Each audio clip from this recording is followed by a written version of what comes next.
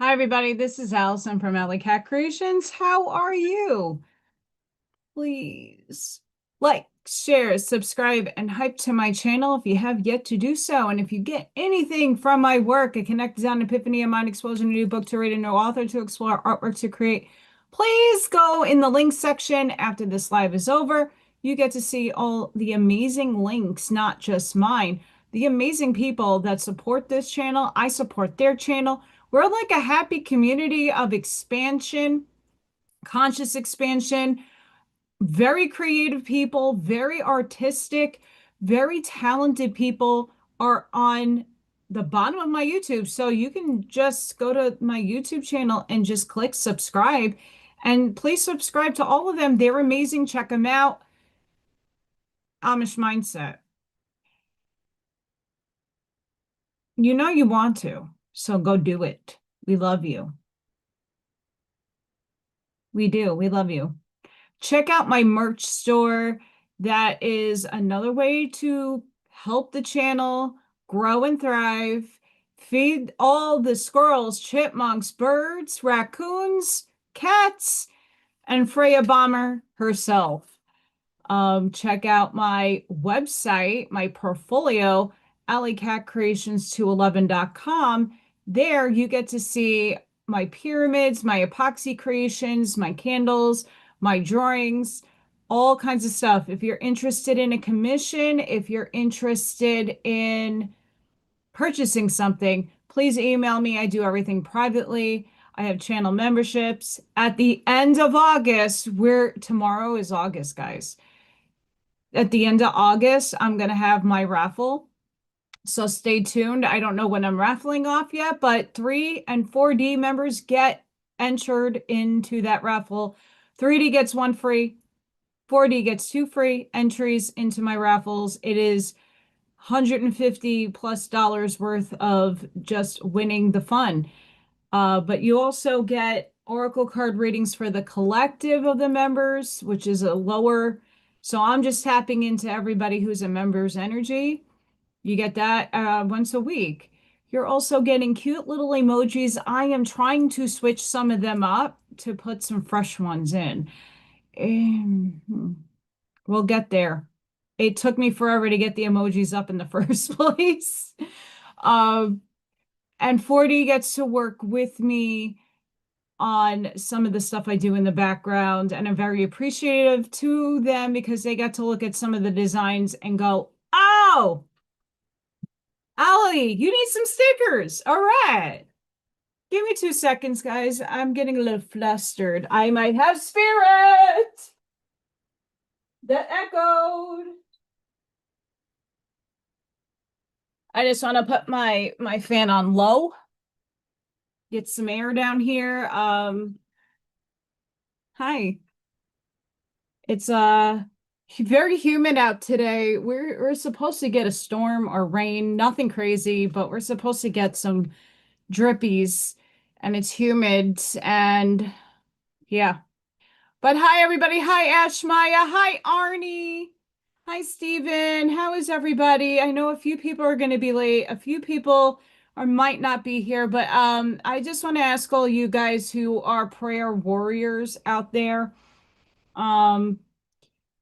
I was up until like 2 in the morning last night, doing that video, the real and raw, but there's a reason for a lot of the things that I do, and I didn't get sleep last night, but besides that point,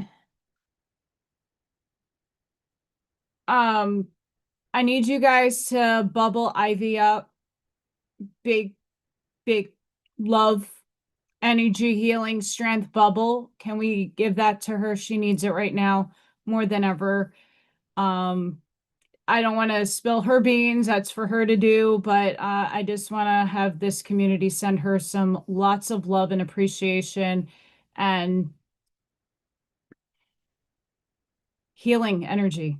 She needs it. And I know a lot of you could do that. I do it. I've been giving her my light body pretty much. Um, yeah. So let's give Ivy some love. It sucks.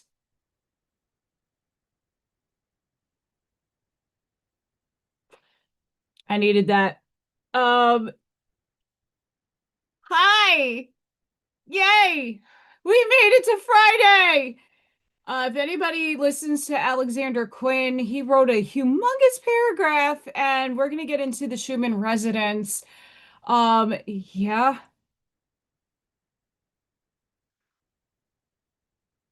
yeah. Ivy's going. There was a transcension. If we know her story, there was transcension happening last night.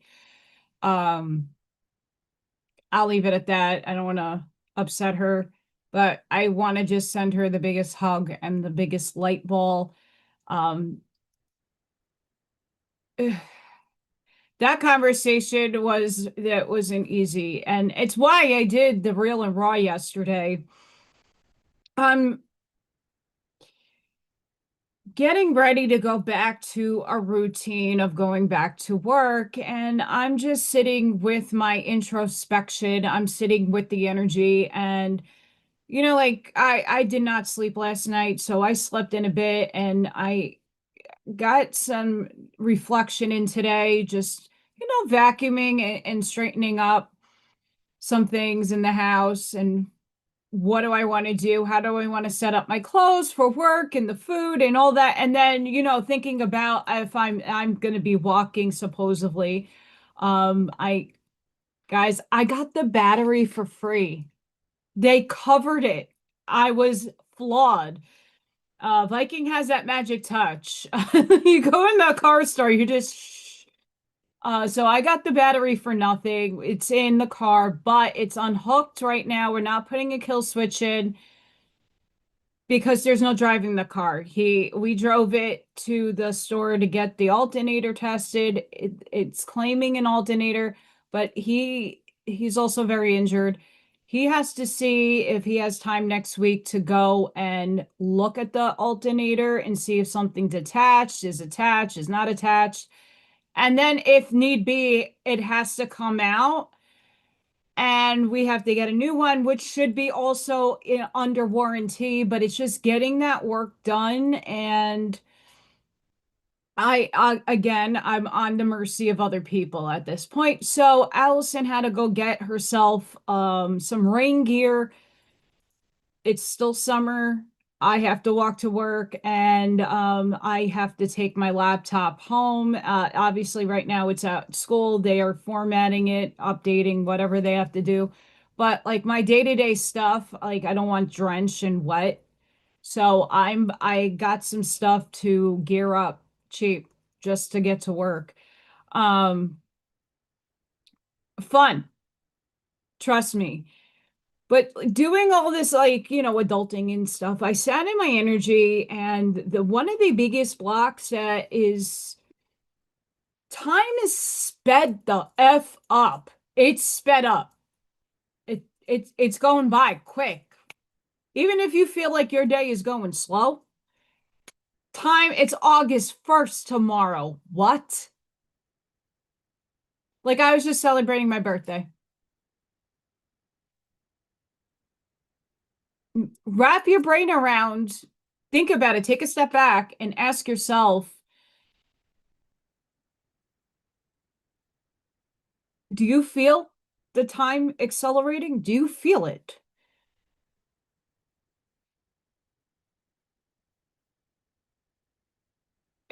Do you feel it? I feel it. It's hitting me hard this year. Like this year, like turn my 43 feels in the feels I'm feeling it.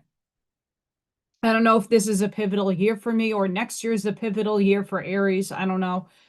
But sitting in the frequency and the tension that's there. I know Arnie feels the tension because there's a lot playing out internally, but there's also externally. I want my redemption. Allison's little devil side of her, the little demon, wants redemption. I want reparations for having to leave New York under the guise of a medical emergency, and every one of my rights was in the garbage. Um, I want pain and suffering. Hold my tea, please. Um, I'm seeing where the movie is accelerating as well, and I couldn't be any more on the happier side that things are getting exposed. Am I happy how it's getting done? Not so much, but it's still getting done.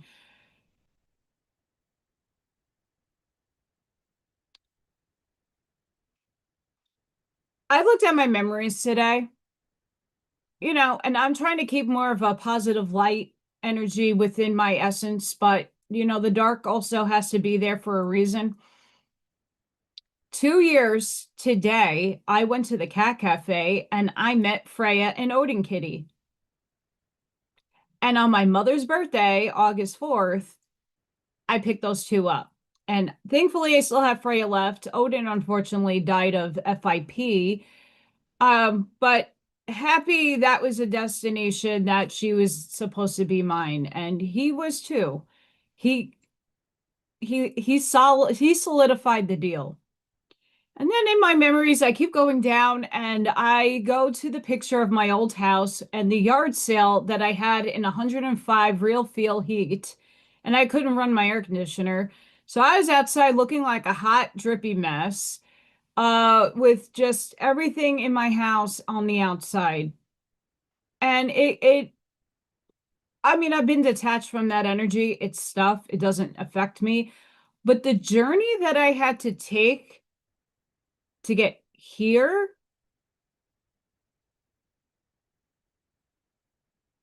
I think the state and the city of New York owes me, and so many other people. I wasn't able to get a job because I didn't have an SS paper. I didn't have a paper telling everybody that I took something. Therefore, they couldn't hire me, not because they didn't want to hire me, not because they didn't want to hide hiring me. The tons of people that I reached out to, it's because if something happened where people found out that I was working without a card, that business gets like a $10,000 fine. I don't know if you all remember that, but New York was one of the social experiments that I'm happy I left. But at the same time, my job also went against my contract, union contract, and went against my constitutional rights. I worked in person, uh, tested, air quotes. We know what I'm talking about. Uh, and did, hid that. Didn't really wear it in the building. I didn't. Just for appearances, and then it went down. I went to work for a whole year while everybody else was so scared to go out of their house. I was fine. I mean, to this day, knock on particle board, I did not get sick. I never got it. I'm not saying something didn't happen. I know there was a bioweapon, let's postulate for YouTube purposes only, entertainment purposes only. But there was something unleashed.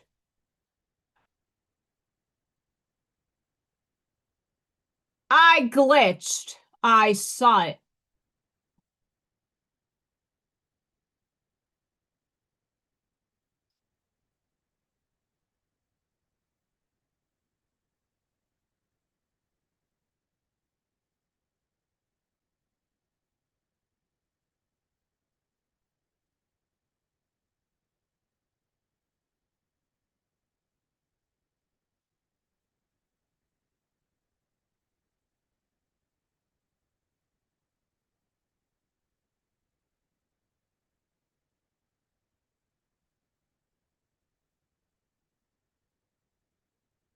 I went through a lot of those pictures today, and it reminded me how strong I had to become.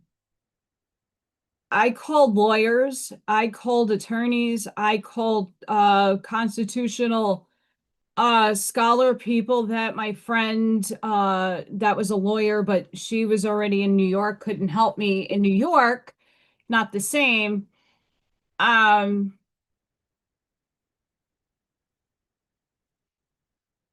basically, my whole life changed. It needed to happen, by the way. That all needed to happen. That was destined for me to change the course of my life. But that's not to say that my rights as a human being, for my pursuit of happiness, for my having a house and having a job, was taken away from me because I made a choice. Now, other states, when I moved to Indiana and people heard my story, were dumbfounded. Dumbfounded. I mean, and I live in a Democratic part of Indiana. Like, this is all blue up here. And even those people were like, "But why can't you have a choice? That's your body and you have a choice. Why, what the hell? You lost everything because you didn't do something?" What? I was accused of, I was going to kill everybody. That's what I was told. You're going to kill everybody. I didn't kill anybody. You know what people did? They took it and they got sick. Oh shit. And then you have somebody sitting, I mean, it's bred in circuses, it's central casting, but you have someone sitting in there, obviously, we know deep down inside that's not him. He's already long gone. But regardless, the show must go on. And pleading the fifth is just to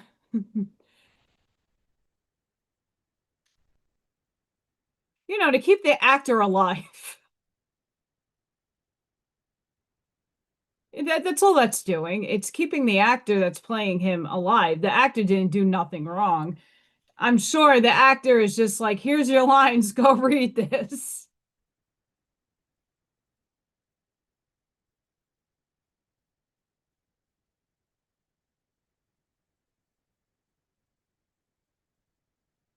So yeah, I put some sage on so that whatever is messing with my energy chills out. Um so yeah, I that outside circus, I'm kind of like, ooh. But I'm not letting it, I let the photos kind of hold me for a minute, but in more of a retrospection of my empowerment of where I was and where I am today. What I consider success is not 3D based. And I think for everything that I had to go through in that time frame, in that period of time, I think I fucking bossed up. I leveled up and moved. Yeah, am I where I want to be financially? Absolutely not. Am I where I want to be in life? Not necessarily, but I'm happy that I made a move. I'm happy that I stood in my empowerment and I was not going to let any other fucking person in the room, in the world dictate to me what I need to do for my own self. That's empowerment. I wasn't letting television scare the shit out of me. Oh my God, Grandma's in the basement. She's gonna die. Yeah, and so many people did die because loneliness and a broken heart will definitely accelerate that. Whatever they pumped into you was accelerating it. And once again, soul contracts. That was a soul contract. Whether you took it or not, I'm not here to judge anybody that had to take it for whatever your reasons are. And I know plenty of people that were very against it, but they had families and people and no way out, nowhere to move and nowhere to go. I get it. And it is what it is. I'm not here to judge somebody. I'm not here to criticize anybody for putting that on their face. You have to do what is comfortable for you. I'm not your judge, jury, and executioner. You are. And everybody makes those. Hi, Elsa. Hi, Miss Leah. Everybody makes those calls based on what their intuition is telling them to do. So I am not impeding on anybody's free will. I chose a state that will allow me the choice. I did not have to give my school, like I had to give New York City, my immunizations records. I didn't have to do any of that. There's choices in this world. And why should I be hindered from a job because now I will not take anything. The only thing I might ever consider is rabies if it happens. You know what I'm saying? And I get blood work through the health insurance, which I might drop actually.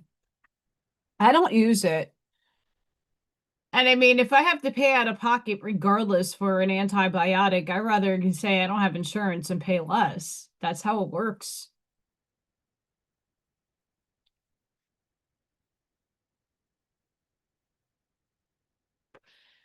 Yeah, I don't know what those glitches were. I know I've been having a lot of visitation. I know I've had my parents have been very much around me. Not 100% knowing why. But we'll get to the Schumann resonance. I was waiting for more people to come in, but I went early today. Just for the fact that I'm awake right now and we're going to keep it that way. But I was up until 2 a.m. And if we could give Ivy some love and some support and healing energy, she had a really rough night. And one of the reasons why I went to sleep very late. I don't know if she hates me or not, but I know she's busy. I tried texting her earlier, just, hey, I'm checking up on you whenever you have a free moment. But yeah, Alexander Quinn's message was very interesting and eye-opening. A lot of us are on this precipice right now of you feel something is going to happen and we just don't know what. Something big and momentous is going to change, but we don't know when, how, or the modality in which it's going to go down. I know I'm feeling it. I'm kind of excited, to be honest. Hi, Logan. So we're in a breather, kind of. The frequencies just dropped, but when I checked like 25 minutes ago, we were at over an 8.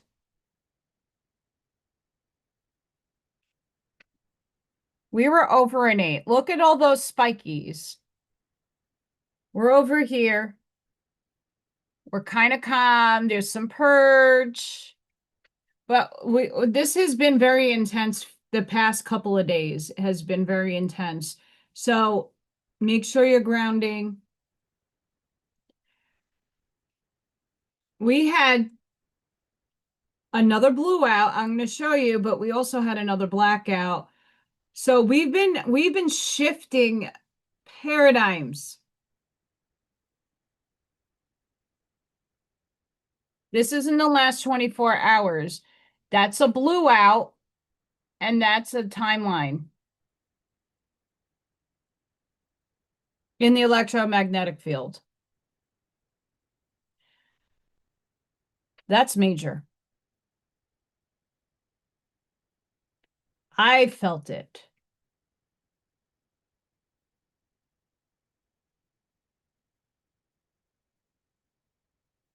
Our son is having some freaking excitement too.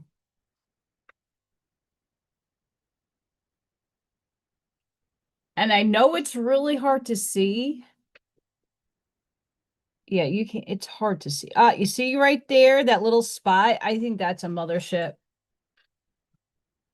Because there's been things hovering in and around the sun recently. Like, this is the perfect example. What the hell is right there? Sorry, my nails are all nasty. What is right there? What is right there? Is that a satellite? Is that Betelgeuse going off? What is that?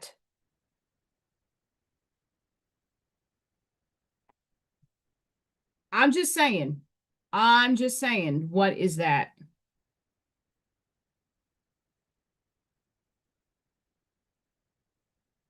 So the sun is going through its activity. We're all feeling it. Alexander's going to come out with a thing on Monday. I'm kind of interested in hearing more about why we feel so accelerated, and then at the same time, our bodies are so tired. I'm glad you said that, Arnie. You know I'm kidding. That's some other shit. And if it's not, it's some kind of something. They're hiding too much.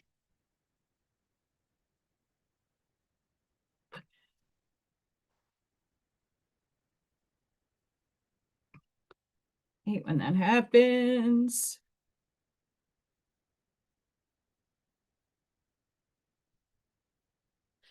There's something else I wanted to show you on there, but it'll come to me. Chicken, the bok chicken.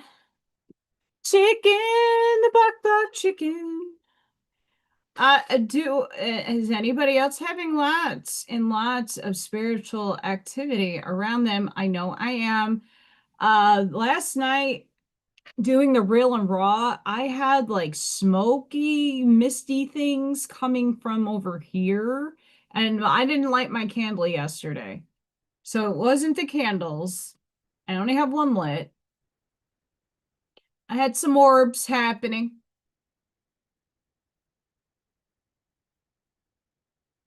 You gotta love that. You have to love that.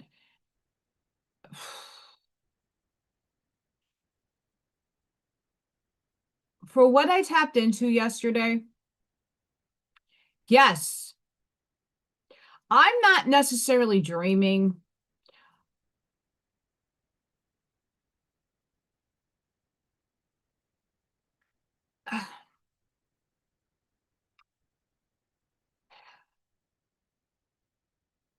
My snapshots have kind of changed.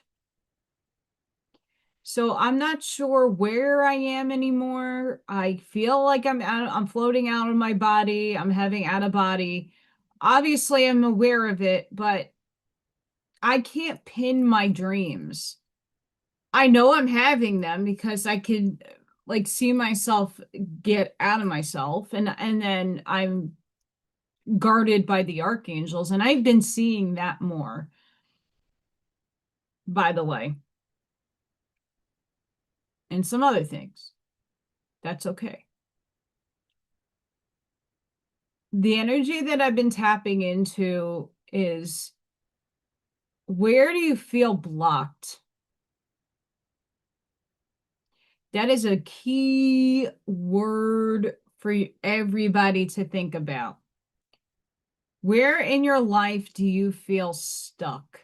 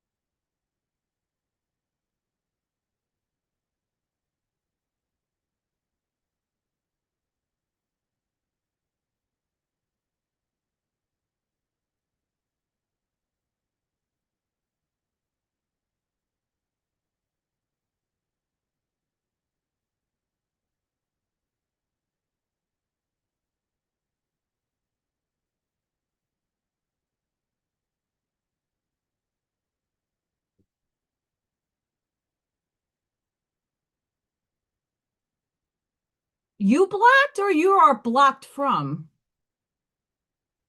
Um, I did see some stuff from you, but I'm not seeing everything from you, Arnie. I have to click on your stuff to see. Like, I get your morning oracle cards that I get to see.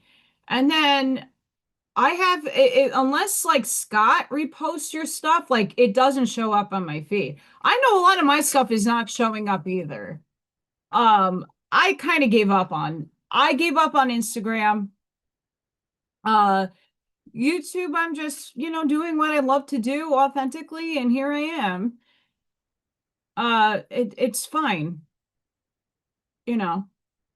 I think we're gonna come eventually to an impasse. I think more and more people are just gonna take their sides, and the rift will,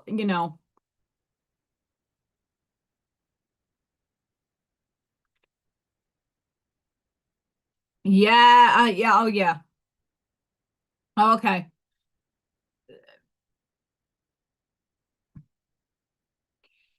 I feel very similar to your blacks, Arnie. And within me, what I was talking about yesterday was the self-worth paradigm that I had to live with my whole life, been programmed that I'm not worthy and I'm stupid and I will never amount to anything. I already got rid of that record. It's smashed, forgiven, released, the whole nine yards. But I think Artie and I could agree, and maybe some other people, that, we feel like, okay, we're putting our hearts into it all. At some point, when does patience wear off? And it's like, be patient for eternity or be patient for like 5 months? Like, what is it? And that's the Aries asshole in me, but it's a real logistical thing. We are human, we do have needs, and we are being creative. We are putting amazing things out into this world. And at what point do we just beat the adversity or be patient and let the universe flow? And that's kind of where I'm also sitting in, like, really?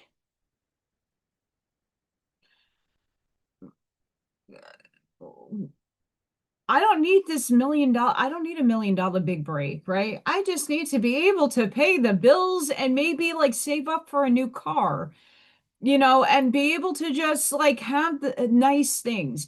Not talking about Louis Vuitton and I need an Escalade. No, no, I just need a used car that I can get from point A and point B and feel safe in, especially in the winter. Otherwise, it's just the comforts of just maintaining, right? That makes me happy. I don't need anything extravagant in this world. That's material things don't get me off. Your people, like a lot of guys have me very misunderstood and think that I'm after their money or their whatever, and I'm not, because whatever. I'm not materialistic like that. Sure, I like nice things, but I'm practical with my nice things. If I invest in a pair of Timberlands, those things are lasting me until they're falling apart. If I invest in a good sneaker, I'm always looking for it on sale. I don't really try to buy full price anything, because fuck that. I could do better. That's a raised Jewish lady inside of me. Mama taught me well. But I mean, I'm just a practical, down to earth kind of chick that just wants not having worries, like the 3D worries that everybody else is carrying. I don't want that. I think it's impeding on my spiritual mission, by the way, and I think it's impeding on a lot of us, to be honest.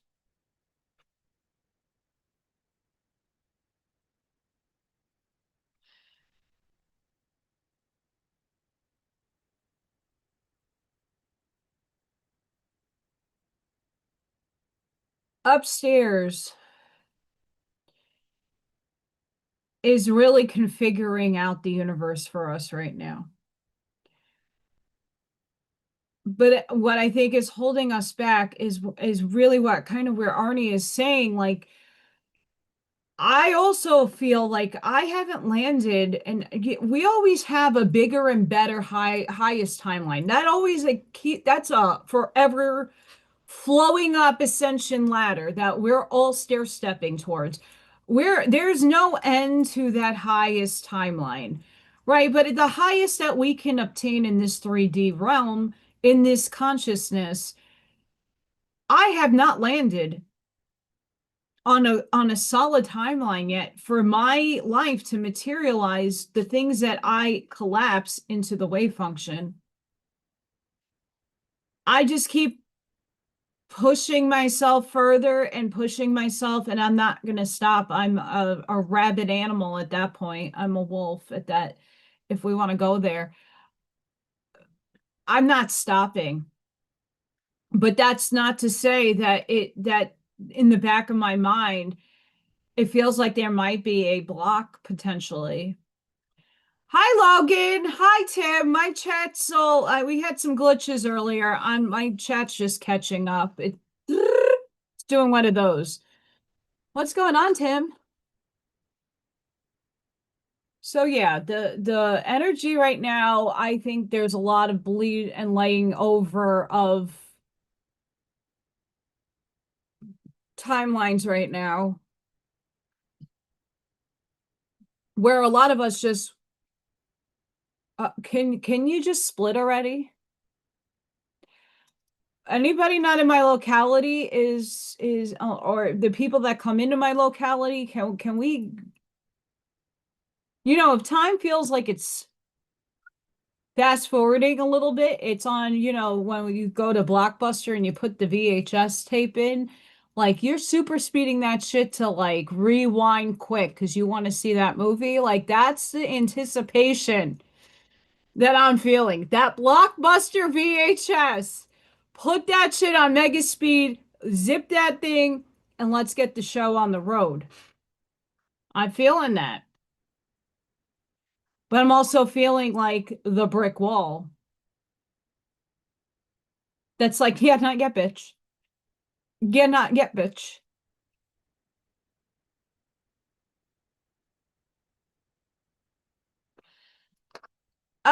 There's heavy energy. For me, I have a lot of spirit around me. It's not bad. It's just I have to figure out what they need and how I can go about helping. But I kind of been ignoring them because it's my parents. And I have things going on. I have things to do in my life. I actually made some crayons today.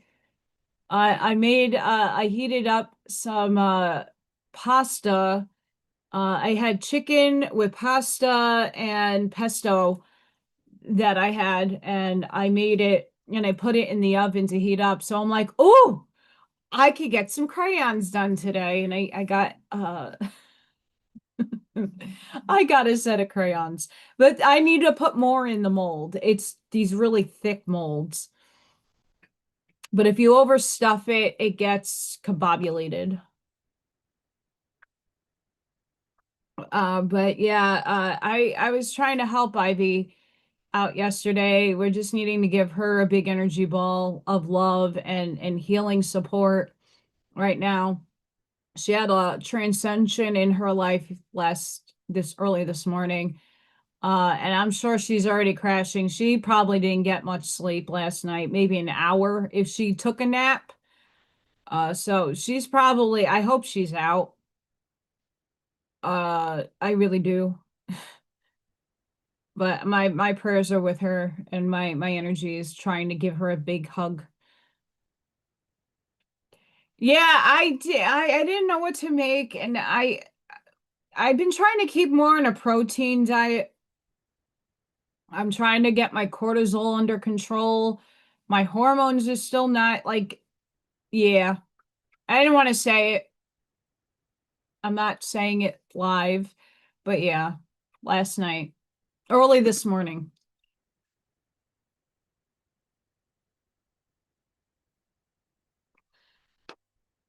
I had a very long talk with her about so many things going on spiritually and spiritual tests.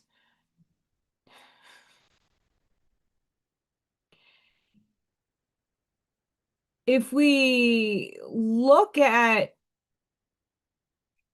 oh, you don't have to remove. It's fine. It's okay. I don't know like how sensitive she's going to be right now, so I'm just putting it out there. Um, I don't want her to get upset, or I just want to show her love.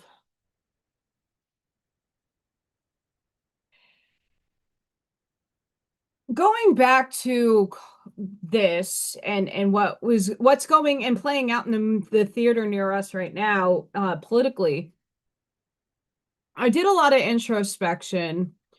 I was looking to see where some of my blocks still may be. I had that cathartic release, and it was parts of this life, but parts of other lives I'm not cognizant of. I went back to what did I learn from all of that? I wasn't negating obviously I would really love for the state to give me a nice check for having to move and having to be put under duress for almost 2 years, losing up to 90. I was 97 pounds when I moved to Indiana. Like, that's unacceptable bullshit. I was not allowed to get health care. I was not allowed to get food stamps. Like, that denial of all of that stuff, right then and there, I should get back. And then for the wrongdoing of the state of New York to me and the city.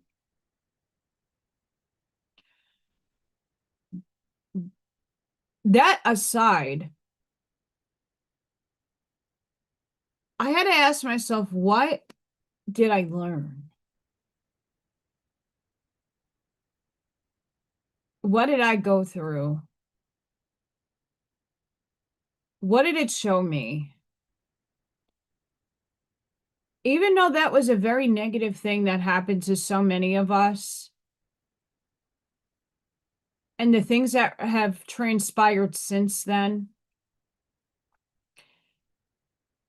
I didn't look at it completely until I did it last night. My self-worth rapidly went up in value. Like, I can do this.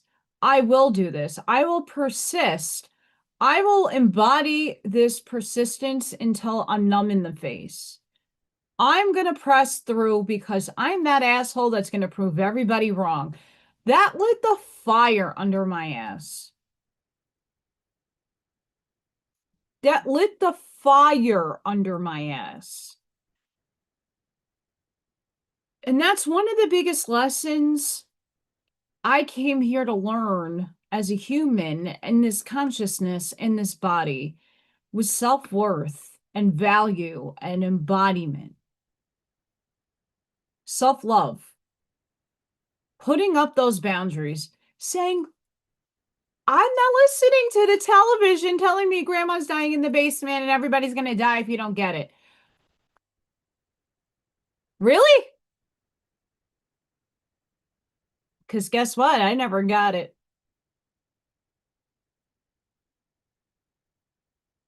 Oh, I know, Arnie, trust me.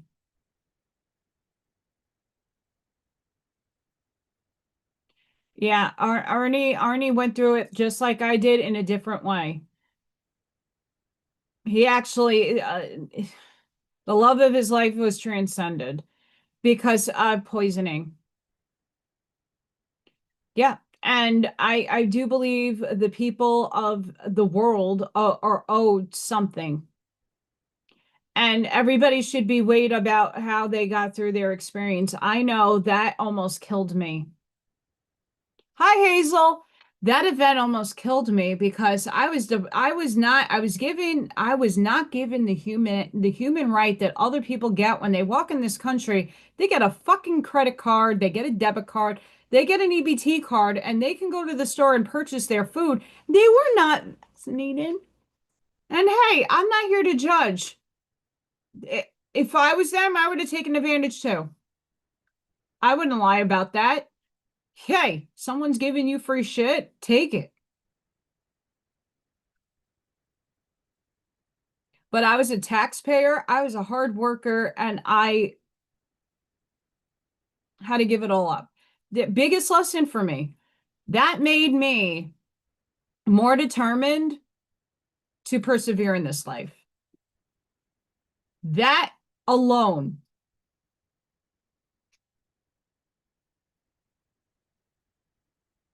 twisted the knob on the dark side of me and said, you know what? No, no, no, no, no. That's why I claim what I claim, because I know what I am. I'm both. I'm all about uniting and having harmony and having love and compassion and grace for things. But I also know the reasonings of why certain events have to occur, as ugly as they are. It's a fire that gets lit under your ass. And in that pain and suffering, it does something. Pain and suffering is a modality we all chose. Whether we like to suffer or not, that's also a mindset thing. You get to choose whether you decide that you are going to suffer and have pain. Obviously, physical pain is a whole nother avenue. Medical issues are a whole nother avenue. I'm not going there. I'm mentally, I'm talking about. For all the darkness all of us have gone through, for all the darkness we transmuted and alchemized, we make the light brighter. I know it doesn't make sense, but it's the damn truth.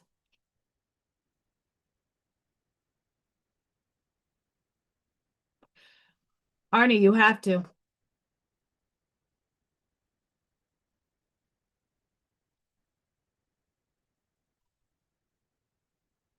Everybody, and this is the tough part. Trust me, it's not the easiest thing to know that you're bonded with somebody, your family with somebody, and your favorite person, and their soul contract made it so that this took them out or that took them out. It doesn't matter what took them out. Took them out means like they're transcended now to the light. That's not an easy concept for a human that to grasp onto. They have a mission. And that fire that's lit under some of our asses is because they're assisting us in a place they couldn't do it down here.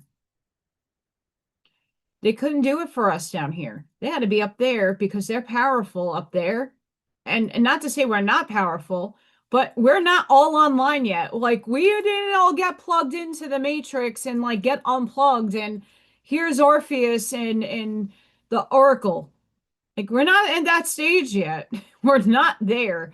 Many of us had the veil drop just enough for us to understand a bigger picture, to see a bigger dynamic, to understand a bigger complexity.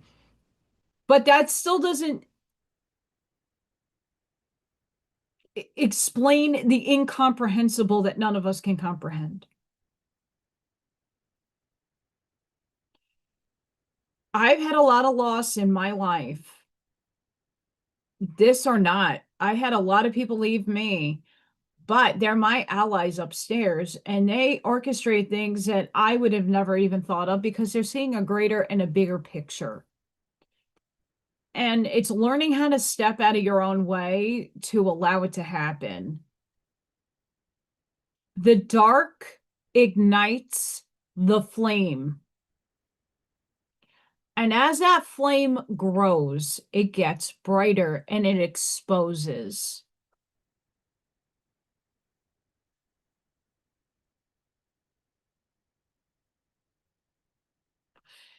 Absolutely, Arnie. Absolutely. Absolutely. And it's heart-wrenching. It really does. It's heart-wrenching. But at least you have the mental capacity and maturity to realize that, where other people block themselves from that awareness. And I hope that who's ever reading the chat and that knows Arnie's story, like absolutely knows that that lit a spark in the darkness. Because we all hit dark points, all of us. There's nobody that even the lightest monk can get in a funk and hit a depression point. That darkness is there for you to recalibrate, for you to take a break, for you to go into the silence, for you to find your empowerment, and to get the spark of light to light up your ass to get you moving. And within that spark, as you keep ascending and as you keep growing, your light gets brighter and all the darkness that's surrounding you gets exposed.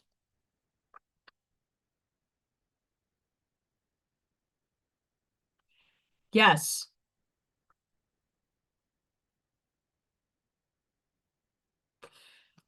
As I explained yesterday and many of the conversations I've been having with others,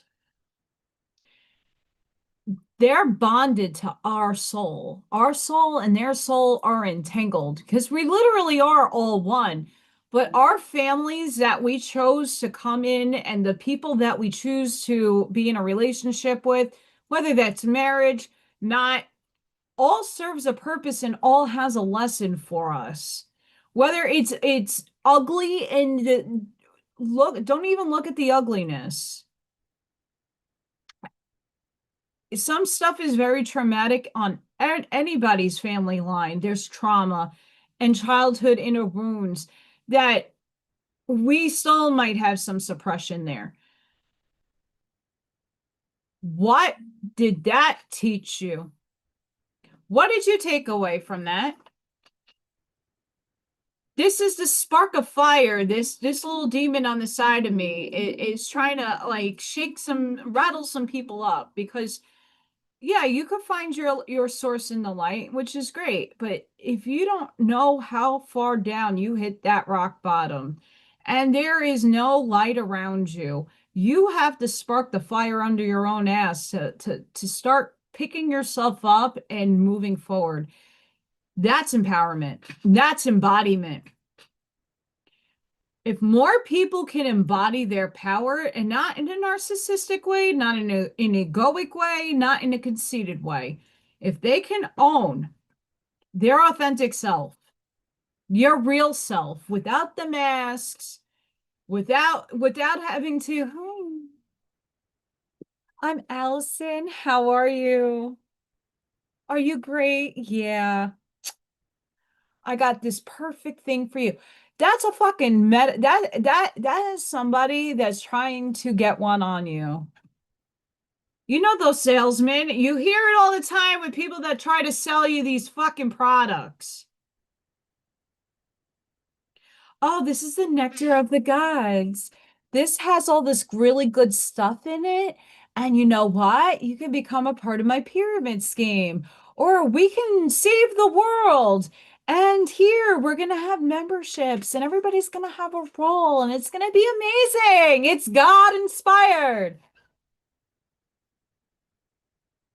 Is it now? Is it?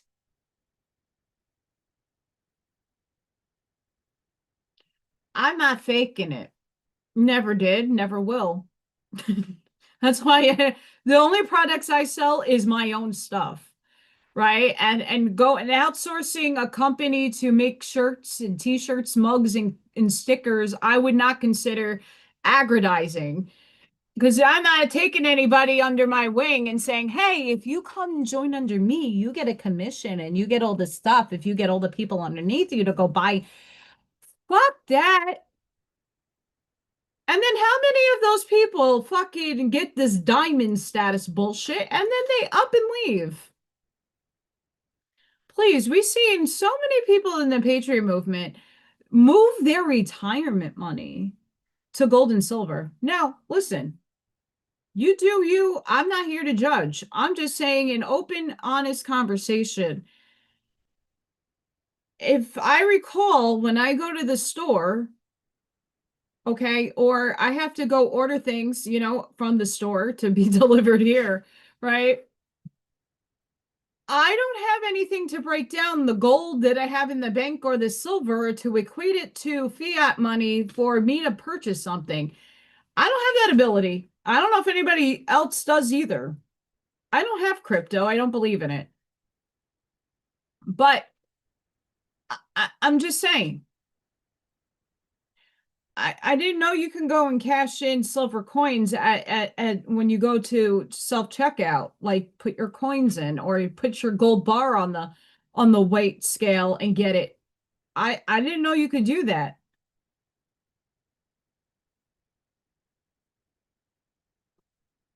How many other people's lives were ruined for again allowing other people to dictate to you what to do with your fucking shit?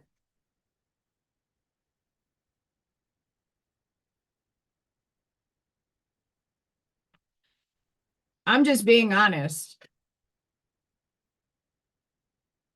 Some people have to make it and they want to make their money that way. I listen, I'm not a judge. I'm not a judge, your executioner in this life. I did not sign up for that. I'm not so much the exposer either. But I will say, from all the documents Allison had at her disposal for a few years, some of them are still behind me.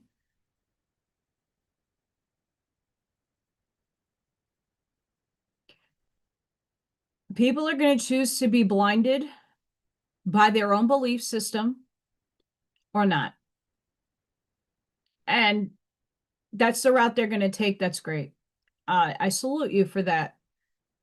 I tend to want to have a broader perspective and I don't want to be blocked.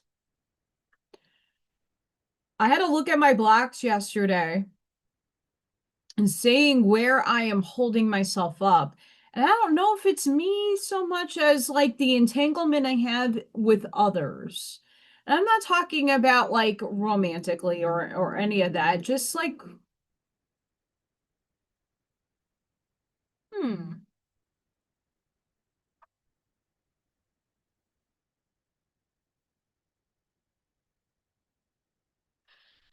Arnie, you're on the same, we're on the same wavelength. We're on the same wavelength with that. I'm telling you right now. Same wavelength. I refuse. I've gone out of my way to help other people. When I have it, I try.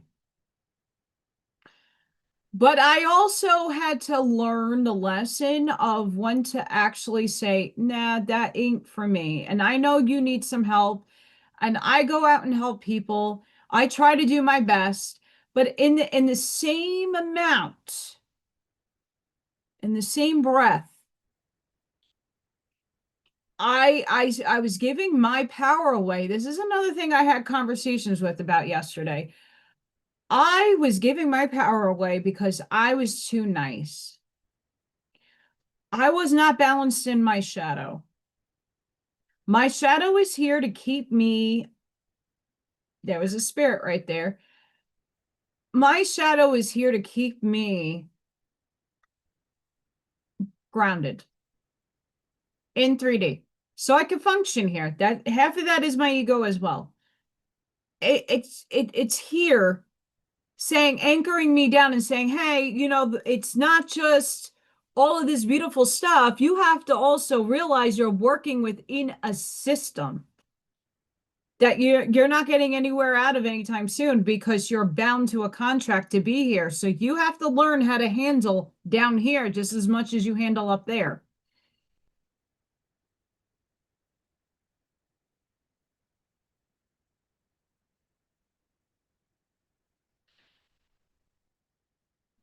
El Sunray, Miss Leah, I'm with you on that. I'm not saying don't buy it. I would not put I don't have guys, I don't really have a retirement. I have like from the YMCA, if they would even like release it to me. I have from the TDA, the New York City's teacher thing. I haven't even tapped into that. I don't even know if that money's accessible either. And now I have a retirement over here. I don't have this long-term fixed retirement myself. I don't have gold. I have like one or two silver coins gifted to me. I had a cash in last year, a big silver bar to live. Right. And I don't think it's a bad idea to have that onto the side, but in no way can you go to the store and put a silver coin in for an exchange. Like you have to go to a store for them to give you fiat money for the value of whatever the spot price is, and then you get your money and then you can go to the store, if that makes sense.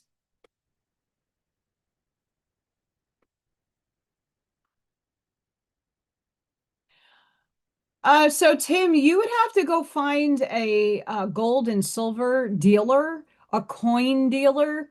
There's a guy in my area, at least, who was really nice, and I sold a coin and a bar, and I had enough for the summer last year.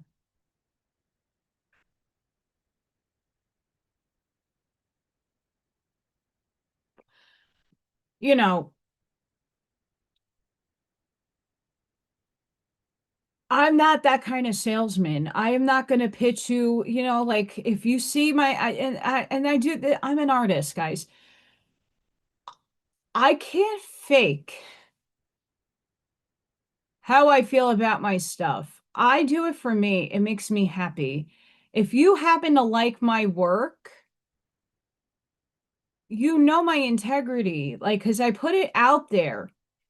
You're buying my stuff because you know I'm putting enough effort and quality into my stuff. Is it perfect? Art is never perfect. Art is in the eye of the beholder.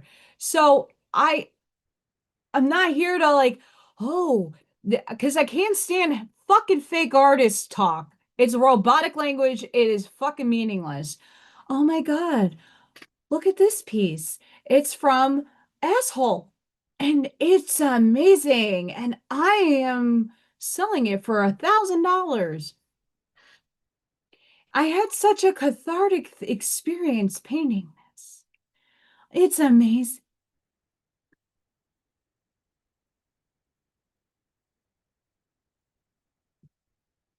I define affirmations. Um, I had to deal a lot with that. That's like, art art school. As much as you don't get many places in art school, you know what it did teach me? How to discern an asshole. Someone that was faking it. You know how many people fucking last minute slapped on some paint and made this extraordinary, amazing story about it? And I actually spent hours a day in my studio creating. You could see the craftsmanship. You could see the labor in my work. I didn't go like this. Hi. Oh, the inspiration was so wow. What? Mm. Anybody can fluff up language and fake it till you make it. You could do that. I don't suggest to do that. Don't fake it until you make it because that's static in your nervous system. Static. Feel it as you become it, embodying, going within and knowing what you are, who you are, and standing in that authority. Having abilities is a burden. It's not some, fairy tale, like you see all these like AI stories, you see these little podcasts, audiobook things that they have out there, and they have some images, and oh, the lunar goddess is here in their wings. Like, yeah, and I'm gonna use my superpowers. It's great, but that's not reality. It's not all fluffy, and it's not all it's time consuming to hone in your energy and to know what to do with it. to know what to do with your abilities, to know the good and the bad that could come from what you're doing and what you're putting out there. It's a lot. And I think we're in the moment right now where, and as Arnie was saying earlier, we're sitting in between realms. We're doing the ping pong. You know, if you played Pong, I love Pong. You know, like you're just being bounced in vibration back and forth from third to fourth, and that's consciously. You're being bounced. And we're stuck, a lot of us are stuck in the middle watching the epic drama of the movie playing out in the political and other realm. We're watching it going, oh, that's the spin they're taking. Okay, that's left field. I wasn't expecting that. Mm,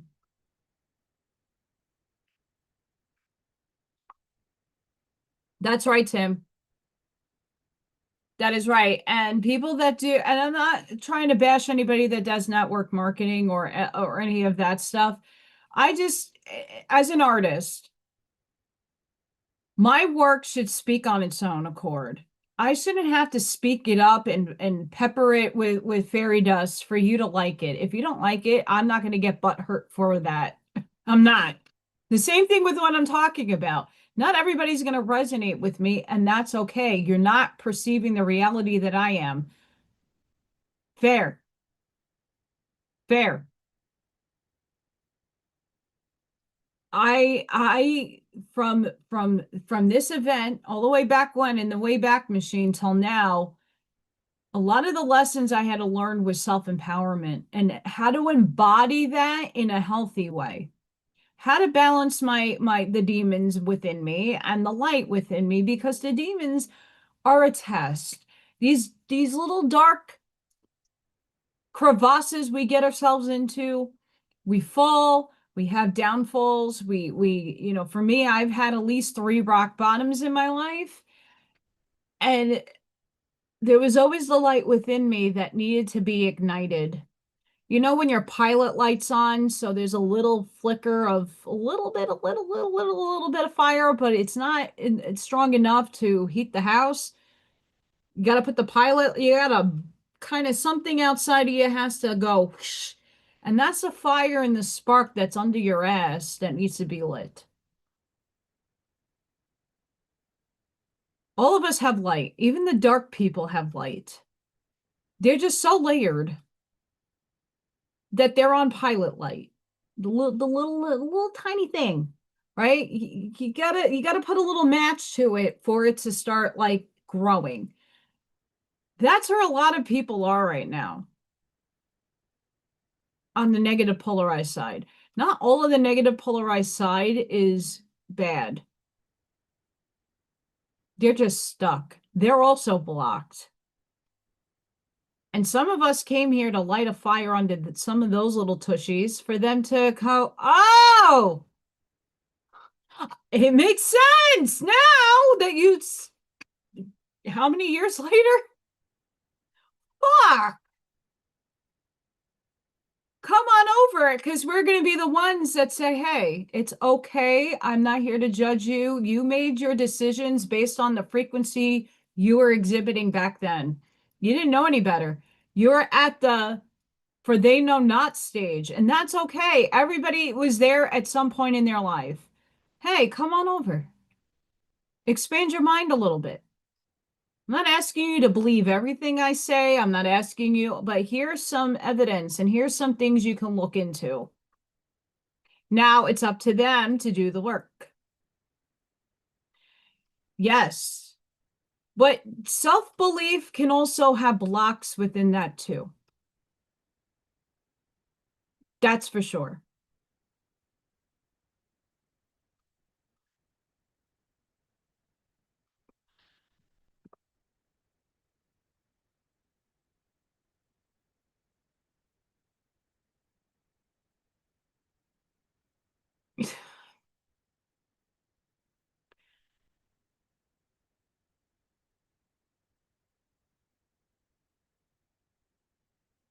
And that's an authentic soul. Leah. That's an that your son is authentic. I mean, taken right after you. Authentic soul. I can't in as much as other people think I'm a liar and I hide shit and and that's my personal life kind of like people perceive me these ways. I can't lie. I can't.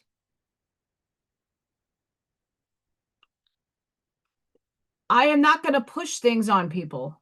I never was that kind of person. My work, my body of my art at least, my creativity, I'm not pushing that. I mean, pushing meaning like I am not going to give you some falsified fucking shit that this is a miracle and it's going to create miracles for you. No, because the miracle becomes that comes from within. That's your frequency. I'm not going to falsify shit to anybody, even my car outside.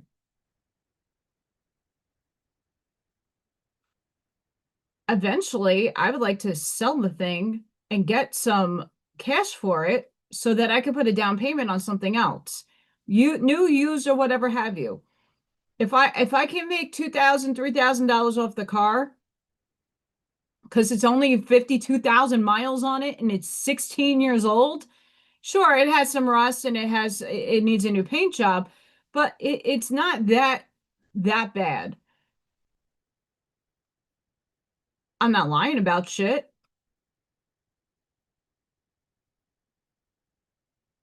Honesty is the best policy, but there's so many people out there that can't be honest, and that is a block within its own self. That's a program. That's a program.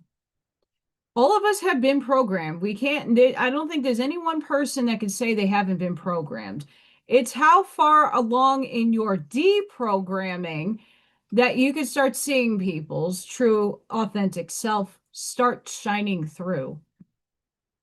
When you keep giving your power away because you want to be a nice person and you want to do the right thing by others, right? But what are you getting in return? There's a big difference there. Not everybody's going to have the 50-50 energy exchange. A lot of people can't handle that. Depending if it's financing, if it's money, if it's products, there is no 50-50. Energy exchange comes when two people are like, "Hey, I'm going to gift you some. Oh, I'll gift you something too. Why not? No skin off my teeth." Hey, I'm gonna send you something because like Arnie's Oracle cards. I love using them. But I work with them. And that in turn helps promote his stuff. Sid, Divine Sunflower Tarot. We mention each other on the streams all the time. She did it today. I don't expect that from her, but hey, thank you. And the same fact for you. We're growing this big community. In my estimation, this is how I think a lot of us are going to start unifying even more stronger when we get more and more people. I can't be in everybody's live chats at once, and I can't be watching, the thousands of people that post videos all the time. I got my own work to do, but I try to show up. I do the best that I can to show up and at least make my presence known. And then other people see, oh, hey, what's up? And then you see everybody else flooding in from everybody else's communities. It grows the chain.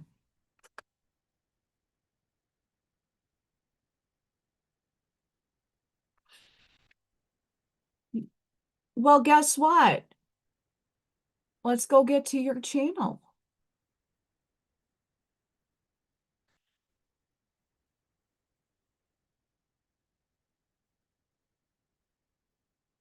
Well, look what we have here. Ooh, I just subscribed and we are going to add you to the bottom of my YouTube channel. I have a whole plethora of amazing people. Oh, I love these signs. I have one too. I have one of those LED scrolls. Ooh, I love it. Go, now let's go subscribe. I'm going to do this.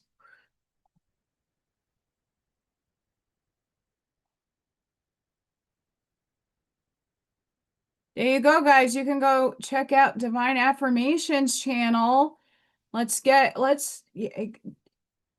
This is what we should all be doing. And I know not everybody has I don't even have like Divine Sunflower Tarot has way more subscribers. Souls has way more subscribers than I do, but it doesn't matter. That stuff doesn't matter. You know why? It's like the Amish, right? Uncle Tom, no offense to the Amish, Uncle Tom in the Amish community needs his barn moved to the opposite side of his property, and that's probably half a mile away. You know what happens? All the community come and go, I'll help you. Yeah, let's go get everybody from the church. Let's get everybody from the store. Let's get everybody. And then how do you see 600 men pick up a freaking barn with their bare hands and move it half a mile? All succinct. People are helping, leading. Yep, keep going. You got a whole community of people dragging that little barn. You don't have to like the Amish. You don't have to subscribe to their religion. I'm not saying to do that. But the idea that they're there to help each other out, they don't let anybody fall, and they're there as participating members of a community. That's what needs to be built for the new world, for this new reality that we're all trying to create together. We got to be the role models for that. Like I don't call anything in my community. I don't have a name for my community because all of you are components of an amazing life and amazing channels and amazing content. Everybody, it's a community. We're all here to support each other in whatever ways we can. That's the point. If I go down to, here's my little YouTube channel, but if you go all the way down, look, 16 views, shadow band, Freya, poor baby. I'm going to add you down here. So we got Michael Zinn, we got Arnie, we got Divine Sunflower Tarot, we got Scott, we got Janine, we got Keith, the Smooth Healer, we got Synthesized, Miss Souls, we got Mary J, we got Ethereal, Lilith, Sovereign, we got Sacred Spiral Network, and we got Artland. For anybody that has children out there, or even if you like to be creative, this channel, they teach you how to draw cartoonies. I love it, and it's Shark Week. So he's been putting out really good content. Yeah, today was Freya Friday. It's a Freya Friday, but there was Freya Friday with Zippy. Hey, Scott.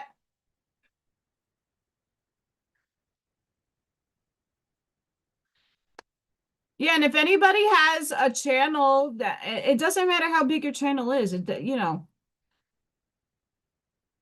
here to support.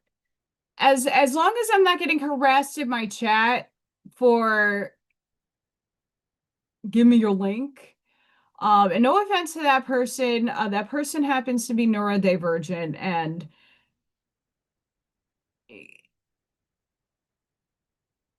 I get it. I work with that community, and I understand the looping he got stuck in, having not listening to me and just pouring out his words because, you know, there's a lot of people in this world.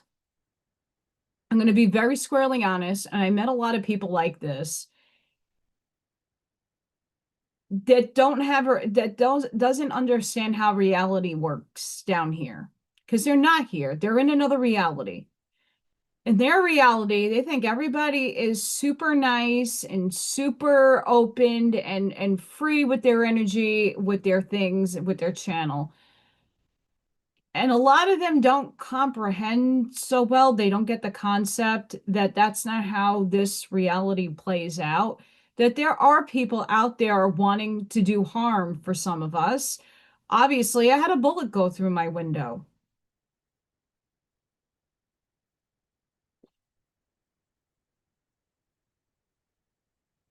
That's a real threat. That's not something to be taken lightly.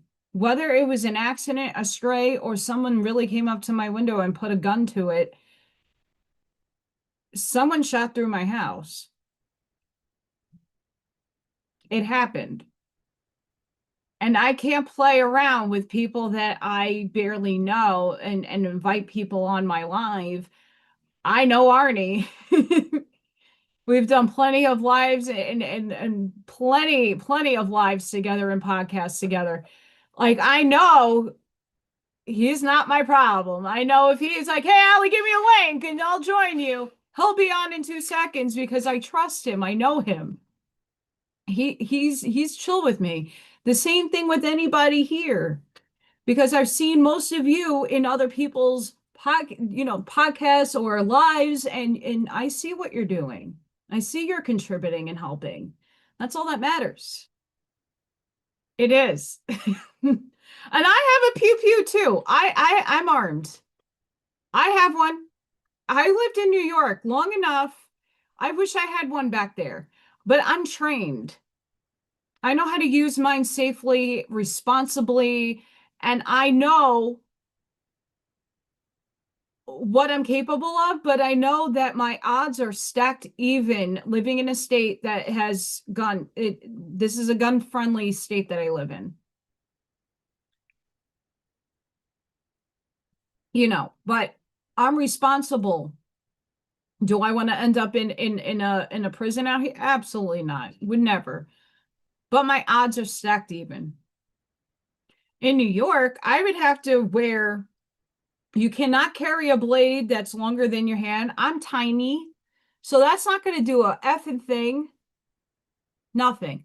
I had metal darts that pop out of a machine. I made my own pepper spray. You can't even get pepper spray in New York. I went to a Target over here. Oh, there's pepper spray in every color. Glittery, like bedazzled pepper spray holders. What? I was in awe. My jaw dropped. I'm like, what? Why can't you have that in New York? I mean, I've had some loonies, they get out of Bellevue and they go out of they're drunk already at 6 in the morning and they'll, harass people, and some of them have Tourette's and they'll, right? And I'd always attract these kind of people. And I had 3 bags. I had my purse in front of me, my backpack, and then my lunchbox. There is no way any of them were trying to steal anything from me because what do you take first? I don't know. It's too hard to think about, and I never had an issue.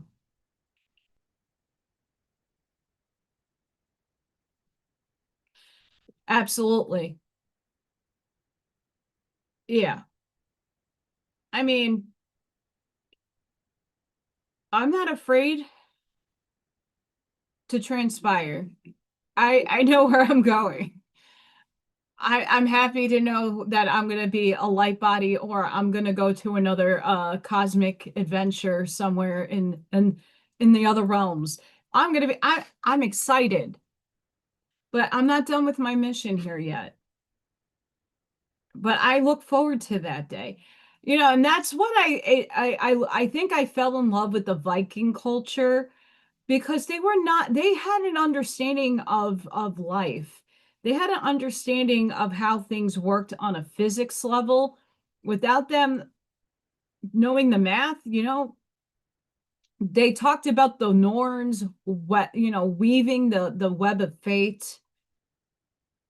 And each person had a role in their community, but at the same time, like none of them feared death because they always wanted to land it up in Valhalla. Or at least in Freya's hall too, which was just as good. No one talks about her hall. But I honestly think that's why I fell in love with that culture, because I don't fear that. It's not something that I fear. I embrace that day because it's not my end. It might be the end in this vehicle, but it's not my end.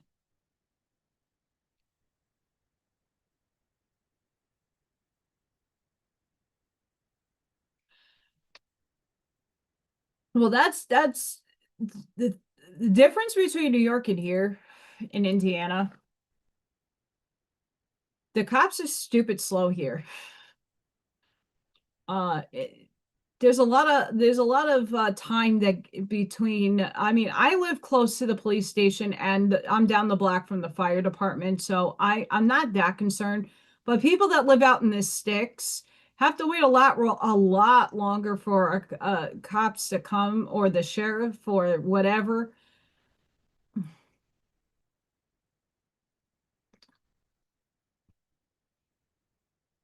Yeah. I'm going to, once I get the car squared away and I can, and if figure out the car, I'm itching to get an AR-10. That I'm like, whoo, and it would match my pew pew. And I also want another 9mm butt hammer. I would love a gold scar. I would love a shotgun too, but too loud. Yeah, I mean,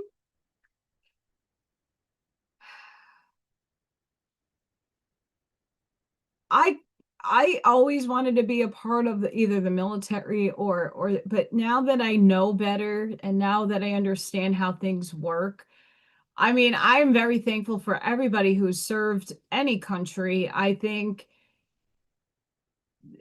one of the most profound things I've heard recently was a pastor who denounced Christianity. I think I told you guys about it a little bit, but he said something very profound. And a lot of us know about this dynamic, but it doesn't hurt to say it again. The pastor was finding the hypocrisy in some of the Bible. How could this be, but this is happening? How could that be, but like this is happening, right? The back and forth ironic crap that happens. And he goes, well, an all-loving God creates us. And he goes, if you were born in the Middle East, 98% of the time, you're going to be raised in a Muslim home.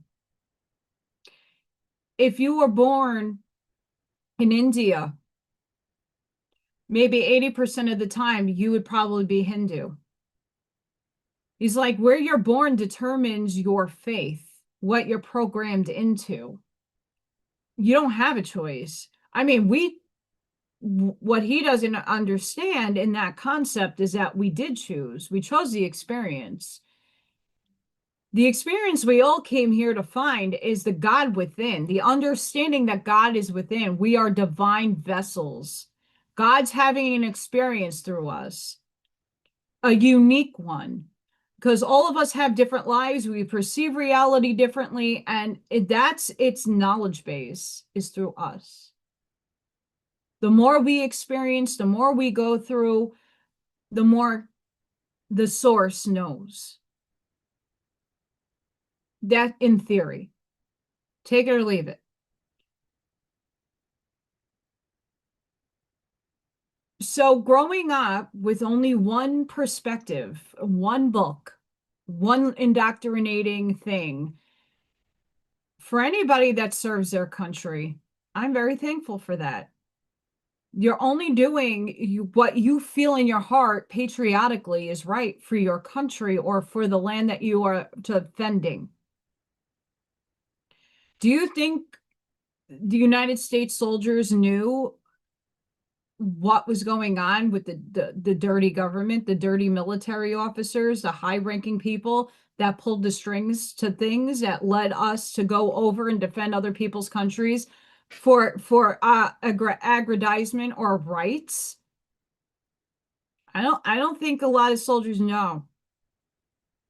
And it's a reality check that is sad because many of us lost people to wars that were not even ours to fight in the first place.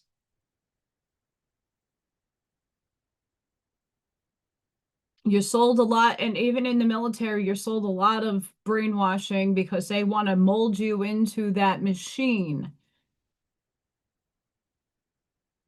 And yes, thank you, Tim, for your service. And then they come back and they don't get taken care of the right way, properly.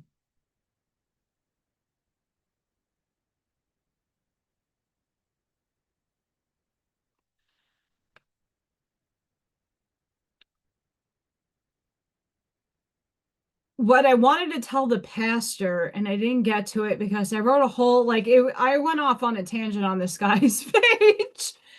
But I basically said to him too, I'm like, look into quantum mechanics because that's going to help you understand the big picture.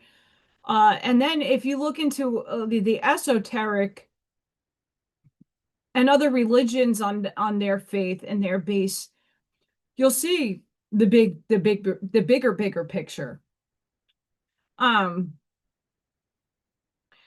Yes, and that's the truth. Here's how I came in to stop that. And I'm not saying it's a curse. Everybody finds the source, all that is, the one infinite creator, God, whatever you want to label it as. We all find that on our own terms. But religion is a method to get you to help you to get that state. But it's not supposed to be an indoctrinating state where you're sitting and judging other people. And that's where the pastor was like, well, that's where I see a lot of the problems in society.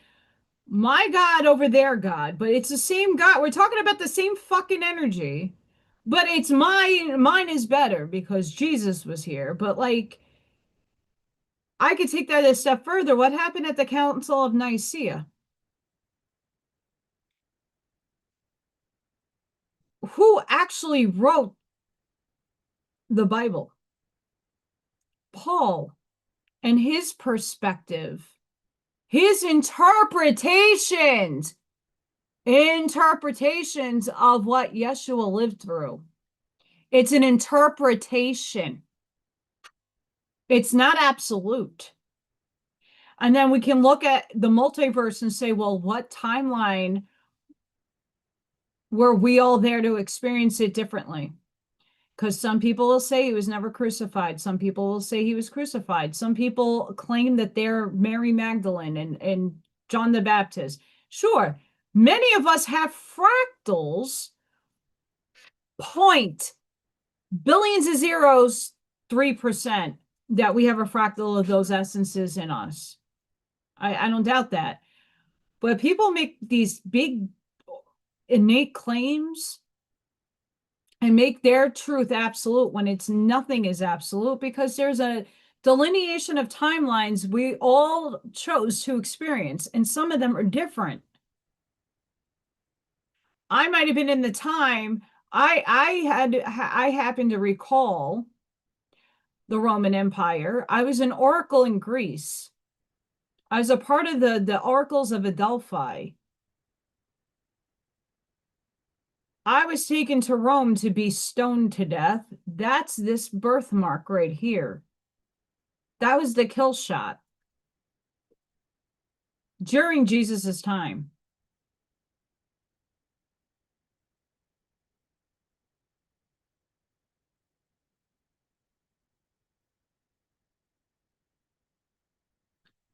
You know, there's a lot of things that are just perspectives. There are things out there that were interpreted. Now, if you look at language and you look at was Aramaic the language back then? We can surmise it might have been. Jesus was not a white man. And what fucking delineation are we like? Huh? He was Arab. I'm not saying he was African American either. He was Arab. That's what they are down there. That's just geographically. I don't know how the blue eyes and the light hair came about. He didn't come from up north.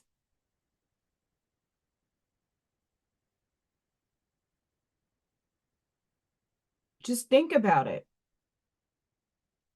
We've been sold a bunch of lies. Did a man named Yeshua live? Sure, he probably did. I know he did. But is he coming back? I don't think so. What I do think is the Christ consciousness, which he exuded and brought to the world 2000 something plus years ago, is coming through all of us.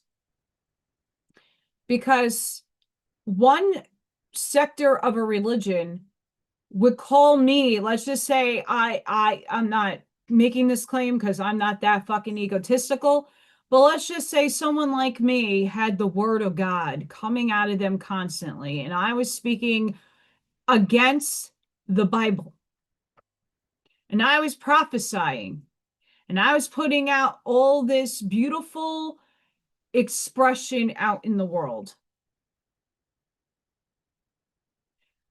Would the Catholic faith accept me as the incarnation avatar of Jesus? No, they would think I'm a heretic and that I'm from Satan. Yeshua and the Christ consciousness is the expanded consciousness in the 3, 4, 5D paradigm happening through all of us. Because through all of us, if enough of us are on the same page, and it doesn't need to be the same feeling, if enough of us drop into an understanding of unconditional love and compassion, if you go read Pistis Sophia, you understand the concept. If you read certain parts of the Arantia book, you understand. Like, Yeshua was patient. He was watching other people and how they went about life. If you're patient with people and you course direct them, eventually they're going to have the light bulb go off. Hi, Justin. We're not doing this again, Justin.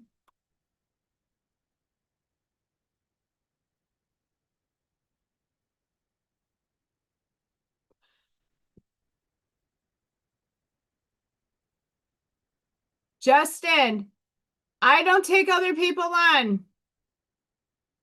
What you're doing on your channel is phenomenal.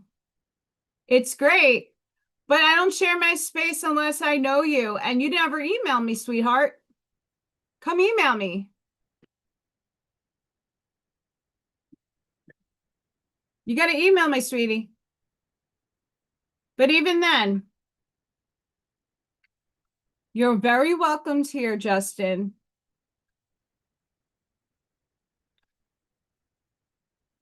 Well, thank you, Divine Affirmations. And now that we got some subscribers for you, you're going to be on the bottom of my YouTube channel, and I'll definitely check you out. Yeah, Justin, it seems like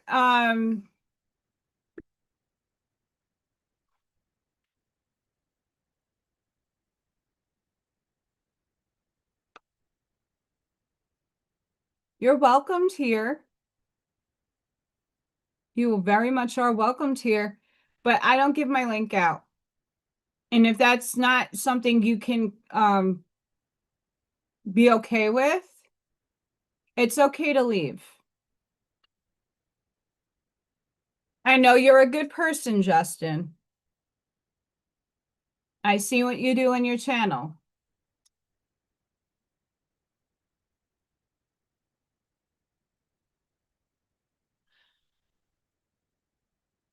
You're a wonderful person, Justin.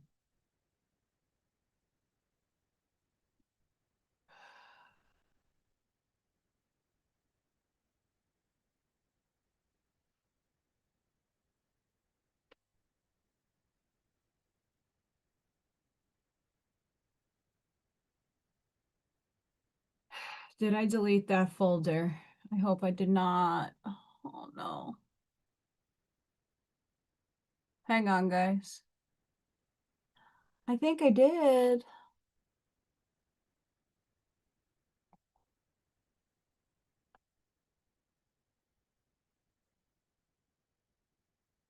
No, I got it. I found it. Um,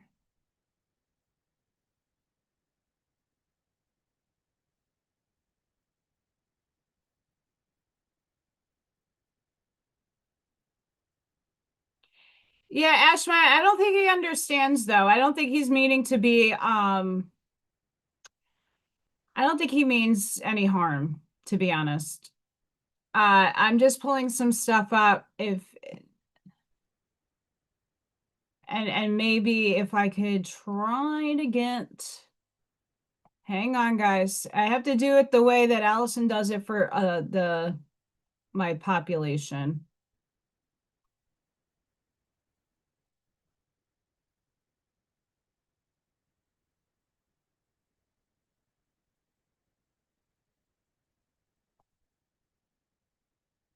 So if Justin, you're still here,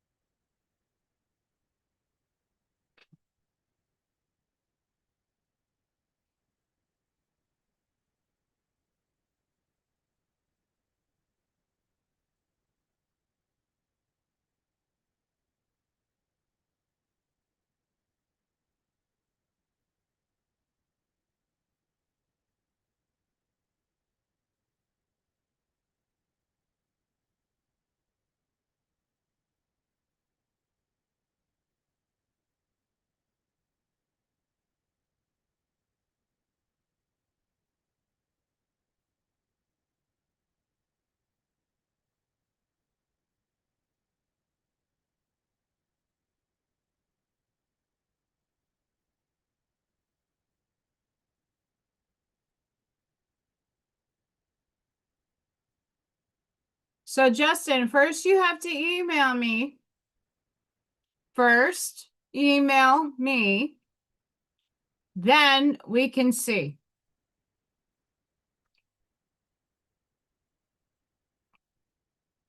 First, email me. My email is in the link section of the channel. So go to another video and the email will be there. Then we can see. I hope that helps clarify. If some people need visuals, and I'm cool with that. I don't hate on anybody.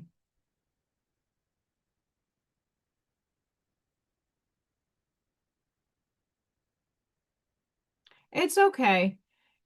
Just let him be. I don't think so I don't think Justin means any harm. I think he needs some visuals. And I'm not here to disrespect you, Justin. I just happen to watch your channel a little bit and I understand you. Just know that I do understand you. You're not a bad person, but get out of the loop. First, email me, then we could talk.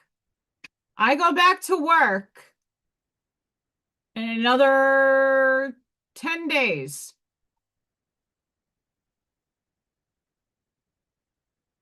So I don't know how much time I'm going to have once I know what my schedule is and once I know what's going on in life and what my load is. I have a lot more kiddos coming in my room who are super special needs medically. I got a lot of those and a lot of nonverbal. So I don't know what my day is going to look. And I'm walking. But first, email me, then we can talk. But you're welcome here as long as you're respectful.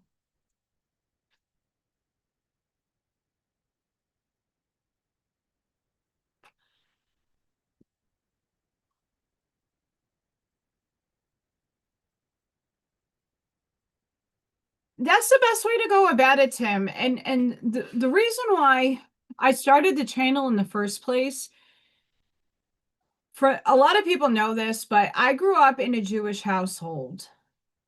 But everyone around me was Catholic or Roman Catholic, and everybody went to church and everybody did Christmas, and I had no understanding of any one of those religions. My parents tried to put me in Hebrew school and to learn, and I happened to hear the rabbi talk about the building fund and the money, and then girls don't get a bar mitzvah. They got what's called a bat mitzvah, and they read what's called the Torah, which I don't agree with. And I'm not participating in something that I don't agree with. And if you're going to do a religion, you're going to do it full throttle. No, thank you. My parents were not that religious. Um, and that's why I think I chose them to be my parents. They let me self-discover. My parents let me seek the things that interest me out, even if it was against them. They let me I have a lot of like witchcraft and Viking books and different like shamanism, channeling. My parents never stopped me from exploring. They just asked me to respectfully not practice near or in the house if I were to be doing any of that. And obviously, a lot of it was for my self-interest to understand it, not to practice it. I have a lot of those. I have a whole 3 to 4 shelves of mediumship books and life after death and UFO and Viking and witchcraft books, all the like, just to learn, just to be interested in it. I got the Egyptian Book of the Dead up there. I got the Nag Hammadi scriptures. I do have a Bible. I got a couple of them back here donated. I got a lot of different books. I haven't found the exact, and I don't think we're ever going to find an exact truth because truth is a frequency. When you expand, that frequency expands, and then there's more intricacy as we are seeing it play out with the movie going on politically. But even then, right, and it's about consciously expanding and not, and listen, there the books behind me, there's things I'm like, whoa, I align. And other things I'm like, no, I don't, not so much. It's all perspective. And each of us experience source differently. We all find the God within differently.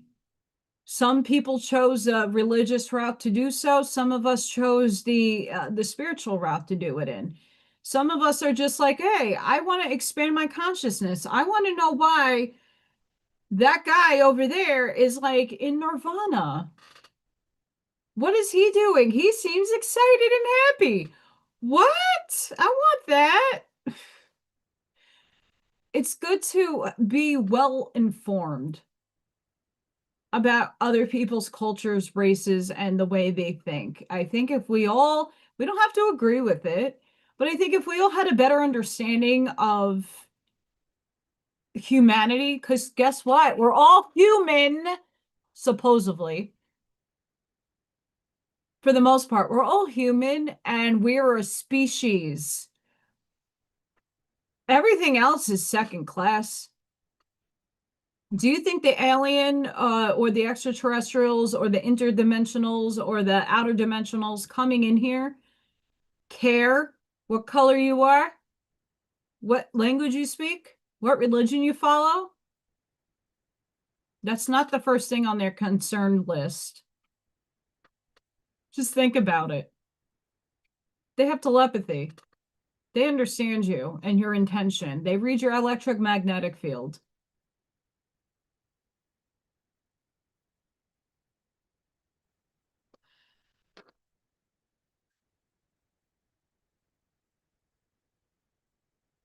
You know, just saying, putting that one out there just to be informed, guys. It's good to have different perspective. It's energy. At the end of the day, all of this is energy. And we're just conceptualizing it and we're just making it make sense in human language and human form. I don't have the answers to everything. I don't want to have the answers to everything. I don't want to know everything either. I'd be overly burdened knowing and people that can future cast. I don't like I sometimes can get some foresight. I don't like it. I don't. Because what happened if I find something out, I can always change my reality to something else. What happens if I was meant for that? I don't want to be in my own way. That's why when I can't pull my own cards. I get messages when I pull a collective, I'm a part of the collective. But if I were to go try to find out about my love life or about if someone new was coming into my life, I can't do it for myself because A, it's a bias, but B, that might mess up my highest timeline because I might have a biasy to it and I might shut myself out.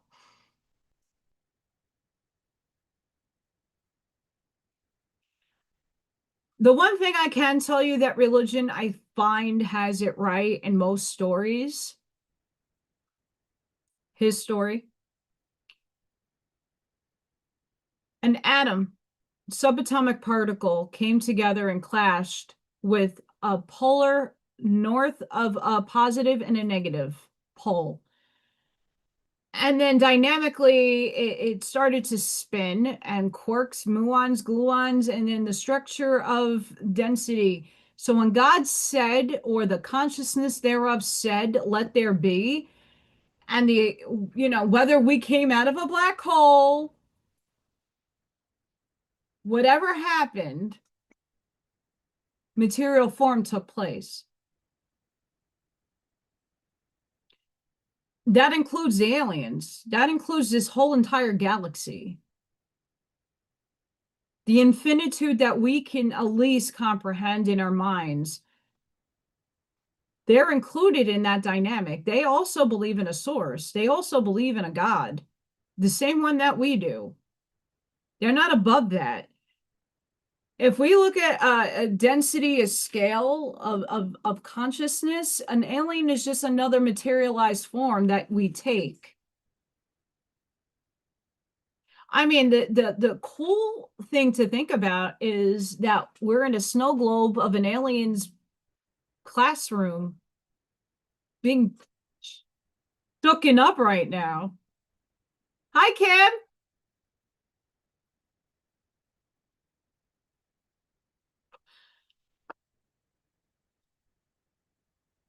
The Anunnaki story is an interesting one. Do I think they created humans?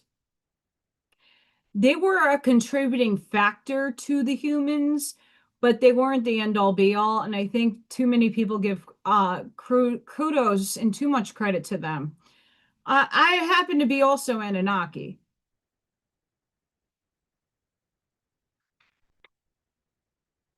I have one of my names is I asked for my soul name and they gave me my Anunnaki name. I'm Elianu, whoever that is. I don't pay it mine because I'm not into the Anunnaki story.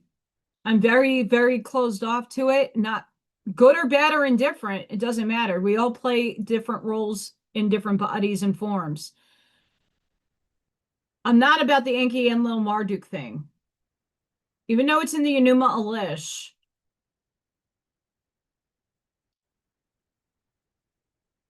I don't believe they were the only factors in our creating. We were in form of some alien sort during Lemuria and Atlantis. There was no humans at that point. We were all there, just in another body, in another form. Whether you were a mer person, mermaids, whether you were a part of the dolphin whale entities, whether you took the Amun Ra approach and you're, the Egyptian hierarchy, but that happened after Atlantis. We were giants. Many of us were giants. Many of us were either light workers or magicians, and our free will choice at that point in time was either negative or positive. That's why Atlantis fell. The battle of good and evil. We all came back, whether we were there or not, whether whatever epoch you can remember that you were in, we all came back to volunteer to do it differently this time. We came back to do it different because we keep falling for the same line of bullshit every epoch. It's always a war about good and evil. Well, what happens if we could see beyond good and evil and see source for what it is, and it's just experience? Then you stop giving energy to things that are siphoning energy off of you. Loosh. Where did loosh come from? Well, when you're in fear, when you're in negative thinking, they're sucking that energy for their own purposes. When you're empowered, you stand, you got the fire under your ass, and you claim and you know who you are. They can't touch you. Why? Because you're no longer an energy leak to them for them to use. Like I said, I don't denounce that there is good and evil in this reality. I'm not saying there never was. I just don't feed it my energy. I don't give it my time of day anymore because I know what I am and I know why I'm here. So that's just noise around me. That's it. I'm empowered to know that I came here to shift the bitch and to help everybody cross over to the side of light. Not the false one, the real light. And in order to do that, you got to get right with your negative side, because the negative side is the one that's sparking the fire under your ass to become the blazing light that you are, and to purify not just this soul essence in this vehicle, all the ones you inhabited. You got to alchemize it. Some people came here clean slated and you're only working for the light, and I'm a little jealous. There are people that only came here for the negative. But those people came here with an understanding that they are our catalyst for the fire to be lit under.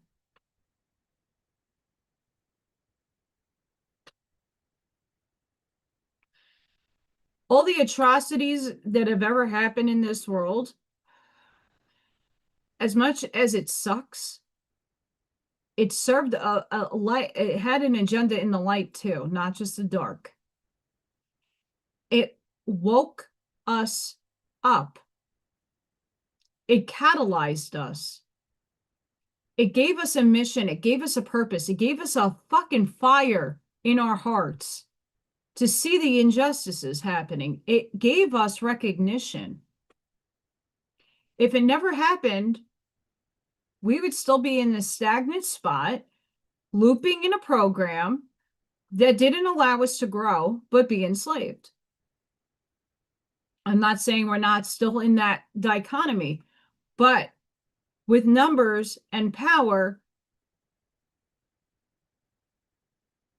comes the initiation, comes the actual light, comes the shift. More and more people are now understanding everything has a divine orchestration, a purpose, and a reasoning for happening. As ugly life can get. There's lives that I was an evil fuck. I was a murderer. But I needed to have that. My soul needed that recognition. That is not what I prefer. But I had to experience it. You have to experience all things in order for a higher awareness to happen.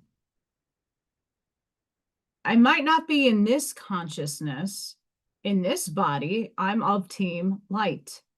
But I also have to balance out the little demon guy that's been initiating me into the dark.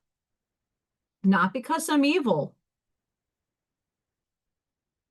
The dark initiates you to make sure that you are ready for your tests, that you're able to handle the tough shit that's about to come.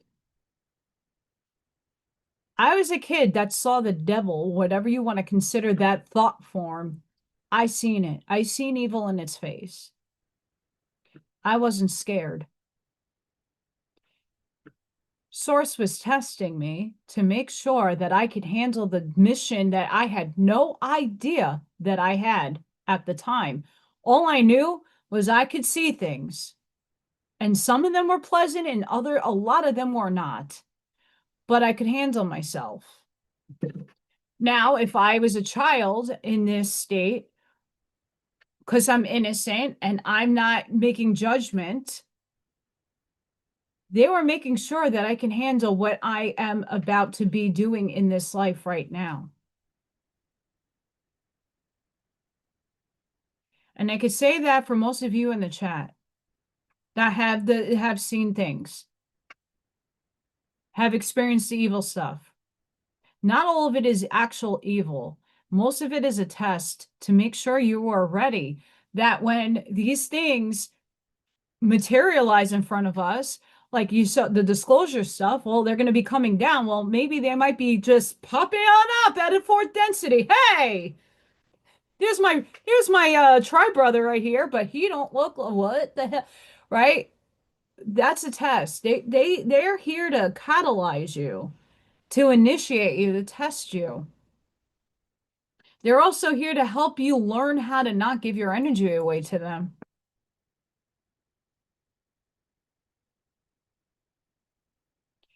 Everything serves a purpose.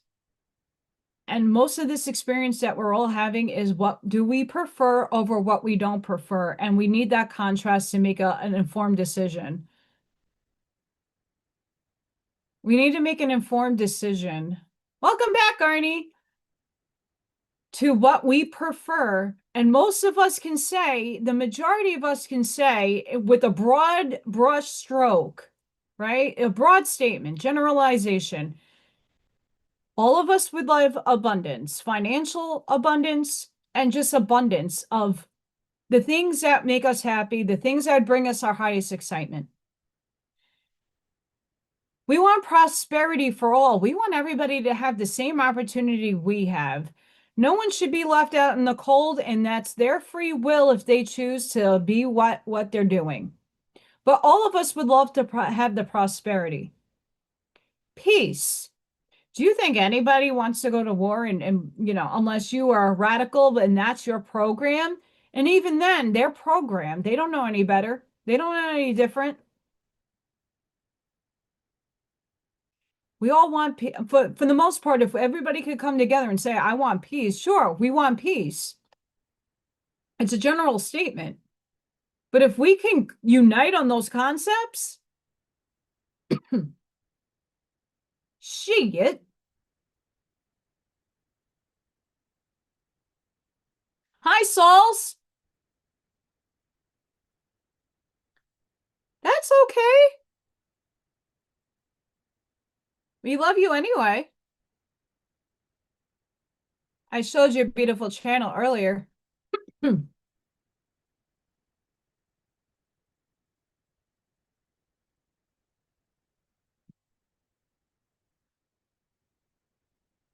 The world would be a better place if we can all agree. And I think all of us here, at least here, agree that those big generalized terms are what we all want. I would love retribution. I would like a check in the mail from New York State and city for having my life go up in flames. But it was all necessary for me to go through that, because I did my biggest lessons were when I fall on my face. I get the light of Hillel sparking under my tushy and going, get the fuck up, bitch. Stop with your crying victimhood shit and get up and Do your magic. Do your thing, girl. Instead of sitting and wallowing in a pity party. And I'm not saying that's not healthy to do. We all have to mourn and we all have to go through that process. But like when I go through it, they spark the fire of purification under my tushy. And then the phoenix rises.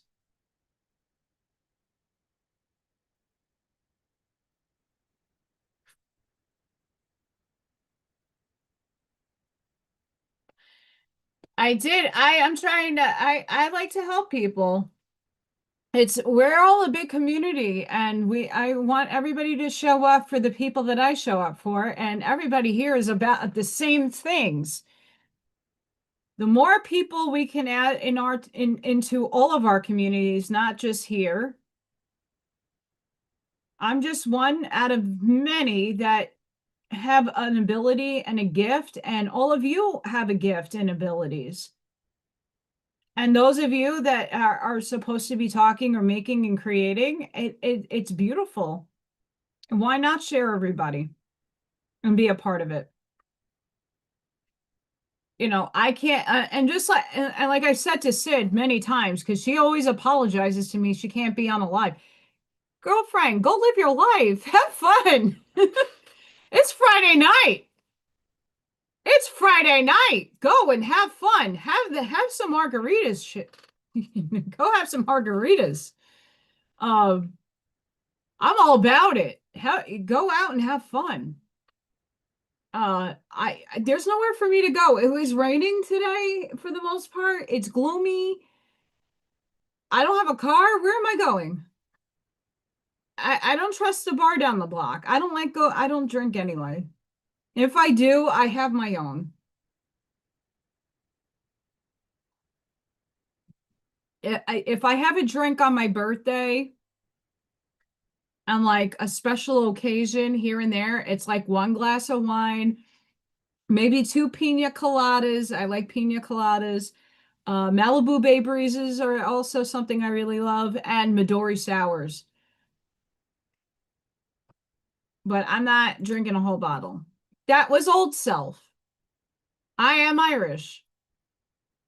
I can put them down, my little tiny frame.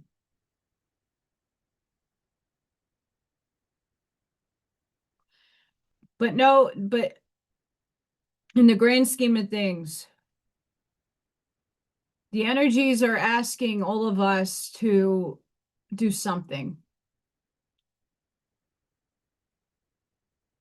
Oh, I'm excited. I can't wait for that. I'm gonna make sure that I have to notify myself to what time are you putting it out?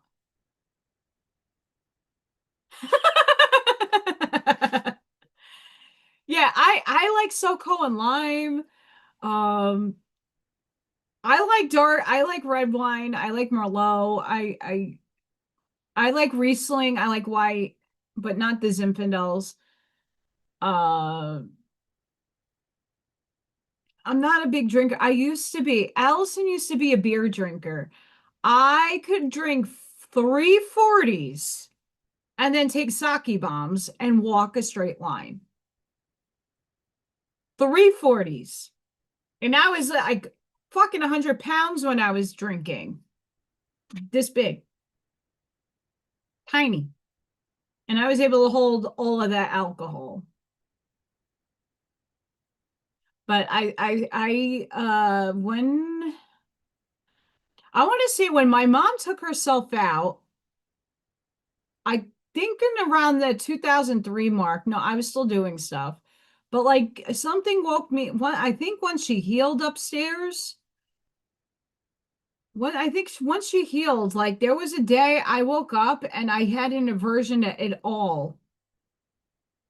Literally just stopped cold turkey on everything I was doing because I was numbing myself out.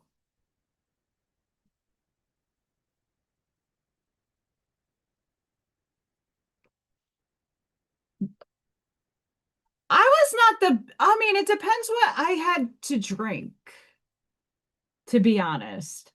I could be an evil. see you next Tuesday. Or most of the time I was pleasant. I wasn't a horrible drunk. Um, but as I got older, it wasn't my go-to thing, and I don't like hangovers. I don't like hangover. I had my alcoholism years. I let it go. And again, when my mom healed upstairs, there was like some switch in me that literally. Also, Timothy Leary helped in that. Like I saw, when I was YouTube, it's entertainment purposes only, and I'm not a doctor, and I don't prescribe anybody doing any of these things. When I did it with doing my artwork, and it kind of like altered my brain in a good way. And I kind of stopped. I would do it here and there, but not in excess. I was going through it back then, and I wanted to numb myself out. Timothy Leary saved my life.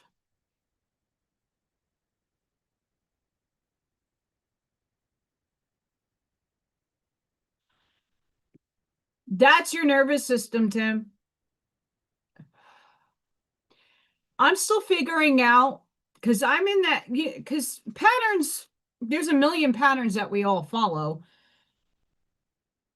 We got the lack mindset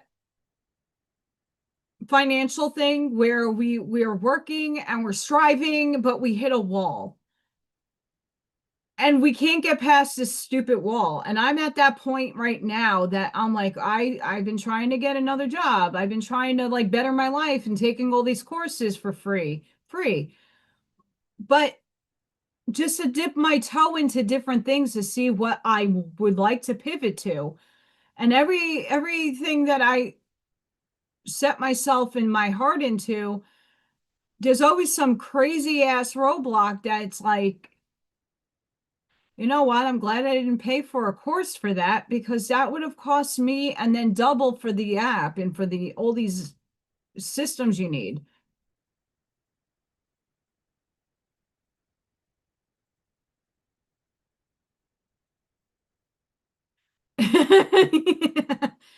I mean, drunk yoga is fun. I've have many instances where my body ended up falling over things and looking like I did drunk twister yoga. Whew.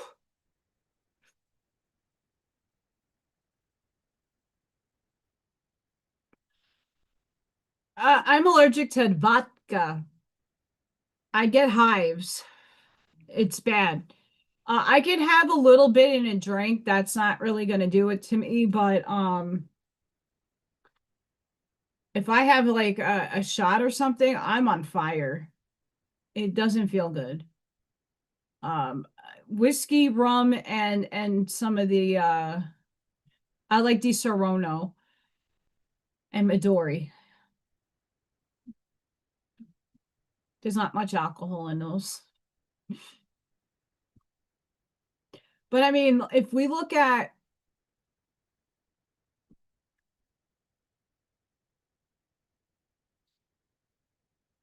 all the levels of patterning that we've been, that the program runs, that we run with the program, it's recognizing the pattern and reprogramming yourself to get out of the program.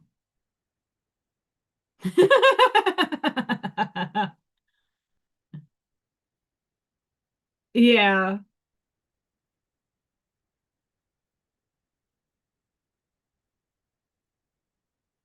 We're supposed to be here to experience all of this, by the way. There's no, I'm not, and no one here is judging anybody for what you have or are consuming, FYI. I'm not a judge on that, because I think a lot of us had to experience some of this stuff to understand other people. People with abilities, people that are spiritual, people that are mediums or are intuitives or are empaths. in order for us to have a basic understanding of other human levels of frequency, you too have to experience that stuff. It's easier for me to have a comparison to somebody if I say, hey, yeah, I used to be a drinker and I used to, dabble with the greens and I did some other not okay things in life. And I have a perspective that a normal person in the spiritual land that never had that experience, well, sure, their advice would be okay, but that person wouldn't relate to somebody unless they had the experience, if that makes sense. I could talk to somebody like, yeah, in my drunk state, and they would feel more comfortable talking to me than someone that sounds more, well, I'm a clean sheet. Well, that's great.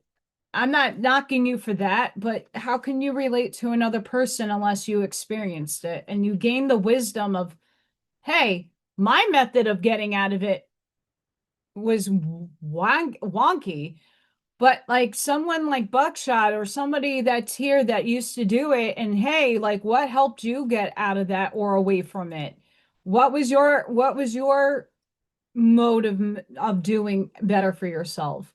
And then you can give your advice. Whether they take it or not is a different story, but you have being relatable is something a spiritual person needs, a medium needs, empath needs. We all need those experiences, good, better, and different. We needed them to understand and relate to other people because other people will not relate to somebody that they don't see themselves in, right? A lot of us are the mirrors for a lot of people. If we are not exhibiting behavior that they can't relate with, they're not going to come to you for help or open up to you.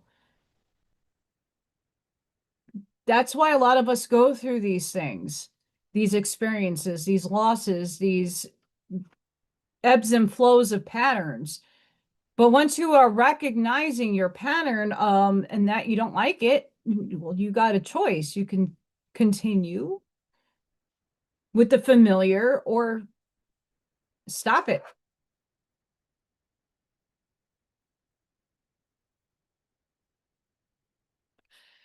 Yeah, I call my mom. I have a feeling my mom, not my adopted mom, my birth mother was a substance abuser. Auntie Amy, hi, lovey. My birth mother was a substance user. I don't know if she was on anything while she was pregnant with me, but I absolutely know that was what drove her to take herself out. And I'm not judging my mom for that. That was her escape. But she passed in 2003. In '03, she took herself out. I didn't know that at the time, but I want to say 2007, 2008, I think. I woke up one morning and I did not have the urge to go and do any of it, any of it. And all my friends used to smoke the greens and go drinking all the time, go to the bars. I went, I had soda or water. I didn't have anything. I didn't need it. Like something switched off in my soul. I don't need it anymore. I'm not here to numb out anymore. I know it's crazy, but it's the truth.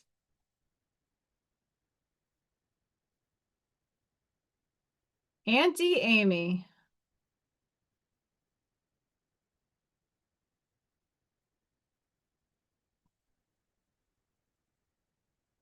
I'm skipping down a little bit. You gotta get down there.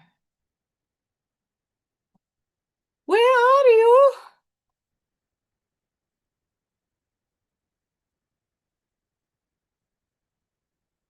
Yeah. Guys, I'm gonna head to the potty because I did have a lot of water. But today, 2 years ago, is when I first met Freya and Odin. I will be right back. Oh, look at Auntie Amy's message.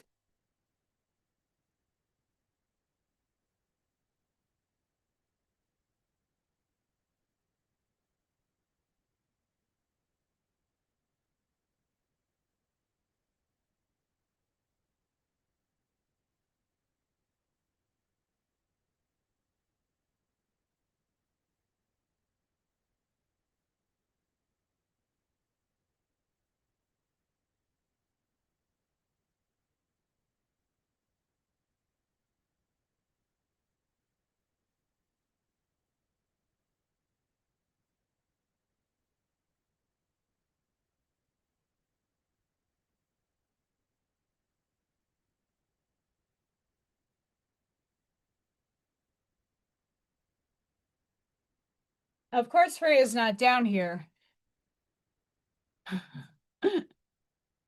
It's Odin. That's Odin. And that's Freya. That's her daddy. I adopted them together and he happened to pass away. He had FIP. Poor baby.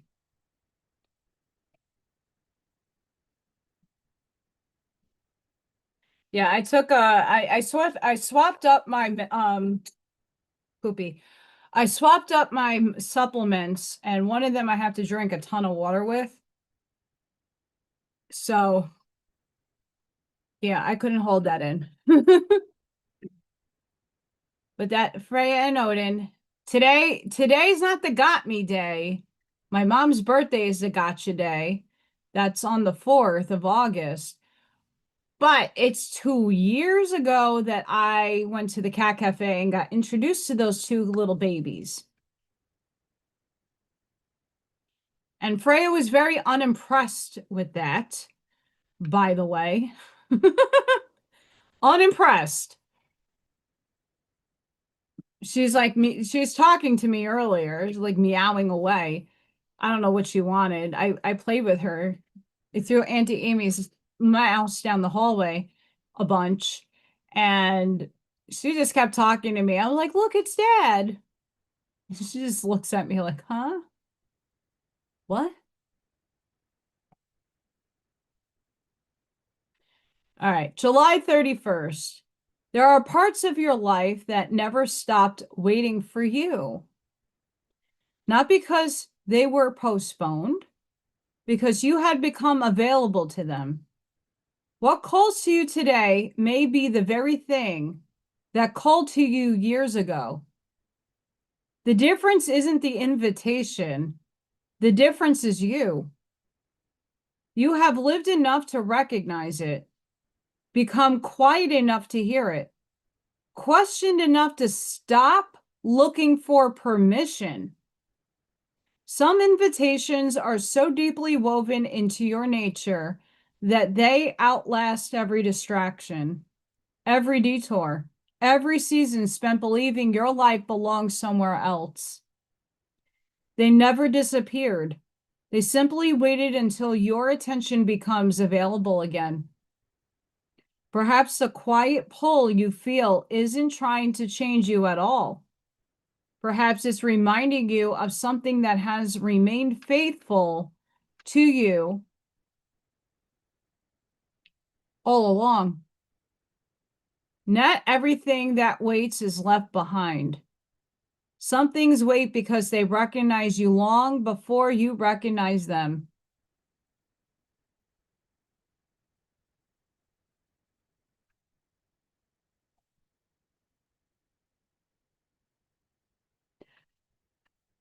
Like I said earlier, it gets frustrating that a lot of us put so much effort and time and our energy into our projects, our things. And no, none of us want to be, I don't think anybody here, a millionaire would be great. And that's not much money in this now time. But at least to be successful as the linear time space defines it as, just to be able to do what you want without the stressors and the patience. It's always about patience and waiting and waiting and waiting and waiting. But when is it? Is it in this lifetime?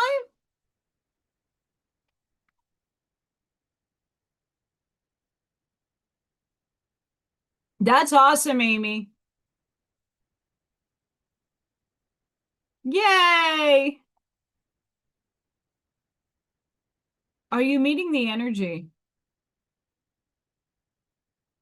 Are you meeting yourself? Are you being having grace for yourself? No, money cannot buy happiness, but there are things in this world that require it. It's an energy, and it's not even self-doubt at this point, but a lot of us sit and put ourselves out there or work our butts off, and we don't see the success. And when I say that, a lot of us know what happened to me over the winter. I was in destitute. I don't want to ever be there again.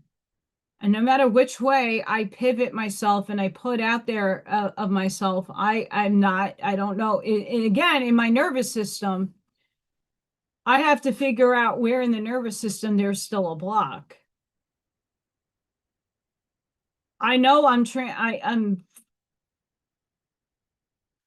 but I'm not going to I'm not going to sit here and channel some entity and make $1 million. I think that's just not in my personality to do. And I don't want, that's not me. I have to be authentic to me. And, for some of us, it's like, all I want to do is feed myself, save up a little money, get a different car, be able to pay the bills and not have to worry. That's like, I think anybody's wanting the contentment in life is just not having that stressor there. When people tell me they don't have money, but yet you have a boat and you go on these crazy vacations, like, no, you're just what your concept of not having is not realistic.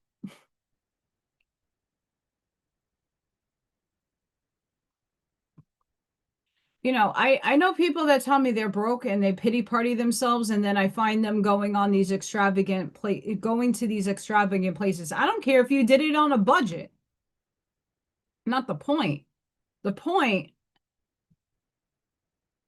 is that no, you did have money. You're choosing to use it in a specific way. Good for you, but that you can't make a claim and tell me that you're broke, but yet I'm seeing you in France, going to the Louvre. If you really don't have money, you're not being able to feed yourself. You can't pay your bills. That to me is not having money. Being broke means you can't pay your bills. Not because you can't go get your Louis Vuitton bag or have your experience. I'm not saying that you shouldn't have that, but don't make those claims then.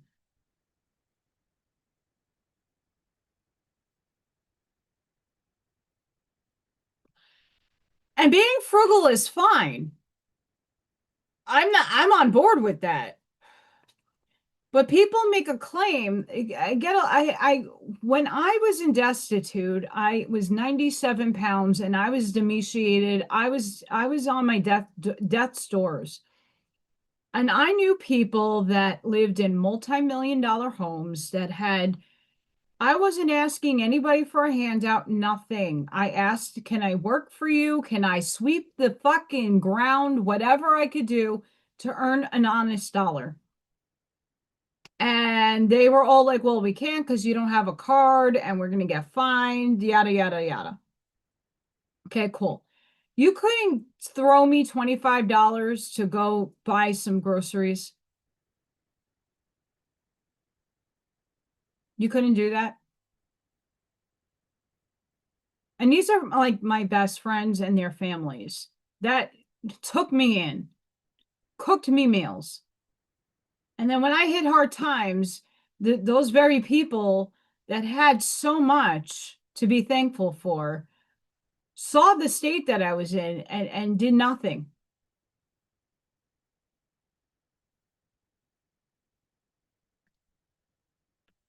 That drives me cuckoo.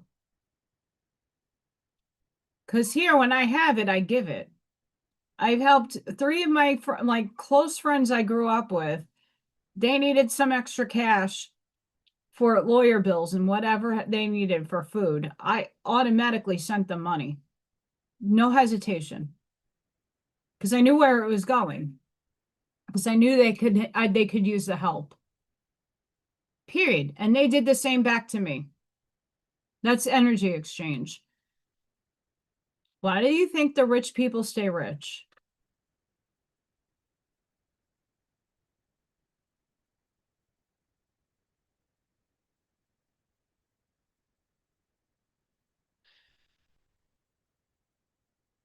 The world needs to change. And I know many of us are trying to figure out those blocks as we speak. I'm trying to figure that block out. Sure. Would it be nice to have like someone else with me to help me with the bills? Sure. But I've come to live in that dichotomy that it is not going to happen, at least right now.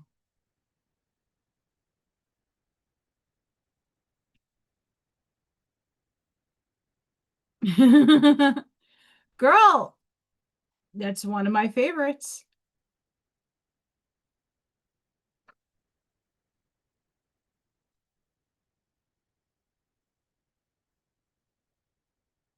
Tim gets it. Tim, you got it. You got it. Yep.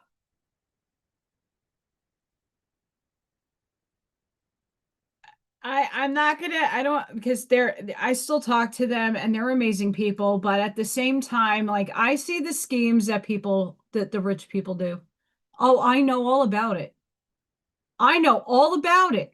No, I don't do pickles. I'm all about it. I've seen it. Staten Island, believe it or not, is one of the richest boroughs besides Queens. There are billionaires that live on Staten Island. Method Man just sold his damn house. Um, but there are people that live on like the hills and near the beach, multi-million dollar homes, and they always try to like scheme, pay less for things, you know.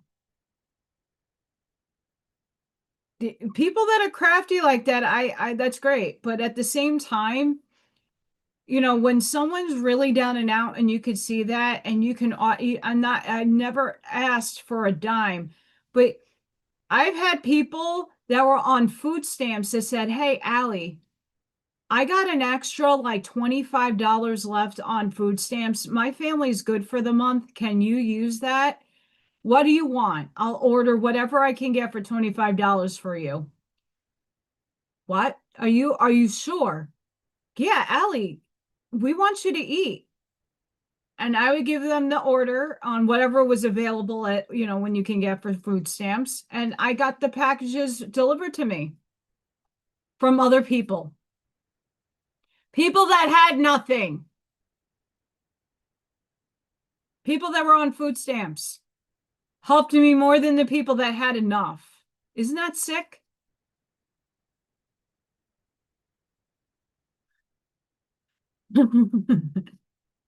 Oh my gosh. Pastosa, Staten Island. Their lobster ravioli is. Yeah, I had friends that had WIC that would get me eggs and milk, and I had friends that would get me toiletries like toilet paper and shampoo and cleaning supplies. And people knew when I was ready to move, like people helped me with boxes. Like, hey, Allie, the library has like a whole thing of boxes. Can I pick that up for you? I'll drop it off to you. Yeah, the people who have hit hard times and know that fucking struggle are the real people that stand up to do the right thing for others. And I'm not talking bad about my friends that have the money. I love them too. But I could tell you what, the more giving people are the ones that have been through that struggle. They know. They know what it is. And they're more apt to help than people that, are hoarding their stuff.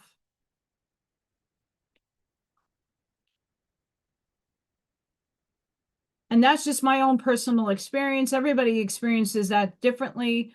But I tried to get food stamps over here a few times and I got denied. I make too much. Yeah, I make too much. Tell me how and when. Hi, Miss Sid. Divine Sunflower Tarot's in the house. Go check out her channel.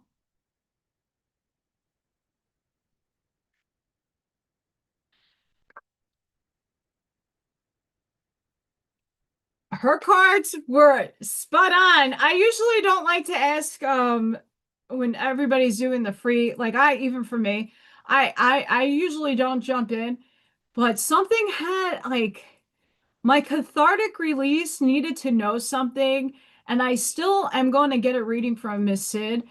Because like I said earlier, I can't do a reading for myself. The energy doesn't match up for me. I don't get the answers that I unbiasedly from my energy field. So I have to go to another person. But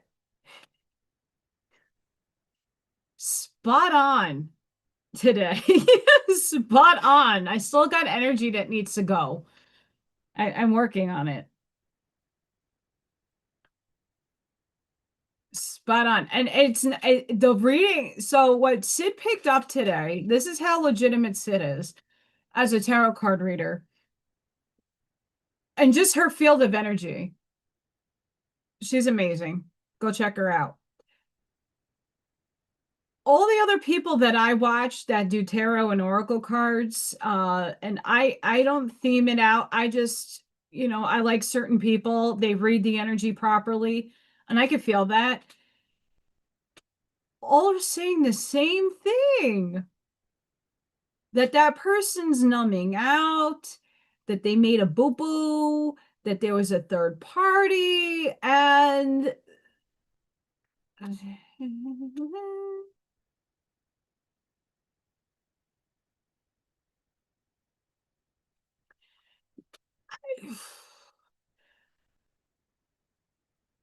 if I didn't collapse that wave function properly, I would probably have the town taking my house away and being evicted off my land, even though I own my house, because of the property tax I couldn't afford to pay.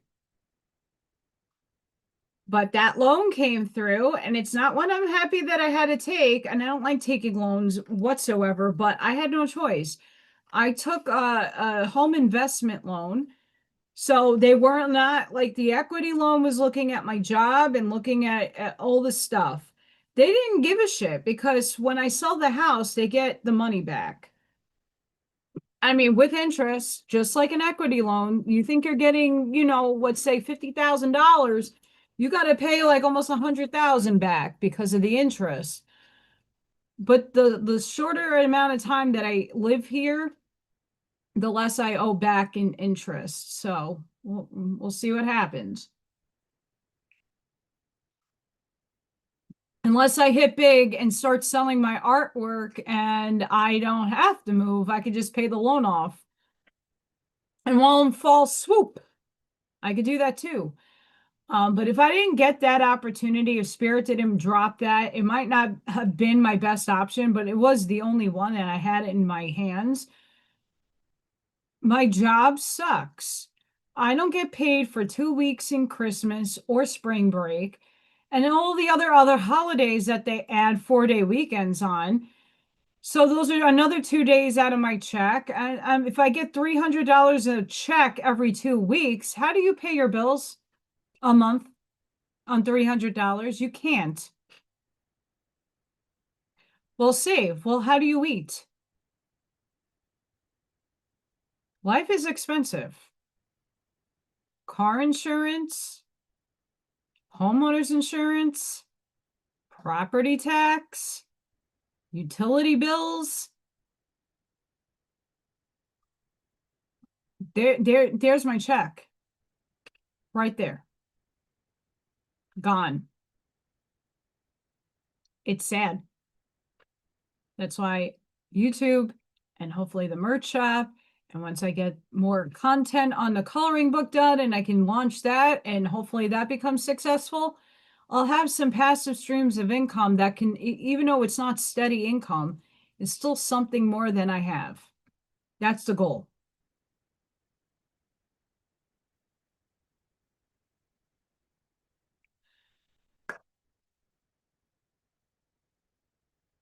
I can't go to the grocery store right now. I don't have one within walking distance by me. And I couldn't carry that back for the amount of distance I would have to walk, you know, back and forth, even if I had a little tug along. Still, it's not safe with the terrain and everything. What's going on? Who's calling me?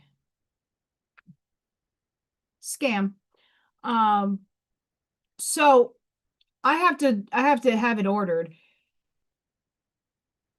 I have to order stuff from different spots, but Walmart is, and I don't like Walmart. I don't.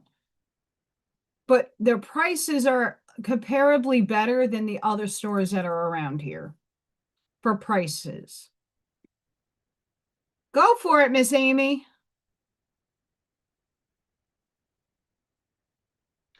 I'm glad I'm not driving right now, even though I'm not going anywhere, you know, far. But if I could get to the store, if I, you know, if I wanted to go on a date, I have to have someone pick me up. And that's not, you know, that's not always ideal. I don't know. I carry, but I don't know someone's intentions.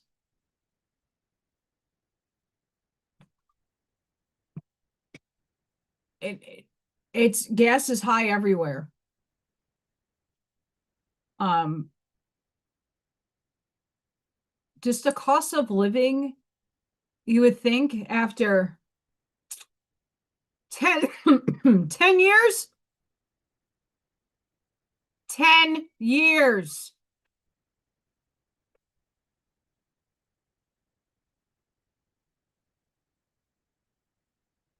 Yes.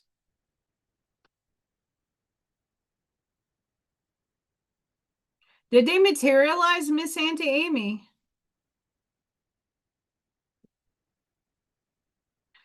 They got in good cards.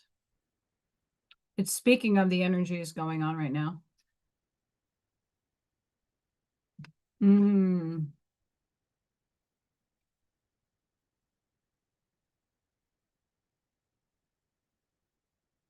Nothing major, but we got energy that makes things make sense. We're gonna go with it.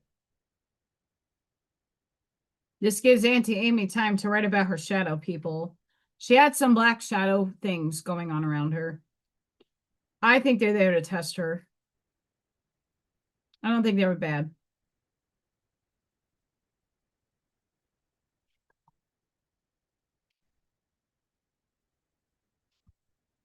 Allison's dropping cards, as always. Auntie Amy had some shadows.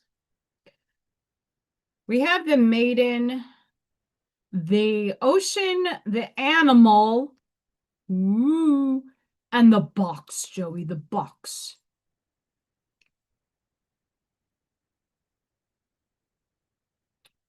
Mm-hmm. How do you feel when you see them?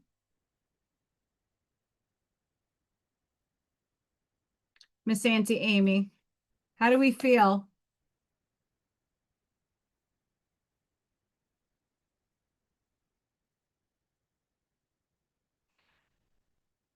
Good job, girl.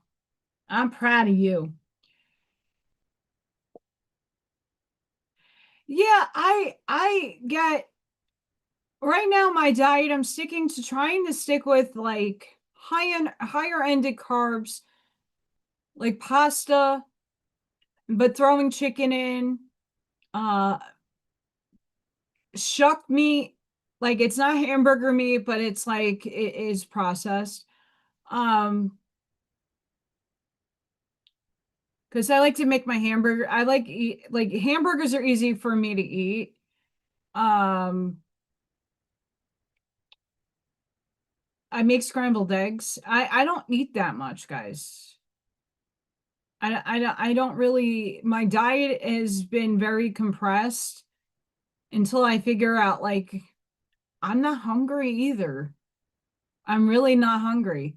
That's another problem. Like, my metabolism is probably like really bad, but I don't even snack. At least when I worked and I was burning a lot of calories, like I would snack. I'm not snacking. Once in a while, I'll have a little bowl of ice cream.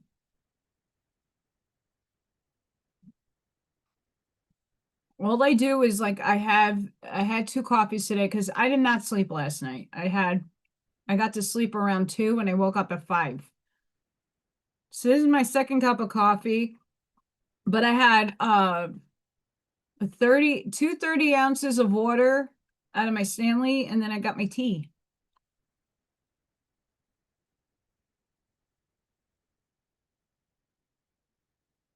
Good. And see, Amy is doing the right thing. She is not scared. She is not feeding it energy for them to be able to do anything more than say, hey, you see us? Not all shadow people are bad. Not all of them are good, but not all of them are bad. And if they don't give you the heebie-jeebies and you're not feeling heebie-jeebies, you have nothing to be afraid about. I've had shadow figures half my life. I just don't pay them any mind.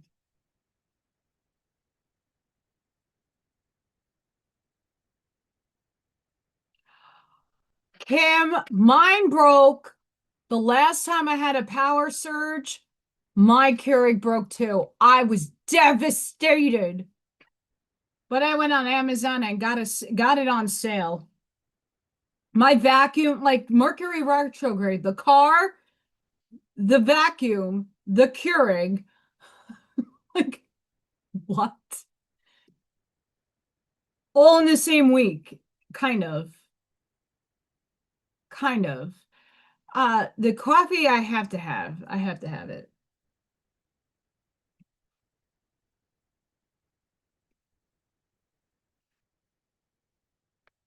Oh, that's like a blow. Like, I have a regular little coffee pot, which is fine. And I do have fine, like, I do have coffee, like, different capacities, but I like my K cups. I like that. Yeah, I mean, shadow people did, like I was saying to Amy, not all shadow people are evil, not all shadow people are good, and some of them are ones that try to attach or siphon your energy. Um, if it wasn't for the shadow person that went up the stairs in my old house, my mother had to experience that for her to understand me better and for us to reconcile our differences and for her to understand, can I sage the house now?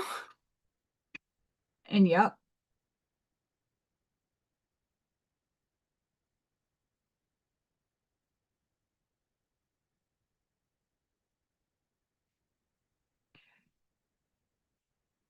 I was saying this earlier in the live.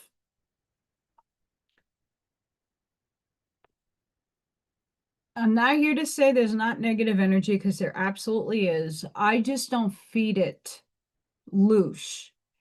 Your field, your energy is emitted out of you. And as soon as you have anxiety, fear, I mean, I'm not talking about that stuff. I'm not talking about that. I'm talking about the real fear that they eat. They suck on it and they get powerful. You feed it energy, that shit manifests into form and can do harm.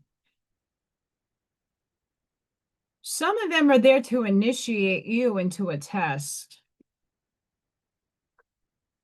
Not all negative dark things are there to harm you. They're there to actually catalyze you to strengthen your own self, your boundaries, and to ignite the little spark under your tushy to empower yourself. The dark is not necessarily all evil. They're an ally, and they're there to help you, catalyze you to self-empowerment and to know your power. When you don't feed it loose, your energy, because you're fearing it and you're scared, that's what they feed on, and that's how they grow into what we call PK manifestations, or thought forms that are poltergeists, because you're feeding it. That's why they keep telling you, keep thinking positively, not because life is easy, because you're trying to keep your field clear from feeding the negativity in this world. It's okay to get up and be grouchy and see you next Tuesdays. You can do that. But if you're seeing things, send it love. If you are in fear of the negative energy that's around you, if you feel it, if it's, I have a whole fucking subway system behind me. I create these portals. They kind of feed off of sadness, but it depends. Like Sid said, like, if you have a dependency, like if you're an addict and you're going to have a lower fourth astral being come and try to siphon your energy and live through you, so you get oppressed.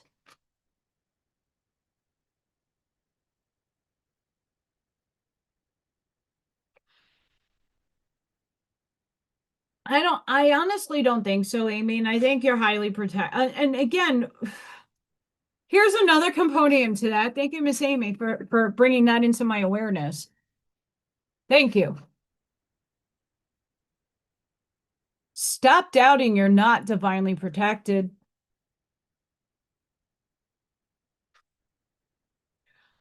Allison, I got all this activity around me. Where are you giving your power away? I get it all the time from so many people. Stop giving your energy away. But do you not believe in Source, that Source has your back, that you are protected? You're protected.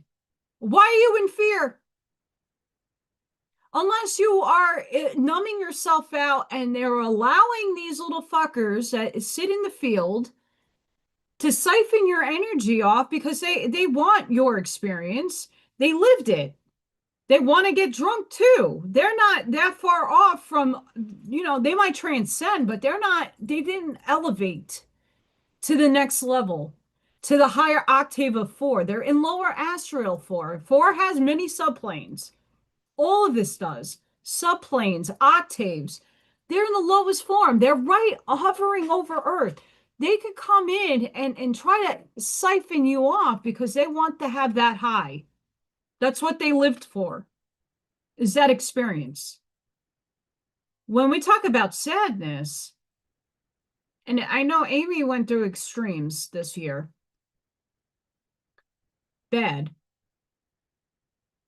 They're not, you're divinely protected, especially when we're going through the morning state or we're having a bad day. Don't ever doubt that you are not divinely protected. That's another form of giving your energy away. It's like, oh, to stop putting yourself in a victimhood. I'm not saying that you're not having an experience. I'm not saying or negating that things are happening around you, but are you letting that in?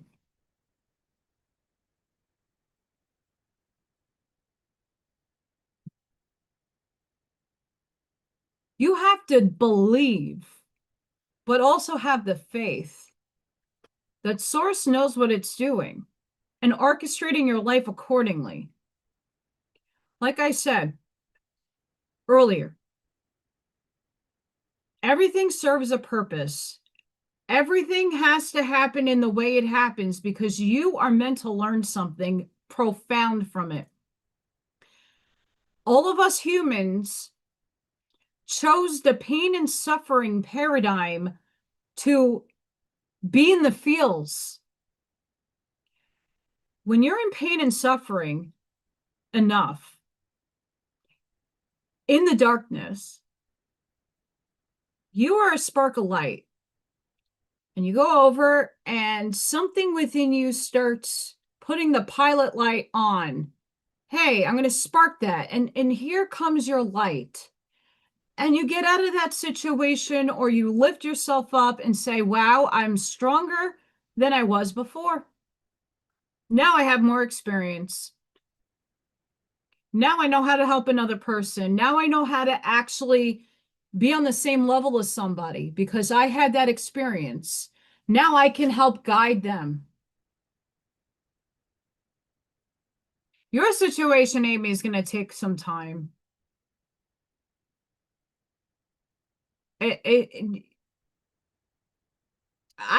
honestly, I'm going to tell you this, Amy. As much as I'm not going to talk. You're going to, if you want to share, that's up to you. I'm not going to talk about what happened to you. But I do believe you're going to either rescue or take in more.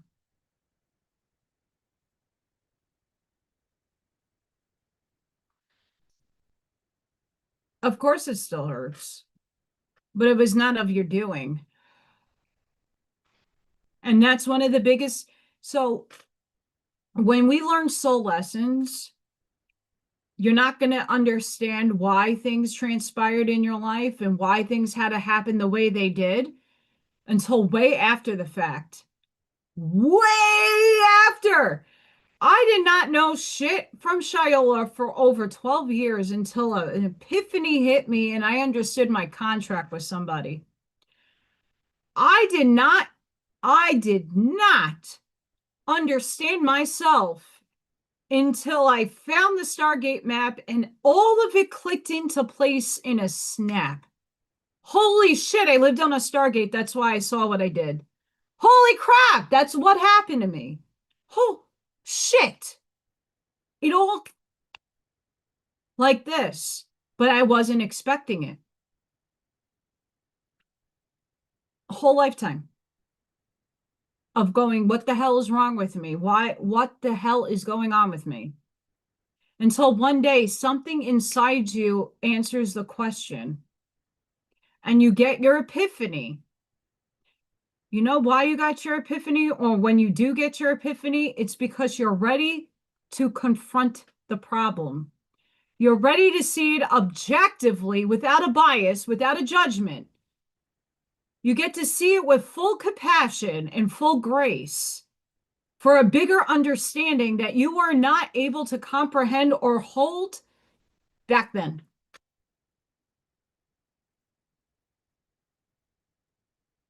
We love you, Auntie Amy.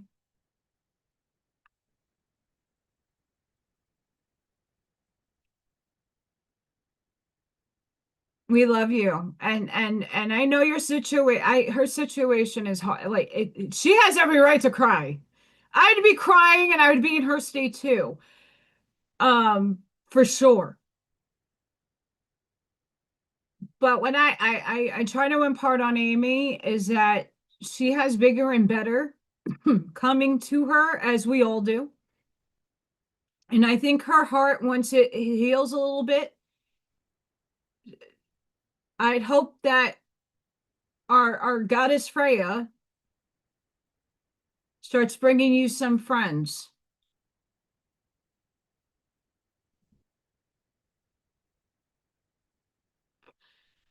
Because Auntie Amy has a huge heart. And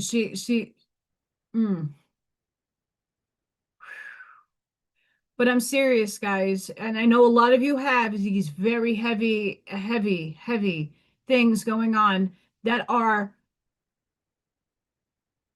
very long drawn out. Everything is divinely orchestrated for a reason. We might not comprehend it in the moment. We might comprehend it for 3, 4, 5, 6, 7, 10, 12 years. But eventually something in you is going to click in place. the awareness, the aha moment, that you start comprehending the why. That why is deep, and that why will unlayer itself as appropriate, and upstairs knows you can handle it without judgment. Without judgment.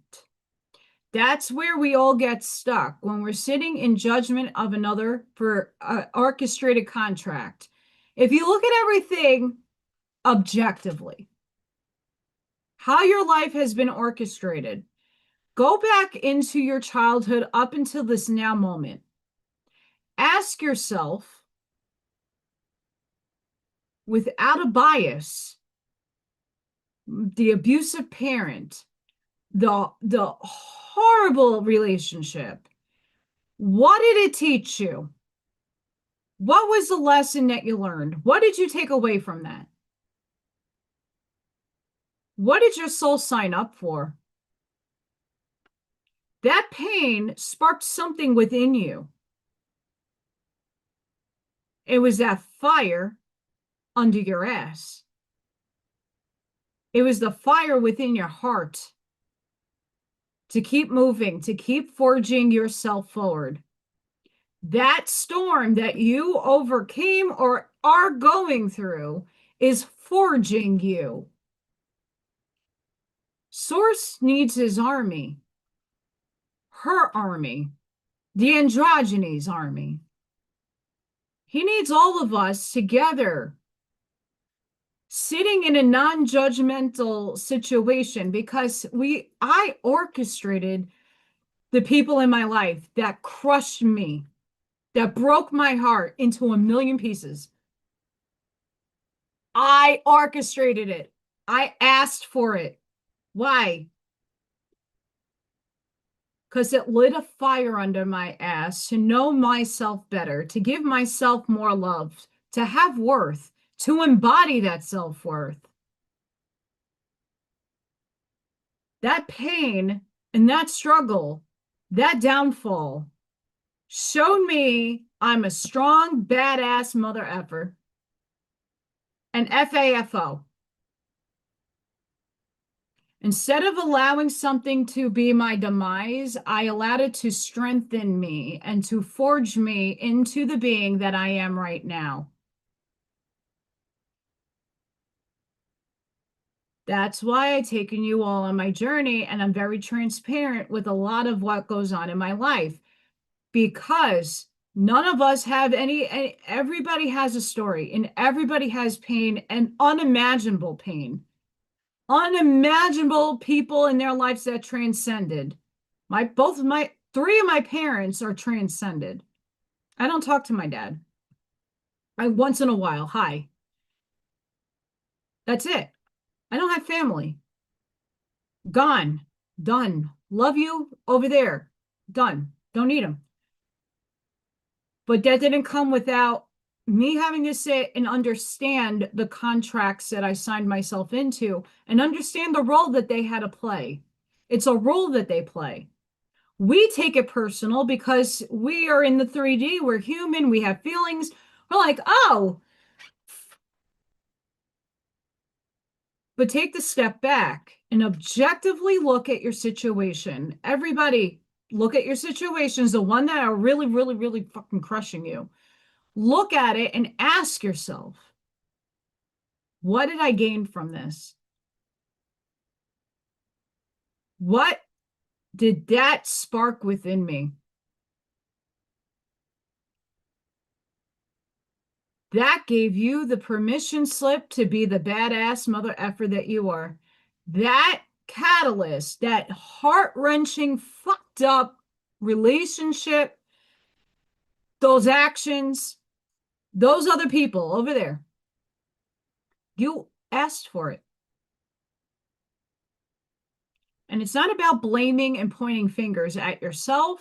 It's coming to the realization that you asked for it because something in your soul growth needed to happen through that person. You and that person had an orchestration upstairs. It's like a big fucking convention center. And we're like, okay, you're gonna come down and play my boyfriend for now, and you're gonna break my heart because you put me on my path over here down the line. Cool. Yeah. All right. I'll see you sometime in when we carnate. Great. Mom and Dad. Hey, I need you to teach me this, and I'm gonna teach you that. Are we on the same? Cool. Well, we forget when we're born about our contracts. We don't have a concept that there are contracts, that we incarnate and we come and do this fucking game over and over again. We're not aware of it. So we come here and live a life and we put so much feeling and emphasis and heartache into something that we asked for because that catalyst was something that made a change in you.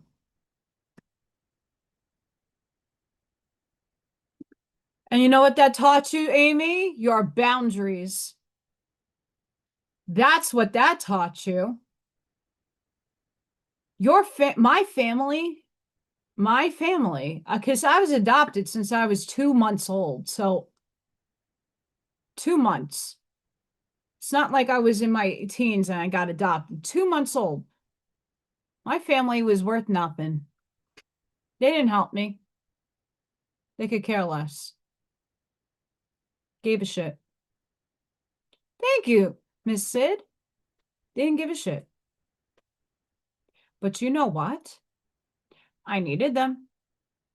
They taught me a lot about my own boundaries. They taught me where to put my boundaries up and how to hold them. They taught me to love and forgive with compassion, but I have boundaries. And that's where my boundaries, if they ever want to walk back into my life, no, thank you. When I needed you, you did not want nothing to do with my ass. So I salute to you. I love you. You served your purpose. Thank you for the contract. Thank you for the lessons. You could go over there.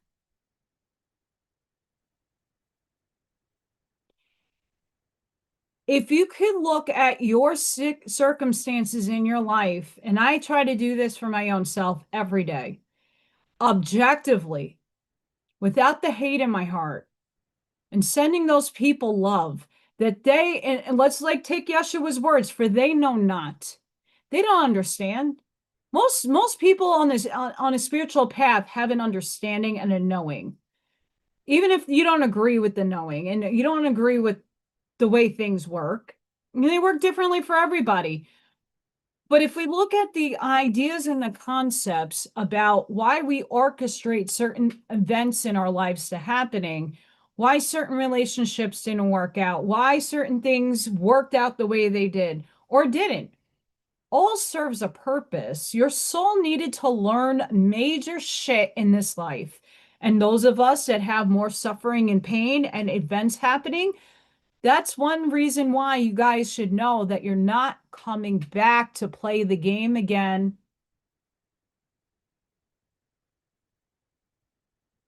You're not coming back to play human again. An aspect of you will, but not your full consciousness. You're fully conscious. And I mean, you have a lot more of your consciousness in this now reality, in this body that you are inhabiting now. You're aware of your branching of reality. You're in it right now. This version of you is ascending up and not coming back down. You're not in the karmic cycle. You're not having to come back unless you want to. It's a choice. That's your choice. Once you get up there, and you'll see that everybody you know is already over there having a fucking blast because love is the frequency. All the things that you came down here and experienced that were horrible and painful taught you something about yourself that is unimaginable.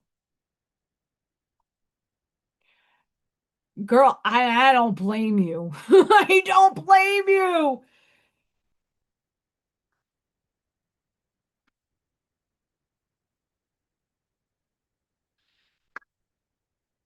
That's going to take you time. And again, we're human, having a human experience. None of the work that I had to do on my own to get into neutrality and to stop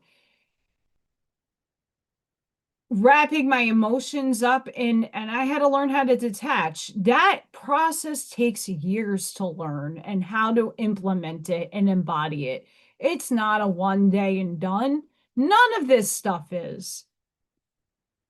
And I cannot blame you ladies. I know your stories. I can't blame you for being angry. I would too. Old version me,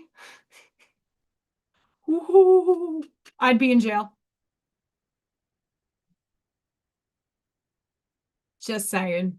I'd be in jail by now. People think they can outwit me. People think they can go behind my back and do things. I know it all. And I let it play out.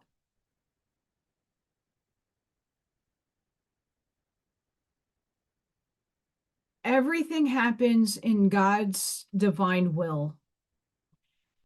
As much as we have to understand that there is a positive and a negative to God's source, all that is.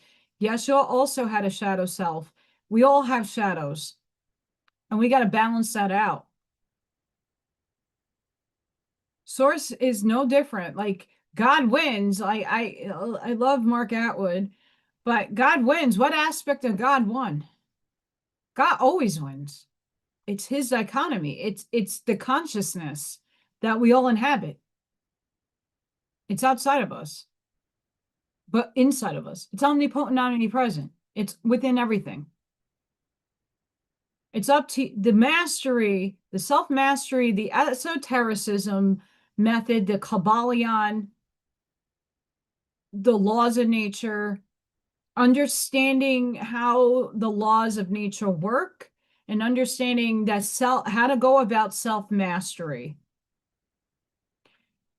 We let the negative energy win when we give in to them. When we learn how to send them love authentically, unconditionally, forgive yourself for allowing whatever happened. Forgive yourself. That's a huge release in its own sense, is that release. And you forgive them. And not saying forget. But that relinquishing of forgiving them stops feeding them energy to continuate and perpetuate the loop. It's like a record that keeps playing the same melody because there's a little kink in the needle and it keeps bouncing on and you keep looping and looping and looping. You gotta learn how to get up this spiral. And sometimes that requires the most difficult work is to let it go, to be objective and to see it for what it is. If things are meant to be, things will get itself right.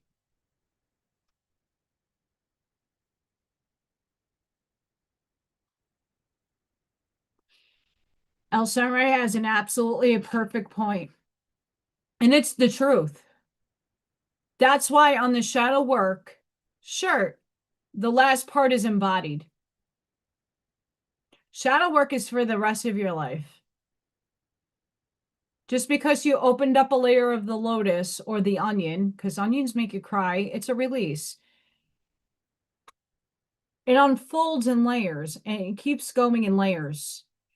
And the deeper you do the work, the more layers unopen and fold. And once you thought you healed it, oh no, here comes again.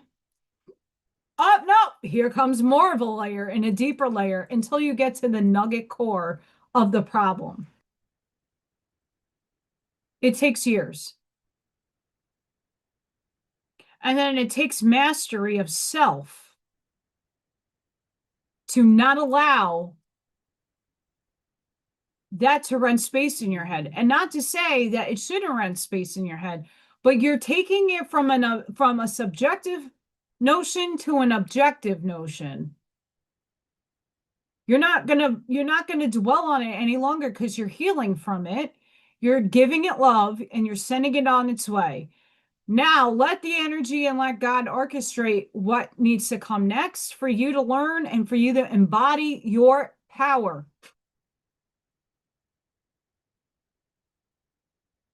All this life is to learn how divine and how powerful you are. All of you.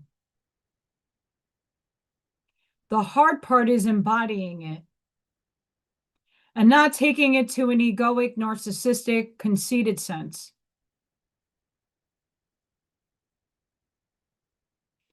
That's the most important part. I know who I am. I know what runs through my vehicle. I say it, but I'm not here to make anybody feel any less because all of you have amazing divine things running through you too.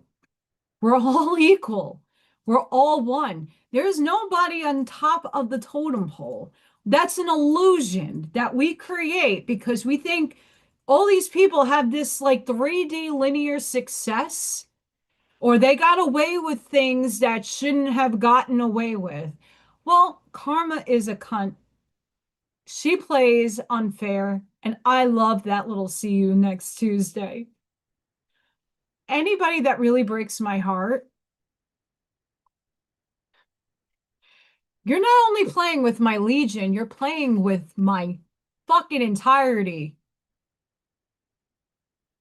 My upstairs, just like some of you, when you're conscious of it, oh, they inflict.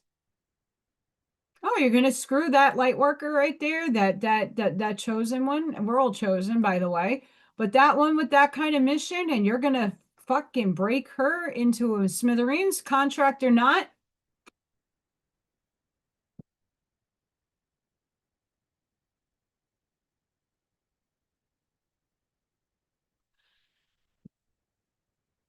We do. We have the power, and we have to embody that power. Men and women. Most men in the spiritual community, even most of the guys that visit the chat, are spiritual in a sense. They're tapping more into their divine feminine. We need to balance the masculine and the feminine. We're not here to overtake. We're coming into balance. We need to balance. We need rational and logical thinkers as much as we need the abstract, the feminine, and the love. The unconditional, like mommy instinct, that hug. We need that. We need that balance. We need somebody to be rational and sensible in the logical 3D linear, and that's mostly masculine. And the feminine are here to be like intuitive and to like live in the other world, but balance it out.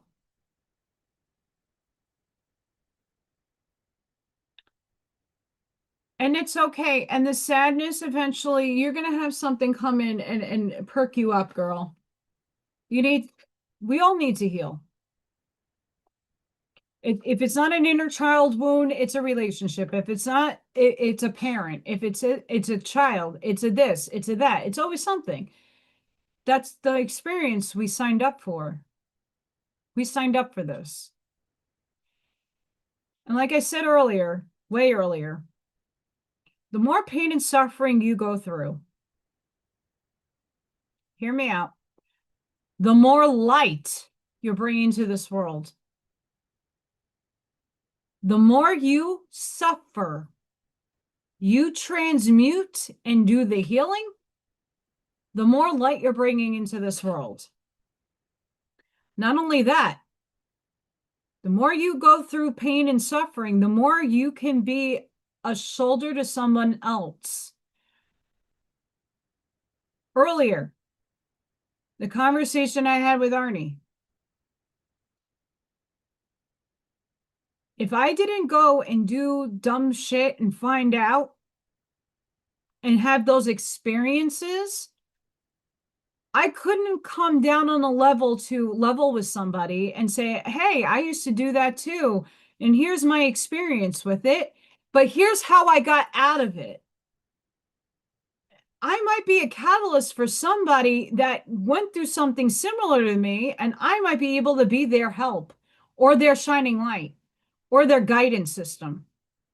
You can't heal another person. They have to do the work themselves, but you might be the spark of fire under their ass to get them motivated enough to find their empowerment to do the work. All because you already experienced it. You know how it feels. It might not feel the same to them. We all feel differently, but you have some like ground that you can cover. I can talk to somebody and give parental advice because I don't have children, not because I don't work with them and I don't know them. I'm not a mom on my own self. I'm a fur baby mom, but you know, a woman would not come to me for parental advice. Not because I'm not worthy of that advice, because I'm not on the same level. I don't have a kid. I didn't raise one. So you couldn't make that connection with me. But if you talked about drug abuse, alcohol, hitting rock bottom, I could help you.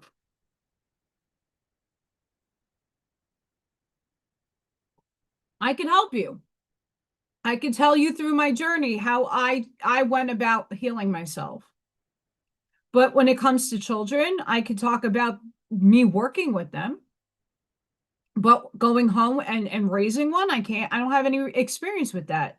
So I'm not the best person. That's why we're all here to talk about that. That's why we all have different shapes, molds, and abilities. Because what I can't do, someone else can. What they can, I can. And we're all here together as a community to spark fire and light some butts up. And when I mean butt, it's your root chakra, getting you to wake up, getting you to see that you are worthy. You are here with a fucking purpose. And don't let the fucking 3D bullshit contracts deter you. They're here to help you. Good, bad, or indifferent. Everything is here and serves a purpose. It's up to you to alchemize. Okay, let's take an objective back. Let me see the big picture. Let me see how everything is playing out. Why is it playing out this way? What am I missing? What's my block? What am I not being able to get? And when you work through those things, your questions start getting answered. And then you start going into neutral space. You're not feeding energy either way. You're like, your epiphanies start happening. And it's easier for you to heal. I'm not saying forget. And I'm not saying you need to actually like forgive yourself. You don't have to forgive them. At the end of the day, we're not supposed to reach perfection in this lifetime. We're supposed to learn enough and stair step into the shift. That's the most important thing that we all came here to join in together now as a family to come and have this experience to help each other stair step to the next level. And that level right now is consciousness. We're not in a light being. I have a light being. I'm aware of that. And Amy, that's going to take time, honey. That takes time. That really does. It takes time. And like I said, not one person is going to do it the same way I have done it, but you got to do and find the modality that works best for you. Time doesn't heal. It doesn't. They say that. But awareness does. And it doesn't mean it goes away. It doesn't mean you ignore it. It just means the energy that you feed it changes. The way you see it changes.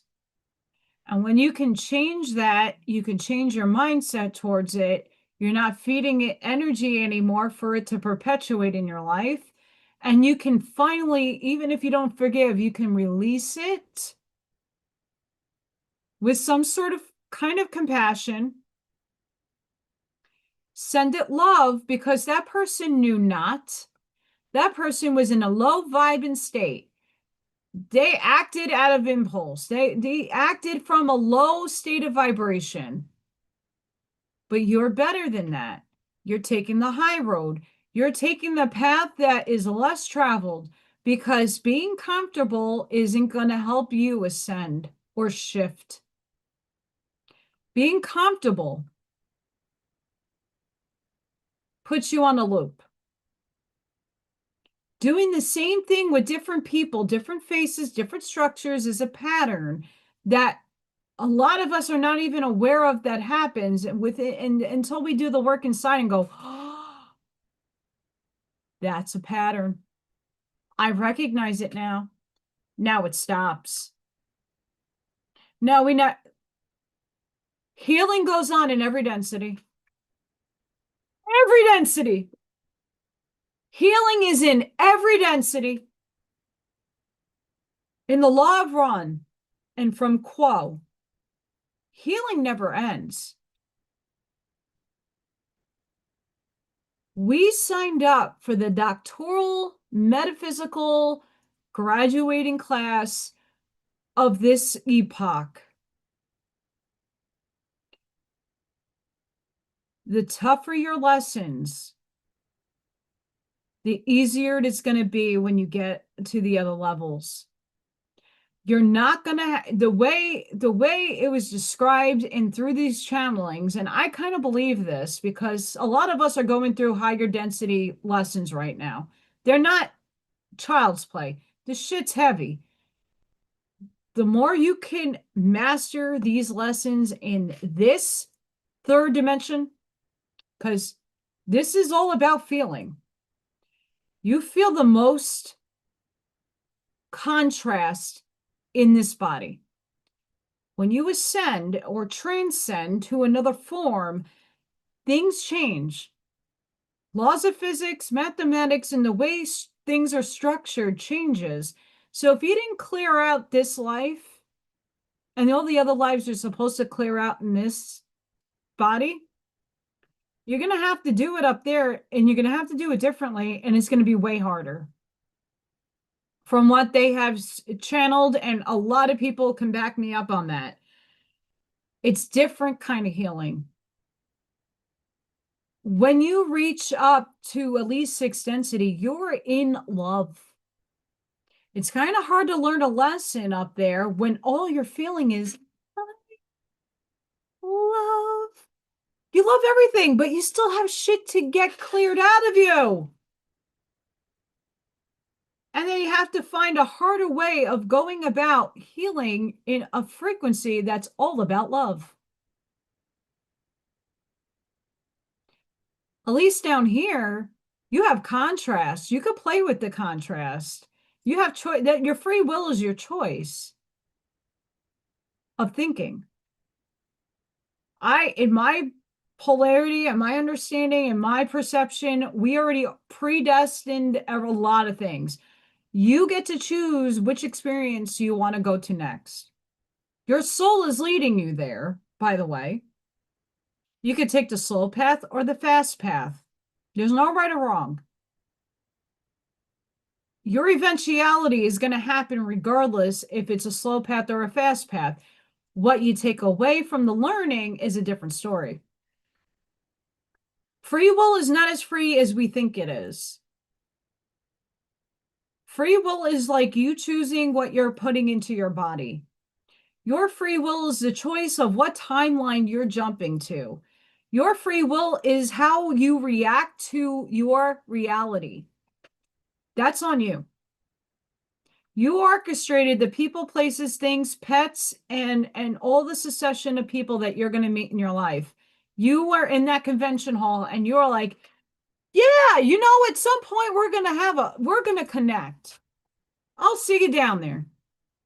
And then you come in, you birth, and you're like, well, you forget. And then all of a sudden, somehow, magically, connections are made, people meet, and you're like, you know what? Like, you're in my tribe. Like, I feel you. Like, you're my soul sister. You're my soul brother. I remember you from another life. I don't know which one, but I know I have a tug towards you. That's no accident. You orchestrated that. We all did. We are all where we're supposed to be. Some of it is ugly and nasty. All of us are not having the best lives right now. In whatever way we can have blessings, of course, but we would want better for ourselves, and we're not there yet. Right? We make the best out of what circumstances we have. And that alone is amazing. And that's a big effort. And I applaud all of you. We all have something going on deep down that is atrocious, that we got to clear out of our field, or we have to learn how to transmute or come into an acceptance that maybe right now we can't change it, but maybe with linear time, we do the work on ourselves. We have a different perception, maybe like in a year, we see things a little clearer, a little different, and we can go, all right, you know what? I'm backing off of this. I can't change my circumstances right now, but you know what? I don't need to sit in pity or suffering for it anymore. I'm going to let that rent. I can have someone else move in right here in my head. A better thought, a better thinking. That is one of the toughest things that humans have. And that's from a program that we were all taught.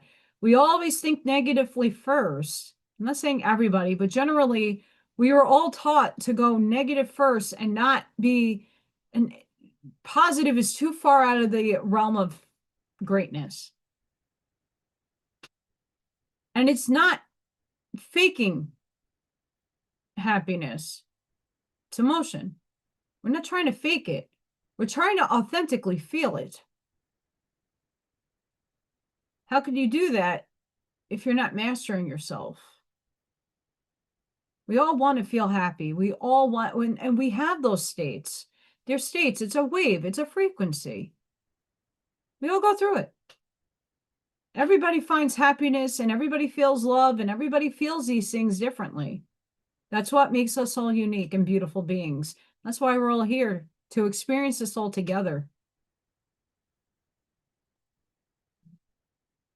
But understand the foundation of why we came down here is to have experience, to know what we prefer and what we don't prefer.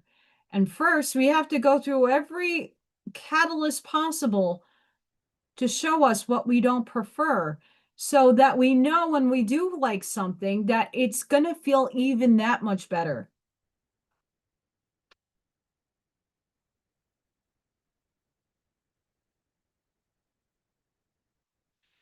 Yeah, and we all come down with different types of lessons. This lifetime in my overall learning was self-empowerment, worth, because that was the program that was indoctrinated in me from my parents. You're not worth anything. You're stupid. You have so many damn disabilities. You're dyslexic. You have a speech impediment. Your eye is lazy. Your body is all messed up. You're not worth this shit. That's what I was told my whole life. I'm nothing. I'm not worth a thing. Oh, you go and get an art degree. You're never going to become an artist. You're not that good. You're never ever, you're going to be that starving artist working in a retail job the rest of your life. That's what you want for yourself. That's what I was told. That's the program that I grew up in. And that's the program I had to shed.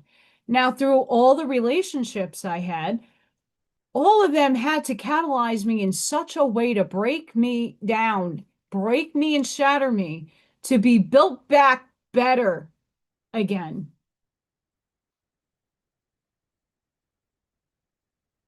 Blessings, pure love essence.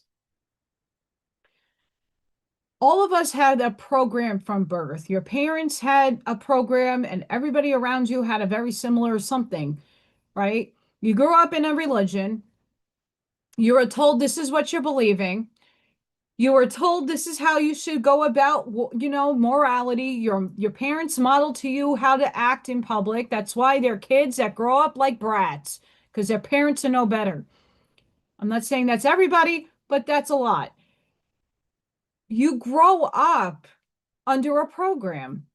Now you go to school and there's more indoctrination thrown at you. There's more programming. If you don't get the grade, you get punished. You're stupid. You're slow. Oh, you're special ed.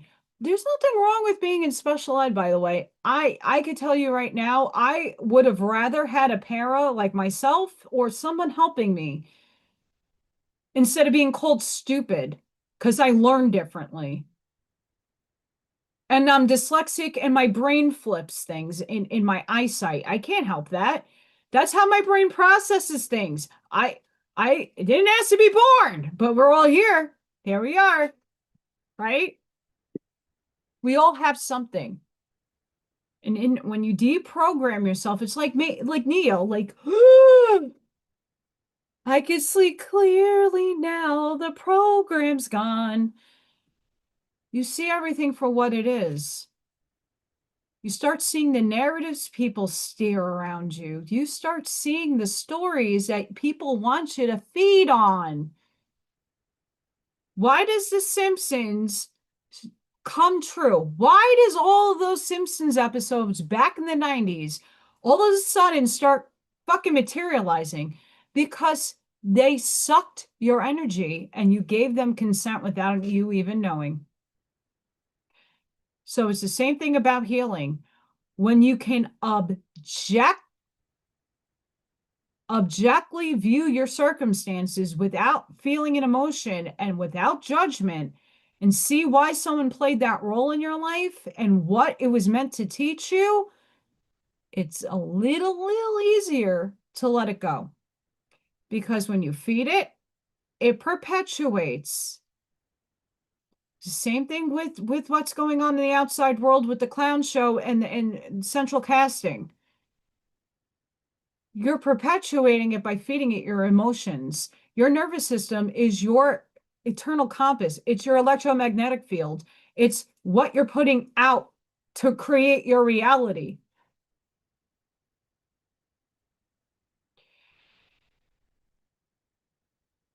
I had a big channeling about cutting the cords. There's a problem with that. There's a problem with cutting the cords. I was all about it because I was doing it. I'm on nodding. That's what I'm doing right now. I'm on nodding. If we look at quantum mechanics and entanglement and understanding, and again, Allison's perception is the one that I perceive in my two eyes into this reality. I'm not asking you to subscribe to anything that I'm saying. You have to make your own assumptions, but here's my take on the cutting cord thing. We're all entangled to all things. Source, the one infinite creator, God, is omnipotent and omnipresent within and without, as above, so below. Great. You're entangled to everything.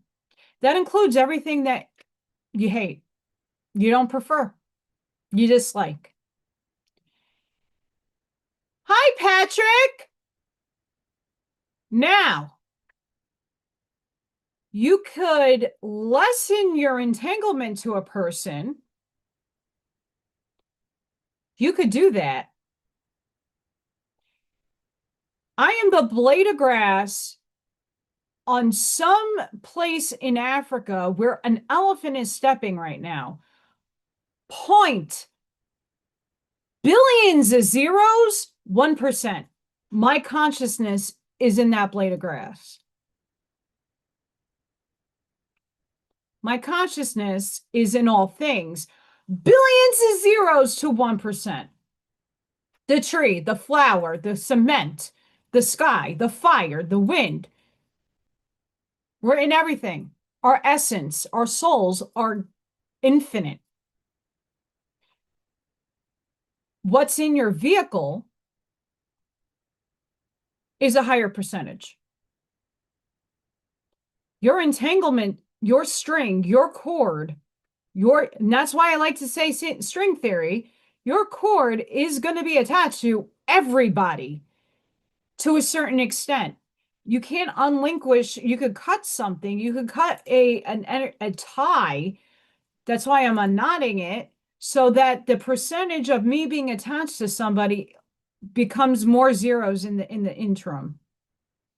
So instead of me being attached to a person, let's just say my ex, 0.50%, I'm now unknotting the coil and unknotting the tethering of my entanglement to that person and adding a whole fuck ton of zeros, 2%. You can never really cut a tie because we're all one. Does that make sense to anybody? I know I have a ton of books behind me and we like to, cutting the cord is fine. Detangle the cord that connects you to somebody that much and start pulling your distance and adding those zeros mathematically. We still live in a mathematically based, hi Ashmaya, we still live in a mathematical, ontological, classical physics 3D. We can't escape that. But we're understanding quantum physics more, and we're understanding the connectivity we all have to each other. Go watch the movie Powder. Powder is telling you we're all one and we're all in everything. It's just hard to conceptualize that fact. But if we take math and we ask ourselves, well, if I'm in all things, how am I not aware of them? It's because the little grain of your soul, point billions of zeros, 1%, you are the blade of grass. You're not conscious of that. You're not meant to, but that doesn't mean you're not in it.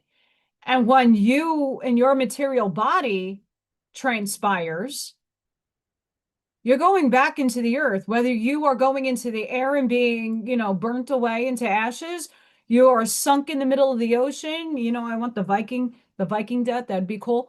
But even if you're buried, you're getting recycled back in. Your molecules, your energy is fractalized in your energy body. Of course, is ascending, but your essence is still in every cell and every molecule in the vehicle that's now being recycled back into the earth. And eventually that earth becomes fertile and a plant grows and a fruit plant is there. And now someone's eating a molecule of you. That's why we're all one.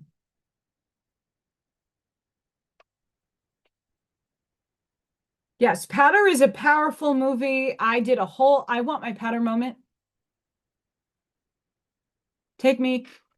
But that's not happening. Maybe later in life, my light body might take over and say, ah. I mean, I do run higher voltage, by the way. I do.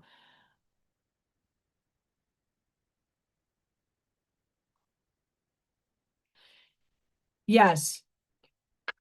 You can lessen the chords, but in the end of the day, it doesn't make sense to say we're all one and then you're cutting your tie to somebody. You're just lessening it where it's not affecting you. Because we are all one. We're all recycled aspects of the cosmos. If we think about it deeply. And I rather say I'm unknotting my entanglement to somebody that I grow a big amount of distance in math to say, well, you're over there now. I don't want you tethering off my energy no more. Now you could become the blade of grass the elephant is sitting on, pooping on. Have a good night, Miss Auntie Amy. We love you. And I'm sending you so much healing and love. And it's going to get better. I know it will. And you're doing such a great job with the shadow figures.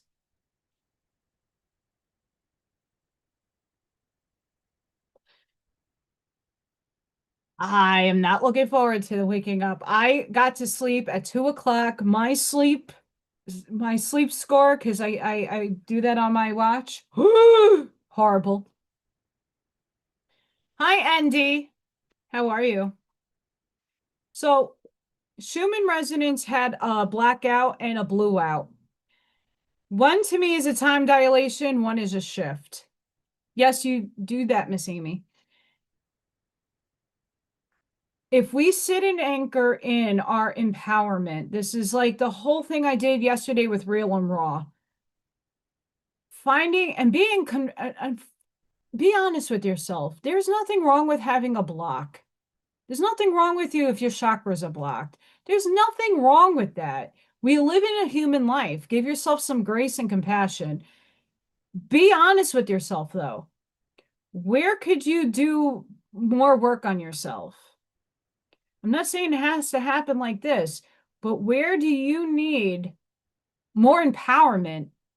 Do you need, I could light the fire under your tushy. I'm good at that. I'm a fire. Half of the chat is a fire sign if I don't know about it. There's a lot of fire in this chat. We need to anchor in empowerment authentically to hold your power, knowing how divine you are.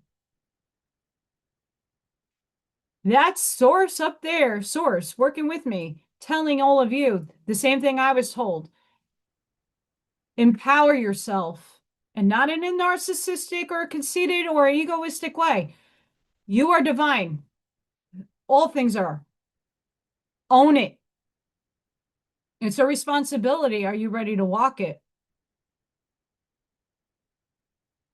And I can't answer that question for you. This is where the work needs to start happening, guys. Right now, we're clearing. We're still purging. The frequencies are high in the Schumann. We're being asked to let go of the old self, the old story, the old ways, and embrace the things that are not familiar to us. We're being asked to make changes in our thinking. I did not sleep well last night at all. I mean, and I was trying to be a pillar for somebody that is not here tonight, but needs it. I'm an Aries. I have a lot of Sagittarius in my chart, but I also have air and earth that are also dominating factors in my chart. I barely have any water in any major placements. And Saturn, Scorpio is in Saturn for me. Fuck.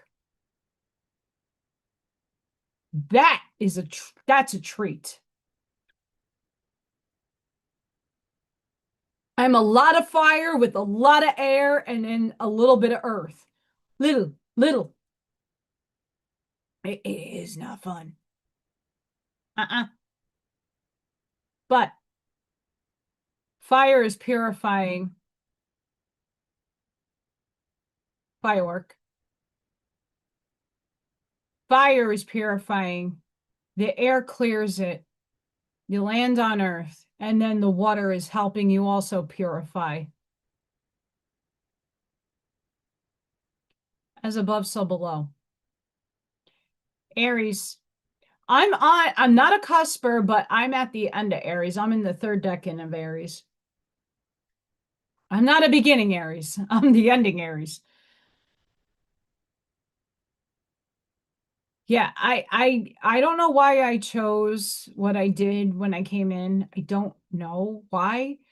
As the artist, I understand my Virgo rising. I understand my perfectionism. Like I need to have things my way, in my artwork. That drives me absolutely batshit. I kind of let that dynamic go in within myself because nothing in this world is supposed to be perfect. But I'm a Virgo rising and I am a Gemini moon. What? And then Taurus is in a lot of the other like planetary placements. And then Sag, fire, fire horse, unicorn with a disco ball. Crazy.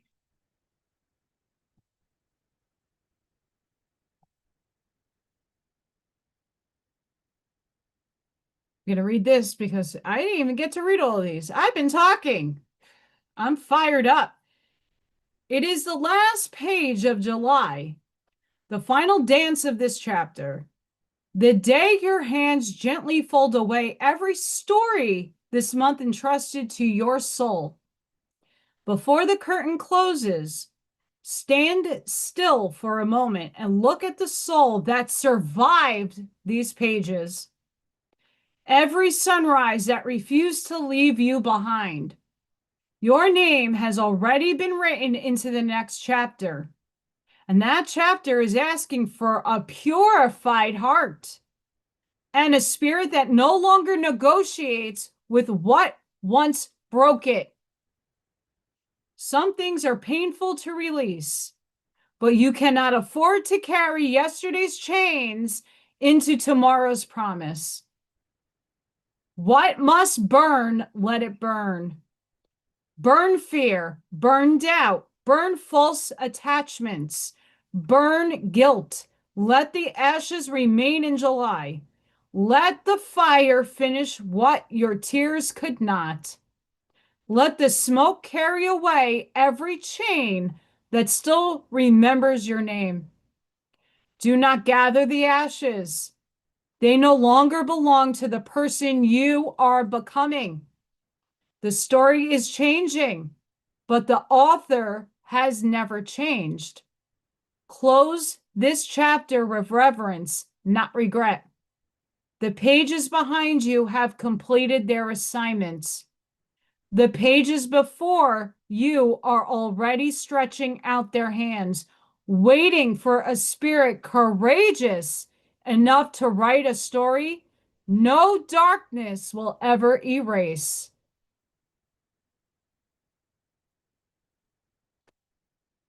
This is the energy that I've been talking about the whole live. Summed up in this beautiful passage here. Veiled in moonlight. Thank you for that. This is on Facebook, by the way.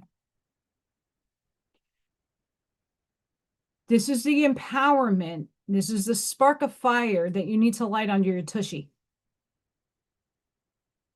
Because it's going to matter for the new age, for the new dawn of day, for tomorrow. Everybody's ascending. I call it shifting because ascension to me is transcension, meaning you're not in a vehicle no more. You're in your light body. You're in spirit. You still have physical form. We're bringing heaven to earth. This doesn't go. It might get better. Regardless of how you perceive that, doesn't matter. I'm not here to judge you. Don't judge me. We need to empower this dynamic. That old version of you, that old self, that old story is no longer defining the excellence, the brilliance, the beautiful soul that you are today. That relationship does not determine what you are today.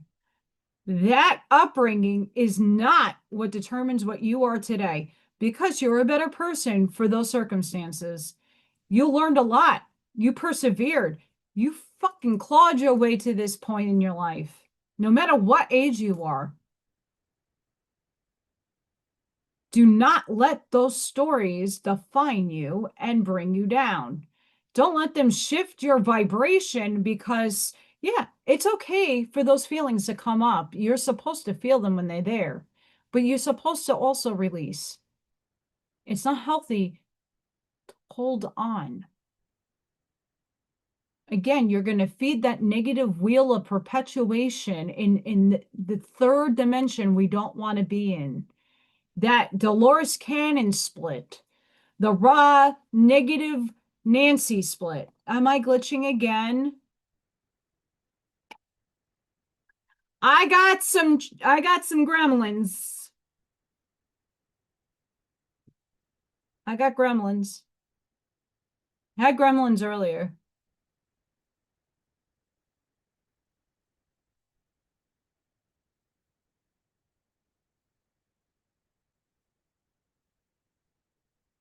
If I'm not glitching, if you're in the background and you're here, please don't forget to like, share, subscribe, and hype. Check out my merch store. I got cute Freya, that's my kitty cat, and some very spiritual type shirts. They're badass.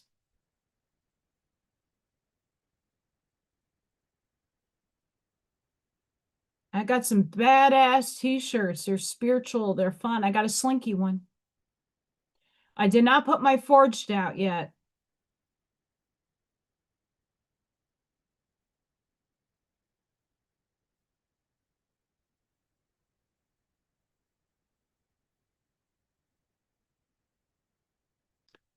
It's kind of hard to see. Jeez Louises. Clearing any and all negative energy that is in my field. Get away. Bye, Felicia. Bye, Felicia.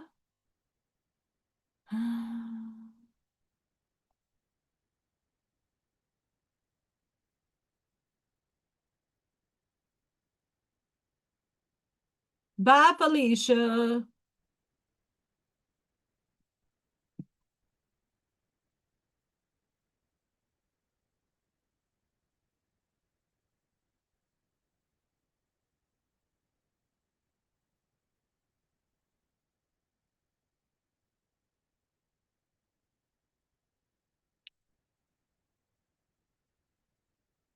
That's a little concerning. Oh, okay, I found it. Yeah, I see that. I'm gonna, before I read the cards, I'm gonna wait for a little bit just so that the glitchies kind of go away. I don't like the glitching thing. So hang on. So these are some of the designs on the t-shirt. We got Freya kitty cat. It's Freya, the superhero kitty cat. It's a little Thor, cute as can be. We got light that path over. Forward, forward, and beyond. Light that path forward. Gonna move that up a smidgen. Which version of me are you getting? I am dual polarity. Both work on my half.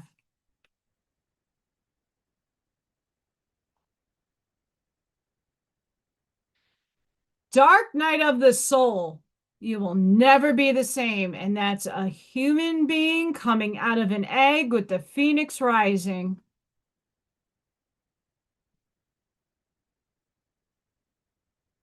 In 3D, you may have power. In the higher realms, I hold spiritual power and rank. Shadow work. Accept, learn, forgive, purge, release, integrate, embody. Spiritual work isn't pretty. It ain't. This is why I put embody over here. You got to embody it in order for it to set in. My demons play well with my angels because Source says so. I have an angel and a devil playing on swings. That's me. Old self versus new self. Choose the paradigm. Let this go. Let this begin. Life is like a slinky. This is the 1D right here. We bounce through the spiral as we ascend.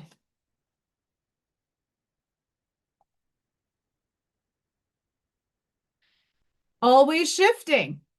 Here's your past and here's your future. You get to choose your experience. Which one are you choosing? Which wave function are you collapsing? What are you observing? This isn't not out in the store yet. This is going to come out next month with Little Thor. Forged in fire, purified by light, survived the storm, embodied the path, forged strong.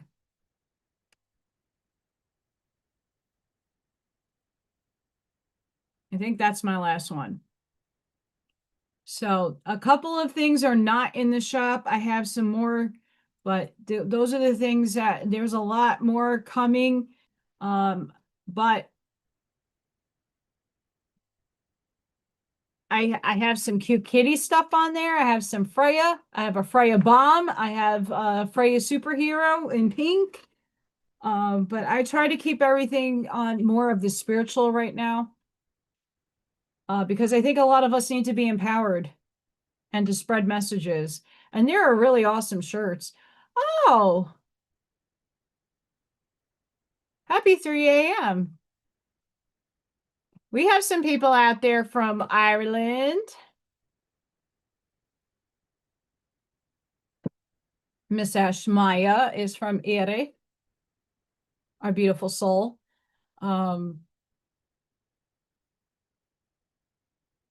Yeah, so that's what's in my shop. Guys, I have to go potty again, so give me a second. I'm going to actually put this on again. I drank a lot of water today, and I'm drinking tea. Give me a minute. Woo!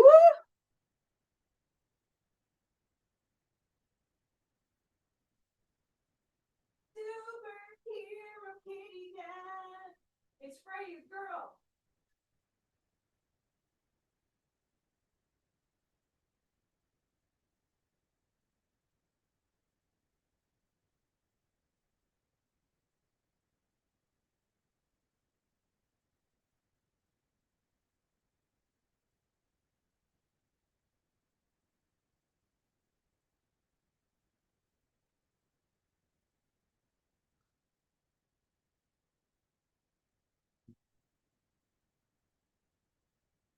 I'm coming back.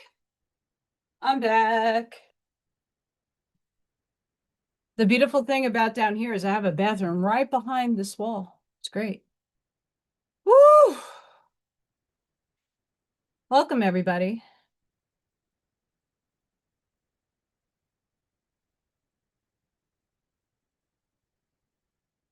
You do deserve to have more in life. Absolutely.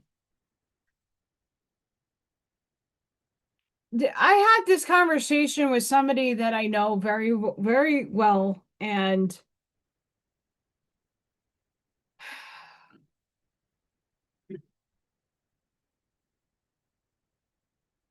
what is your highest excitement? And I'm using Bashar's terms, but what makes you really happy? What would you do in this life that would make you so happy to wake up every day and be motivated to light the fire under your tushy? There is many points that on this channel where I'm like, I'm done. I was in tears. I'm done. Batty. There's my camera. It's Batty. High spirit. There's my college degree.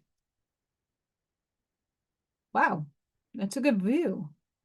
Why doesn't it stay like this all the time? Look, I have more books.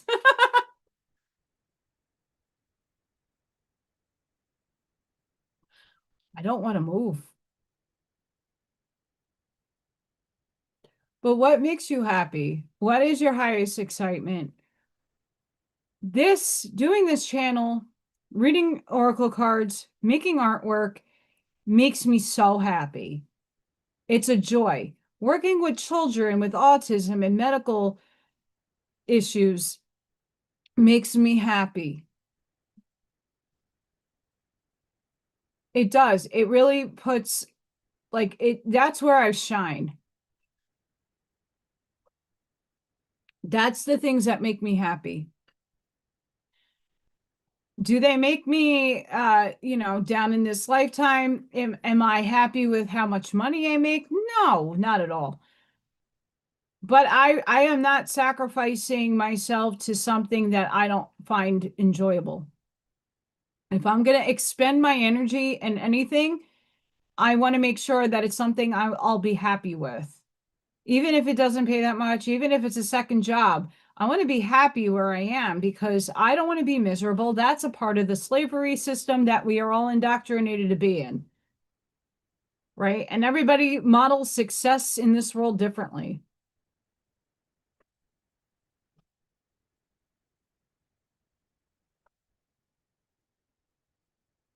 Well, thank you. Um, you have to learn, we all have to know what success means to us internally. For me, it's being happy with what I'm doing. It's knowing that I'm putting enough effort into my life each and every day, that the breath I am breathing has worth, that I'm a worthy contribution to this world, that I have something to say and I'm not afraid to say it.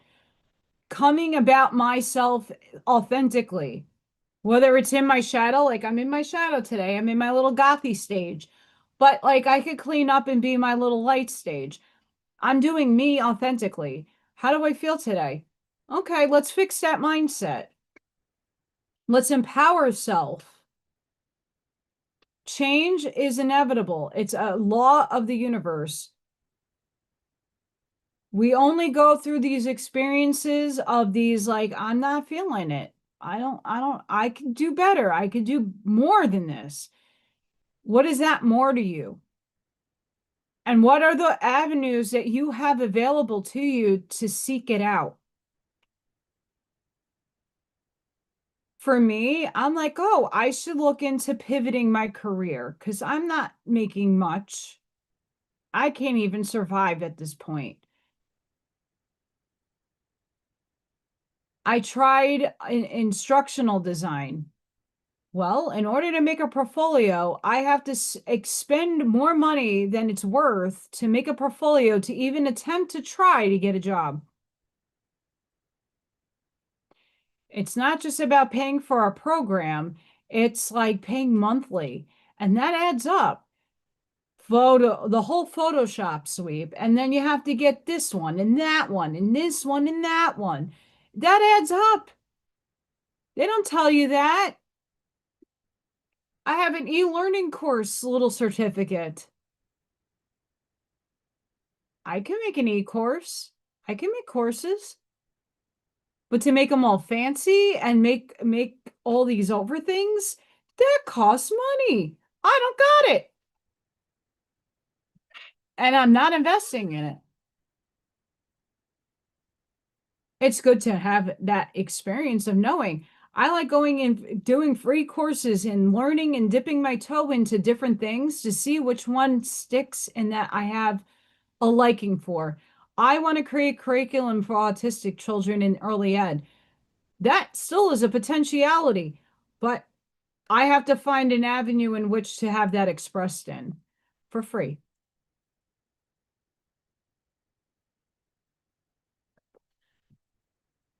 The archetype tonight is the maiden, the virgin, the princess, the innocent. The maiden archetype is the epitome of innocent arousal, naive sensuality, and precarious purity. She's compelling and addictive. Because of her flawless and youthful glow, she's the first archetype in the trifecta of maiden, mother, crone. and rightfully so, because she has, oh, so much to learn. The maiden is perfectly positioned for trouble to come her way and to subject her to a challenge that leads to the next phase of womanhood. She must grow up, yet hesitates at the threshold, enamored by the charms of youth. The maiden represents the side of us that is riveted and curious, drawn to shadowy forests, dark nights, and taking just one taste of poisonous fruit. Her magic is edgy and includes both shame and delight. Let yourself fall down the rabbit hole, young one. Curious, enchanting, sensual, full of vitality. You could take some of this, but let's spin this. We are shifting to a new paradigm, a new epoch, a new age, new dawn, whatever you want to label it. Consciousness is expanding. And with that consciousness expansion, we have to all remind ourselves to have a beginner's mindset. Thank you, pure love. We need a beginner's mindset. To be that innocent child without judgment, walking into some change, into something new. When you're a child, you're exposed to so much stimulus and so many new things. You're not judging it. You're just going through the throes of experiencing. And that's how you gain your knowledge. You put things in your mouth. You're touching everything. You're going through and sensualizing everything. You're touching. You're getting your neurological system to adapt to, is this good or bad? When we're going into this new life, this new reality, we don't know what's in store for us. We don't know how to navigate it just yet because it hasn't really formulated. It hasn't materialized. Having the innocent beginner's mindset is not sending you back. We all have the experience of living here. So you're taking what worked here and bringing it over there, but with that expectation. And having a fresh viewpoint, a perspective that anything and everything can be created at its beginning stage, at its infancy. How can we work with that energy? That's how we would take the maiden, not some ignorant maiden whoring around the town and around the castle. I wouldn't take it that way. I would take at it looking innocently at what is to come and having a beginner's mindset. Being curious, being innocent, because we don't know how things work. And going and learning along the way, gaining that experience of a new epoch, of a new dawn, how to work with new, different energies. I think we have it. I think all of us have it within us to do that. Just don't let your stubbornness get in the way.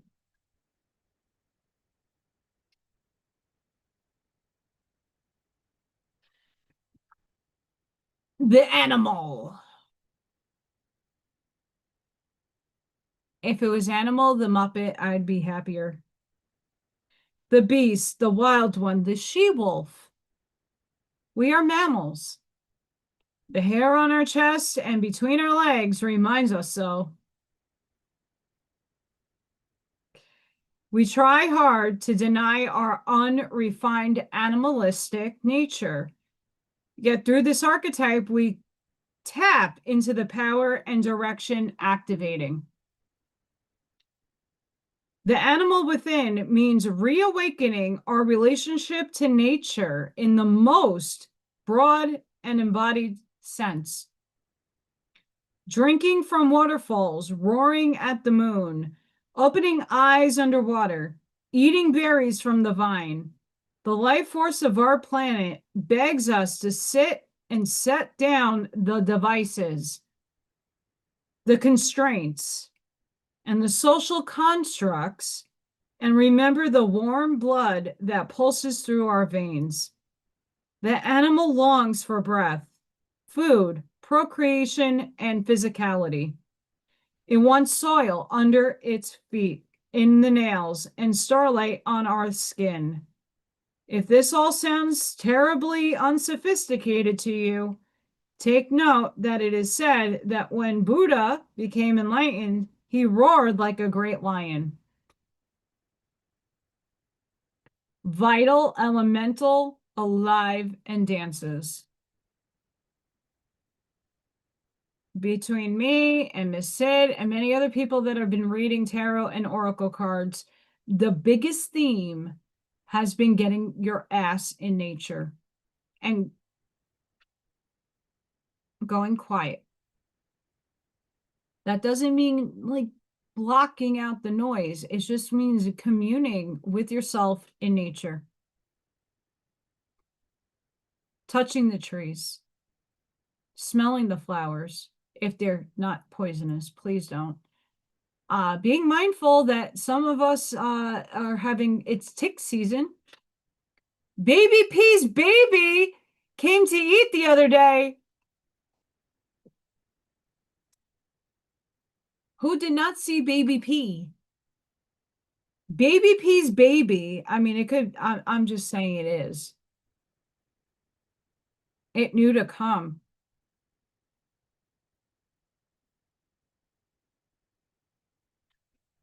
Look at the baby.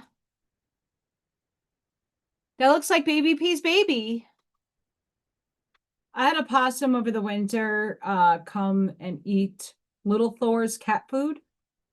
And we eventually noticed that Baby P was a girl, that Baby P was pregnant, and that her sack was really loaded with babies. And I haven't seen her in a couple of months. But if her babies are coming up to eat, I'm really excited.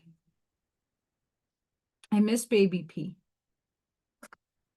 And Baby P came to me a little baby, little baby.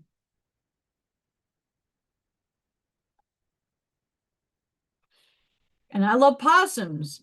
Possums are welcomed on my property. They can take full reign. I don't care if they're nasty. They don't carry rabies. They eat ticks. So when Allison is outside mowing the lawn, because I do, I mow the lawn. I mow my own lawn. I weed whack too. I cut and prune all my shit. I'm not getting bitten by parasites because Baby P and her babies are eating all the babies, all the tickies.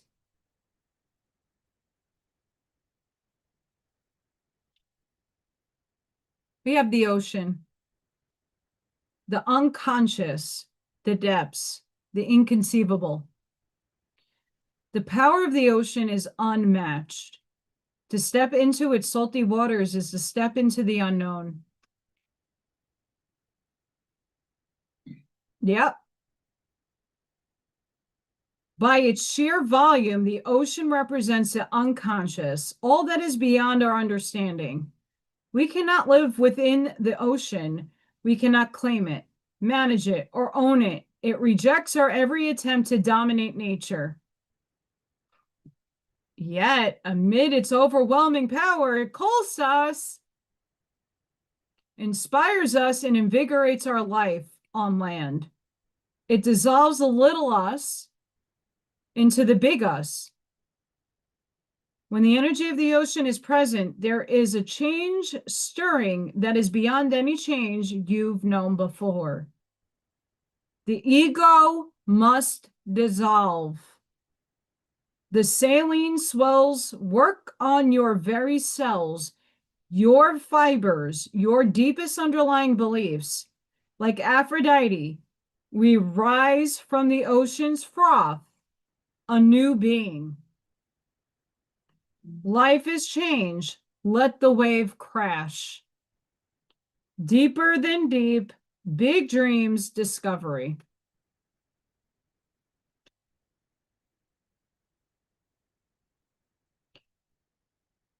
This is what humanity at large and all of us are going through. We're purging.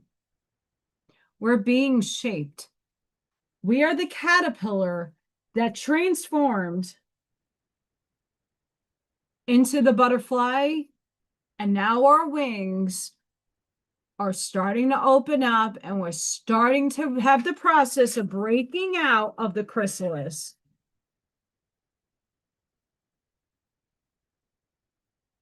Sorry about that. I drop a lot of things.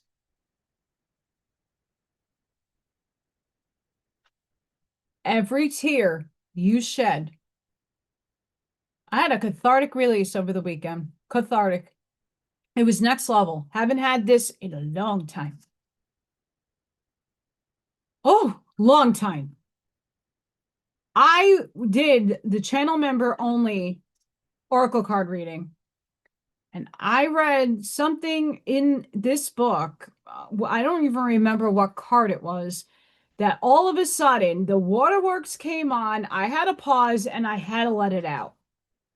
And then my parents came and made it worse. My parents come in frequency, and when they come too close, they make me cry because it was the last moments I had with them. So that's how I recognize my parents, when they come to me energetically. Not because I want me to cry, it's just because the energy is too heavy and my body over needs a release. So it releases through tears. But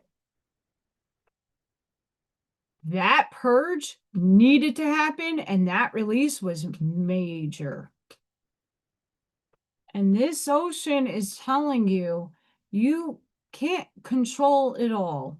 The only thing you can control is yourself. And the changes that are happening, go with the flow. Even if that means you are the surfer and you get knocked off your board and now you're in the fucking, and you're trying to grasp for air and you're doing your thing, and then all of a sudden you get carried to shore, and now it's like, ah, I survived, and kiss the ground. This is all of us in different stages of that, going through it right now.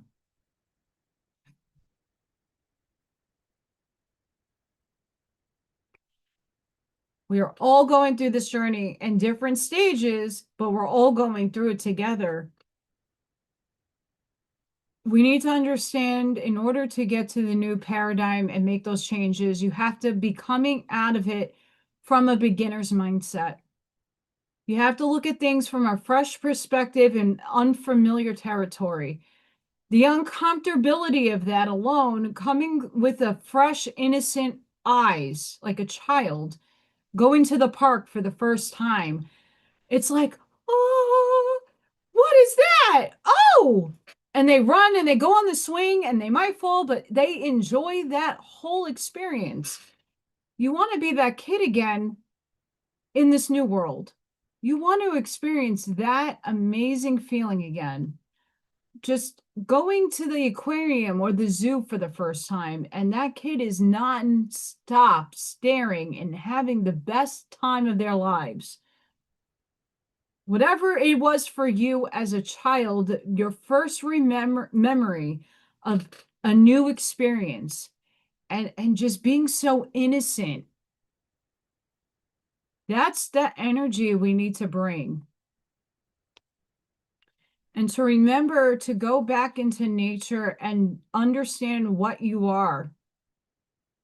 You're a part of the whole. And communing with nature is not only grounding, it's centering and recalibrating you, because you're getting cosmic downloads, but you're also getting uploads from Earth in her consciousness. It's not just downloads you're getting uploaded too. Uploaded from Earth. You're both from Earth and the cosmos. And God's omnipotent, omnipresent. Once you get that under grasp, you are a little piece of sand in a very big ocean.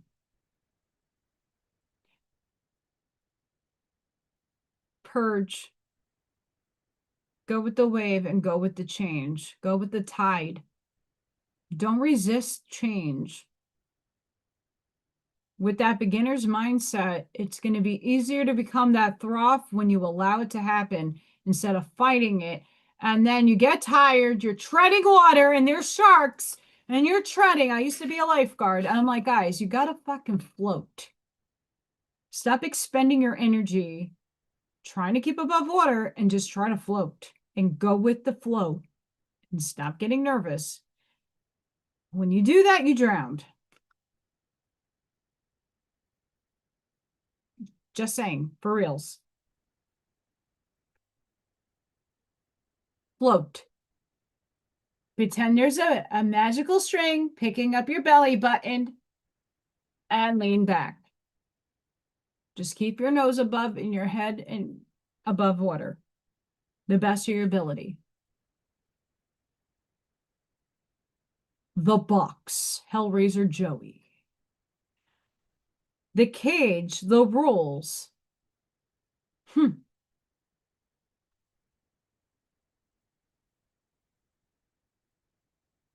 The worm. I need glasses. We all live to some degree within the confines of the box. This archetype represents everything that is known, anticipated, and expected. It holds us in place while simultaneously holding us back from the greatest visions. The box is sneaky, insidious, and everywhere, limiting us at the most unconscious levels. It is built of layer upon layer of social constructs and pressures. Breaking through its confines requires awareness, continued effort, and bravery. The box may appear as expectations from parents. I was talking about this earlier. A well-paying but heartless job. The pressure to look or behave like others, or simply to stay small. There's a box around you now made of some type of confining thought. What is it? The box shifts and morphs as we grow. This is part of its multi-layered nature. Once you break through one layer, another will present itself to keep you. Keep going. Breakthrough. An exquisite life requires it. Structure, order, coherence, and logic.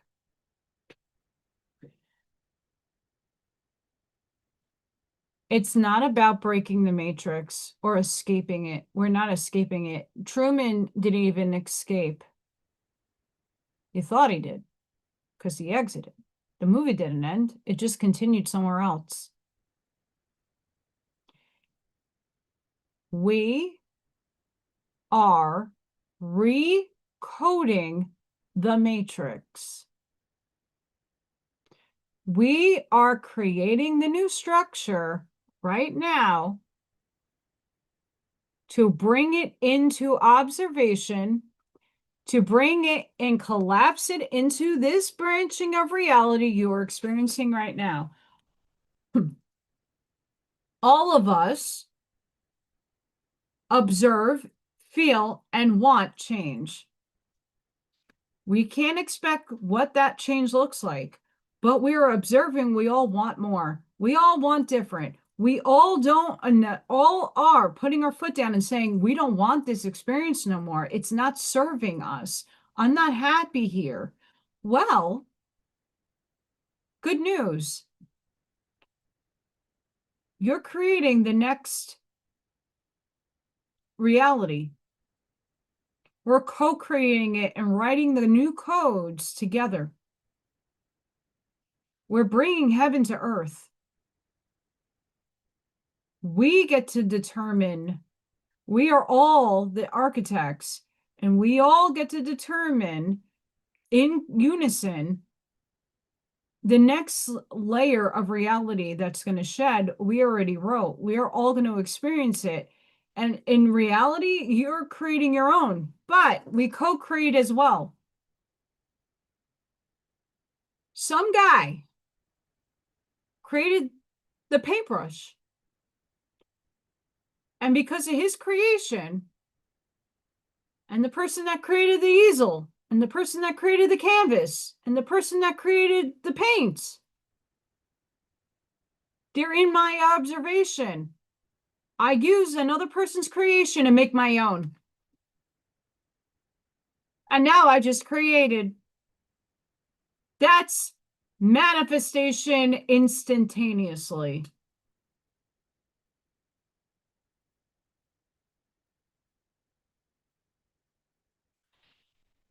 It takes all of us. It's not just what you like. I was describing. I have a menu of options up in 0 point. I have a billion timelines I wrote that I want to experience something different. So I now make a conscious choice to look at my options. So I'm like, all right, I want to pivot my job. I'm not making enough. I'm not happy. I'm done.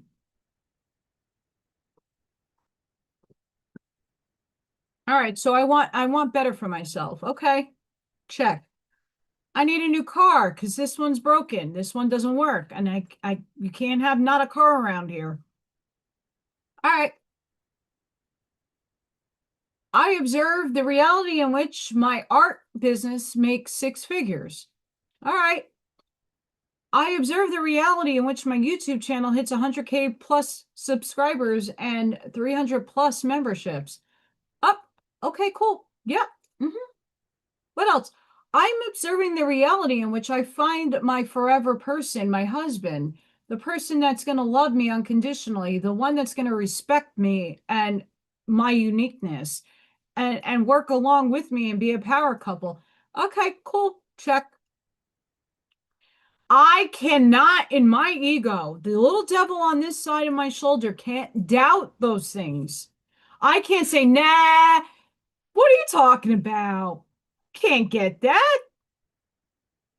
No, I chose things in my timeline and that one up there, higher density. Those are things I know I can actually obtain in this life. I can't doubt it. That's not to say that it's going to come like this, and it's not to say I don't have to work for it, but those are items on the menu that I can't self-sabotage and doubt myself for because I know what I deserve. I'm not asking for anything that is so over the top that it can't happen. So you also have to do the same. You have to find it. You can't doubt your nervous system. You can't fake it either. Your subconscious is creating a reality. That's where a lot of our blocks are coming from. That's why manifestation, what we consider manifestation, what we want is a lack because you don't have it. Manifestation equals don't have it. But observing what's arriving in your reality is knowing you already have it. It just has to densify down into your experience and divinely be orchestrated for you to obtain it.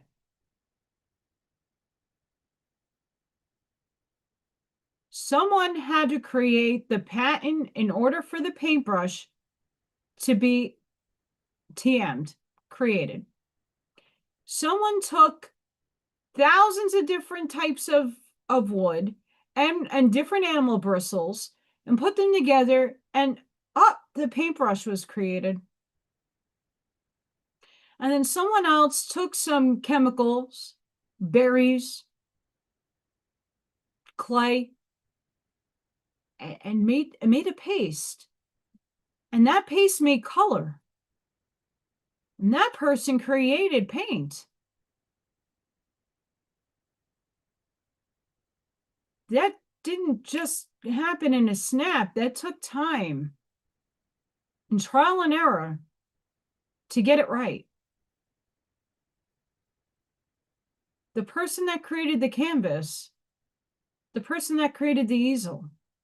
I'm just giving you the example from my wheelhouse. But Think about the coffee cup. Someone created this coffee cup, the invention, the idea. And then it took time to go and get it made and then to have it reproduced. I don't care what brand it's from. It's just the concept of we got to put effort in 3D. You have to have a cause and effect, action into motion for these things to occur. By me persevering every day and doing what makes me happy, what brings me joy, what fills me up inside, and knowing that I cannot doubt a future result because I know I already have it. It's just a matter of when. It's a matter of what I do differently or what I set out into motion that will hit or not. It's like the merch shop. I'm not expecting millions of sales. It might take 5 years for that to happen, but it's not out of the realm of insanity to think that. Same thing with the YouTube channel. It could take me 10 years to get over 100K subscribers, but guess what? It at some point will occur. I can't doubt it. My ego can't say no. Unless I give up on my channel or it gets taken down. But even that, I will persevere through that. That's an observation that I want, that I'm collapsing, materializing into form. I have to show up on my channel. I got to put videos out for it to be successful. So there's me doing the work, putting action into motion to get a result. I can't doubt it. My nervous system can't say no to me. Once your nervous system is so attuned to knowing that it's not coming from a lack mindset, it's not coming from not having, it's coming from already have it. Now I'm walking into it. Now it's merging, it's coming down, it's coming through me. Can't doubt it. And then it starts materializing. It starts taking form. It starts growing. That's how manifestation or collapsing the wave function works. You are observing what you want. You looked at the particles that are in waves and you gave the entanglement to those particles and you said, I observe you doing that. And now the quantum field has no choice but to give you that. The problem is we expect how it comes and when it comes. And that's where you have to let your mind do the beginner's mindset and just let it go. Know it in your nervous system that it's on its way. And don't expect, because then you're limiting how it's coming. God also will play a role in this because it's divinely orchestrated if you have something you want or not.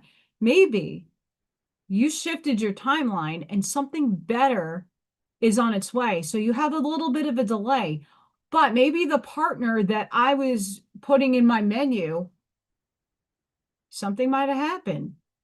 And you know, you can't force two things that don't want to work out combine.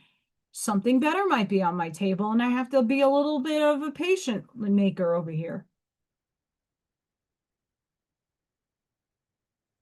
If we look at how the world and reality works and we look how energy works and how things are created, we want to talk about instant manifestation, but let me tell you what, if someone thought about the elephant dropping a poo on a blade of grass, it's already happening.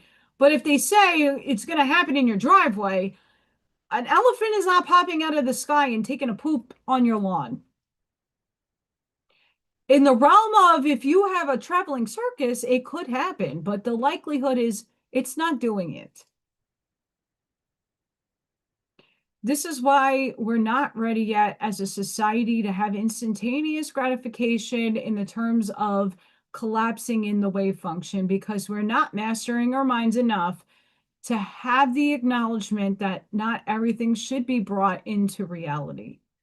Certain things need to be kept in the imagination. Certain things need to be kept in the unseen. And I'm not saying none of you are, but I'm responsible. Many of you are responsible, but there are a lot of people out there that have no idea what their power is. And they will bring hell, brim, and stone down if they could. That's why we're not ready yet. As we see the world stage unfolding, and we're seeing Congress do its thing, it's orchestrated, it's a movie, but we're watching people melt and have a kitty tantrum. Oh my God! One side serves him right, the other, right? You get this. Hi. It's a movie. And at some point, truth is the truth. It's a frequency, and your free will, accept it or not. Having an open mind to the reality in which you live is better than closing it off. Because you don't understand it, because you don't have a belief system within it, doesn't necessarily mean it doesn't exist.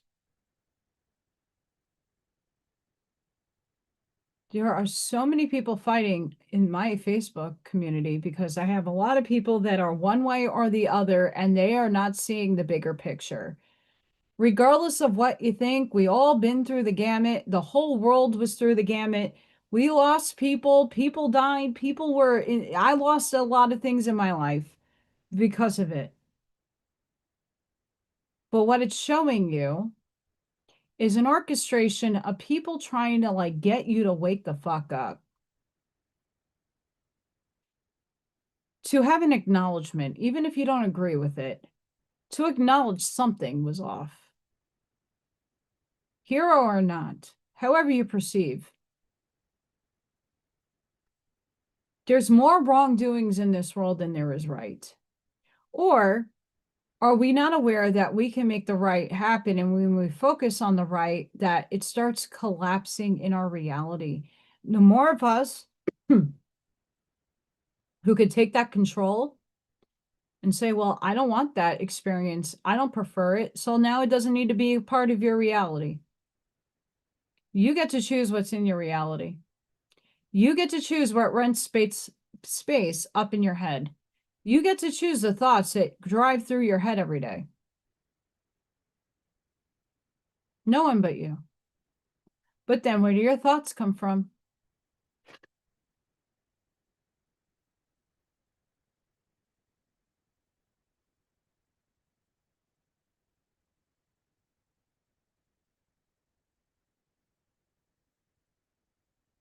Where do your thoughts come from? Where do your epiphanies come from? Where do your insights come from? Where does your someone created this blueprint for a Lego unicorn.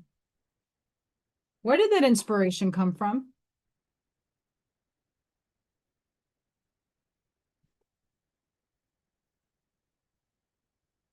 That's over like almost 2,000 pieces of Legos. It's a big cat. It's Tuxie Cat. Who came up with that?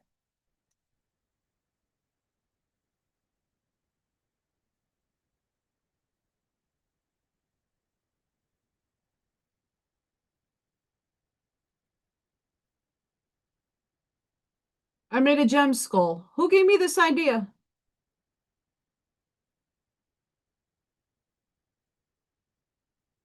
Who gave me this idea? Where did I get this inspiration from?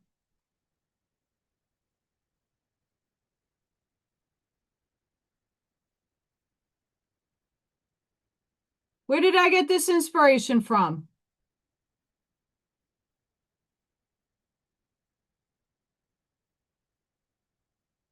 Thank you, guys.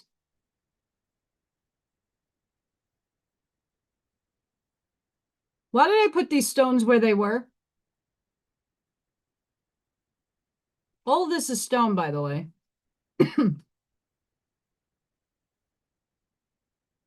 What possessed me to make this?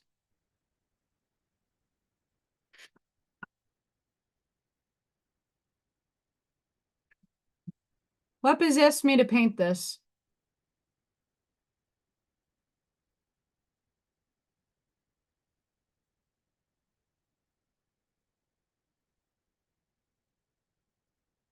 Who put the thought on my head to make the fire horse, the Chinese zodiac fire horse? But what made me put the unicorn and the disco ball? What made me do that?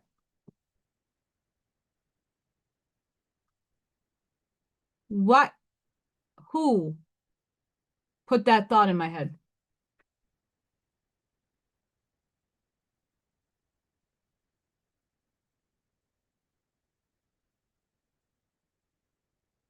The floral stuff. What possessed me to do that?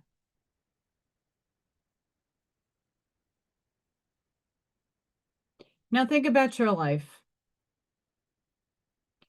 Ask yourself, where does your thoughts come from? Where do your aha moments, your epiphanies, your thinking, where does it come from? You are the drone your higher self has that controls. You're being channeled constantly.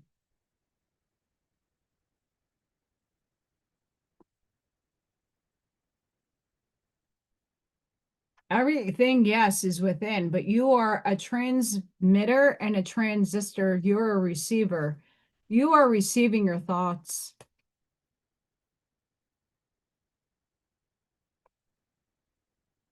You create your reality. Now, when I talk about empowerment,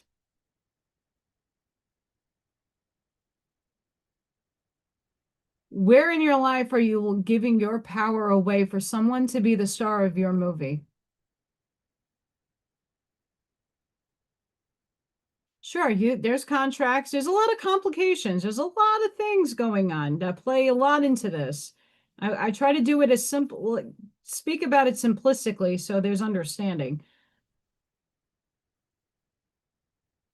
You still have a role in all together now. You could create your reality, but you're co-creating the world together.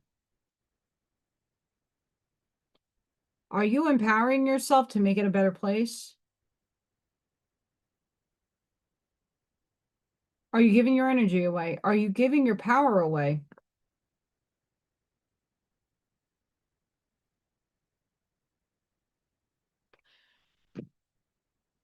This is why this is all I talk about in different ways and forms, because this is what upstairs needs everybody to start getting on the very similar page. You don't have to be on the same one, but a similar.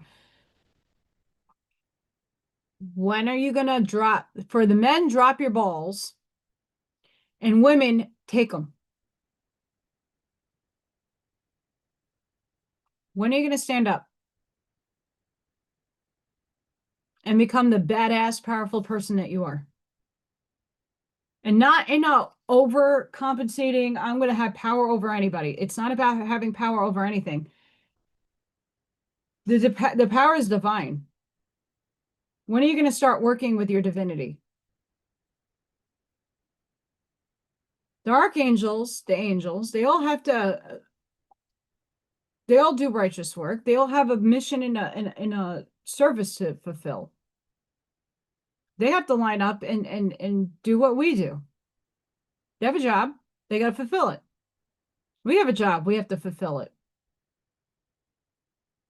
But at least they have the acknowledgement that they're divine and they're doing righteous works. Even the little demons, they're doing righteous works.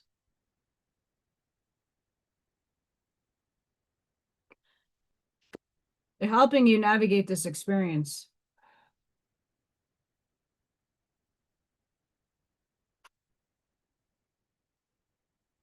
Ewas. Horse, travel. Travel or change of residence, as well as loyalty, trust, and teamwork, are the dominant themes for this rune card, which is associated with the horse, a sacred animal in many ancient cultures. Just as the bond between rider and horse is based on faith, love, and trust, this rune card reminds you of the importance of these qualities for the key relationships in your life. The card could also apply to a work situation or project in your life that requires discipline, trust, and teamwork if there is to be any forward movement. Well, have fun with that during Saturn and Aries retrograde. If you want success, you need to dedicate yourself wholeheartedly. There are no half measures. Finally, the relationship on which this card could be turning the spotlight is the one you have with yourself.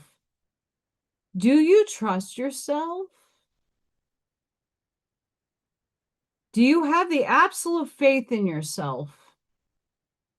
If you don't, this card is urging you to focus your energy less on others and more on believing in yourself and building up your self-confidence. Hi, Tim. Welcome back. If Spirit ain't here, these cards are speaking about everything I've been talking about tonight. Proof in the pudding.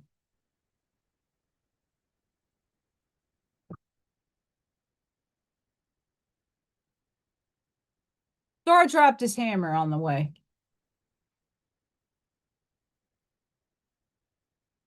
Yeah, I'm not tired. I was up until 2 in the morning. I slept like 3 hours last night. I'm shocked I'm awake. But then again, I'm channeling. Can't help it.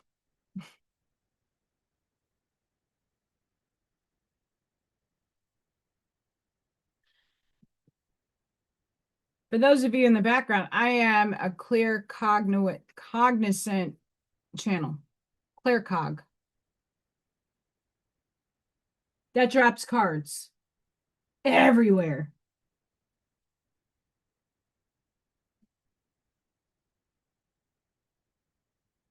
Come on. There we go.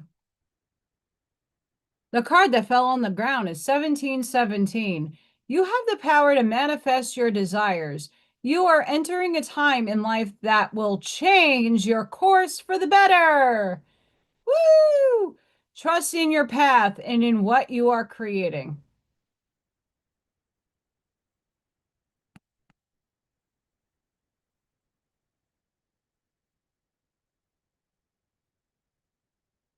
Well, you're welcome, Tim. I'm just a vessel. I'm just a messenger, like many others. All of us are. Yes, Tim, you have to share with us. Since you said you made dinner, what did you make for dinner? We're not judging here. Last week or the week before, I want to say, if you guys share what you're eating for dinner, you are helping a lot of people out. I promise you. Two couples reached out to me to thank me for asking people what they had because they were, those couples that couldn't decide. They were not angry at each other, but they were like, but I don't want that, but I don't want that. And the back and forth nonsense. And then I think it was Sparky put down a dish that she was making, and those people were like, what? Ooh, that sounds good. We'll make that. It helps people. Brings people together. Serious.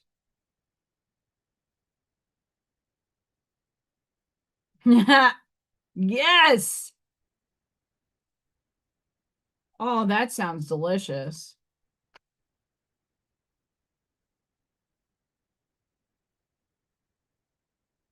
I like that.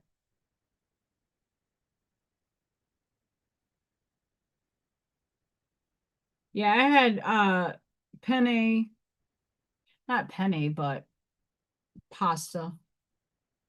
with chicken and pesto. So good.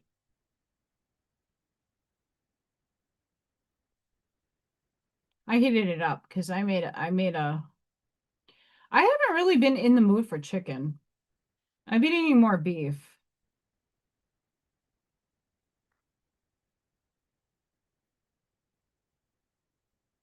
What I forgot to get on my my Walmart order was I wanted to make tacos.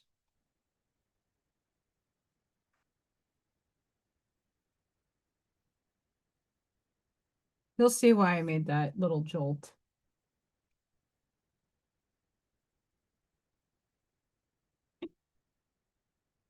Funny, haha.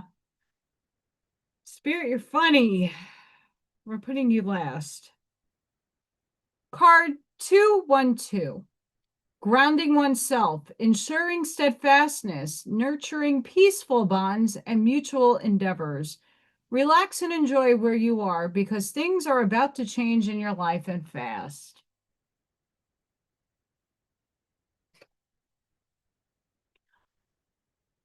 Tim, I do a white sauce with angel hair pasta and I'll add some shrimp and sometimes chicken and sometimes spinach. It depends on the way I feels. Maybe basil. Oh, that's my thing. I love Italian food, period. End of story. Angel number 101. Trust your intuition and listen to the guidance of your higher self. Your thoughts and beliefs are creating your reality. So be careful how you think. Me and Arnie are on the same wavelength. I know, I do too. I've only had to cook for my mom, and my mom was on like very bland diety food, and I could cook that. To be a chef level, nope, I bake better. Angel number 333. Positive spiritual mental peace and abundance coming. Your love life and relationships will flourish. Well, I've been putting myself out there, not having any luck. It is what it is. Growth and expansion. She definitely is.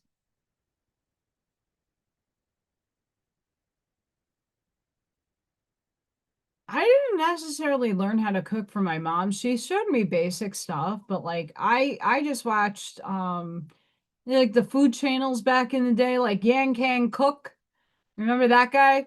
And I did not watch Julia Child. I was not into her. There's some people back in the day I used to watch, and I was like, ooh, I could do that. Yeah. And then I would just watch my Italian Nona neighbor cook. I really learned from her. Yeah. Angel number 777. Wisdom, intuition, and divine connection, discovery of self, and personal growth. Take time for you and embrace solitude.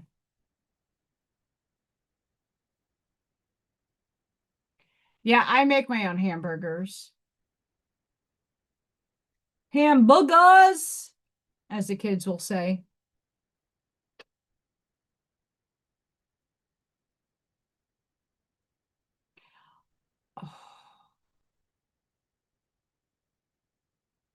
My so I have another friend who his name is Allison, spelled my way.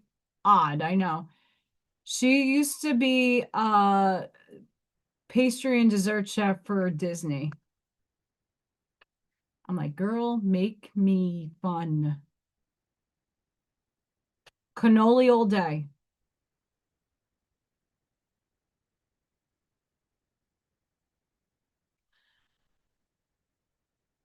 To the people in the background, please make sure you like, you shared, you subscribe, you hype if you have that ability.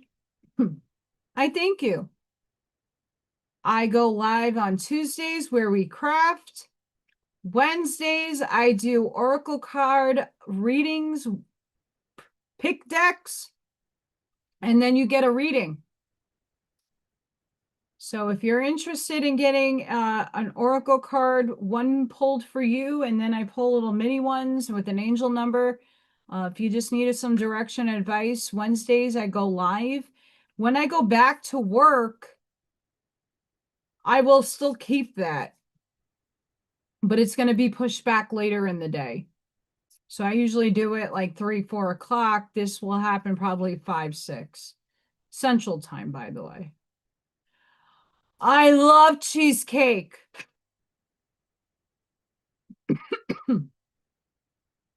I like Junior's cheesecake. That's the New Yorker in me. My grandmother made an Oreo crust cookies and cream cheesecake. And I don't know what my aunt did with the damn fucking recipe book, but I can't replicate it. She had magic in her shit, I tell you what.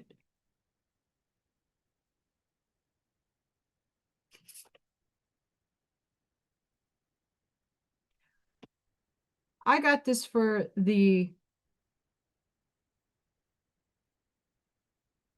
channel member end card. It's coming up again, so maybe people need to hear it again. Alabaster Tablet of Lila. Lila.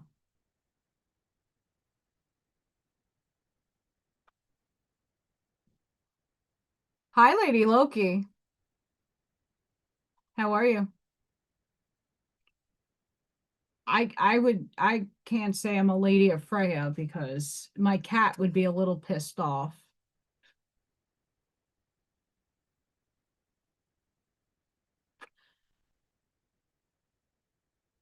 But here in Indiana, I haven't had good dessert here. I have to ship it from New York to come here.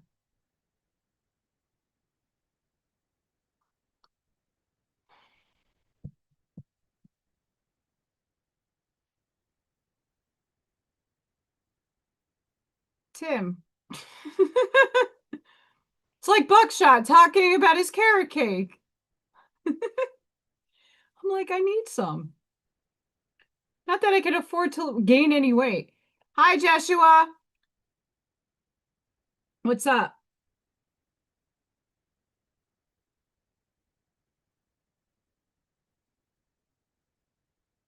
You guys are funny.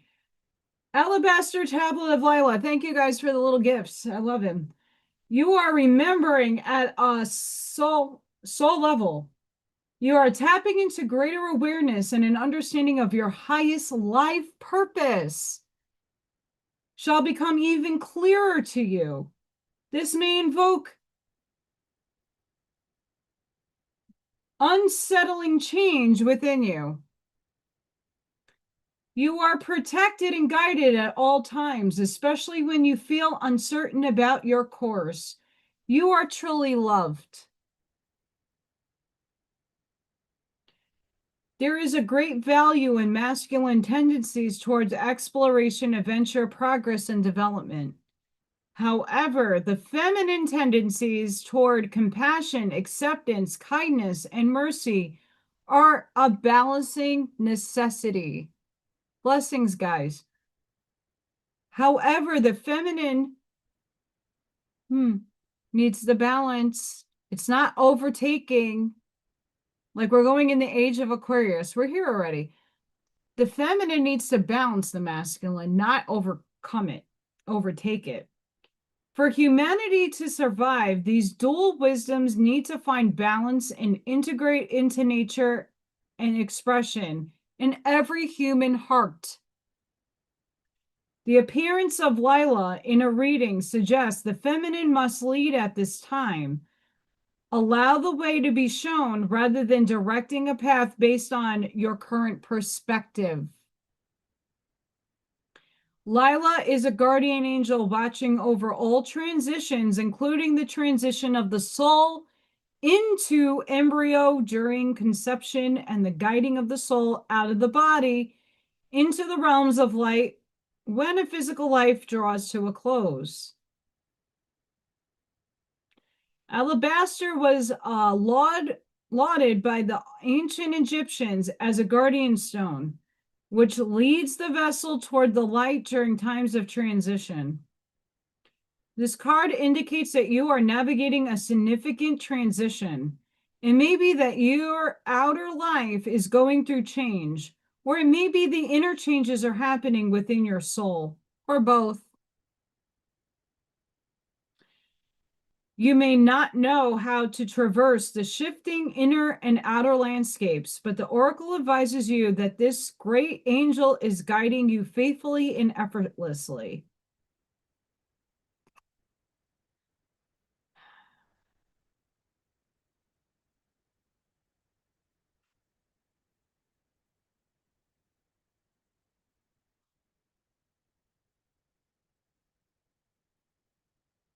The alabaster tablet is created from a sheet of alabaster that energetically sheaths the soul, deflecting interference through an invisible protective shield.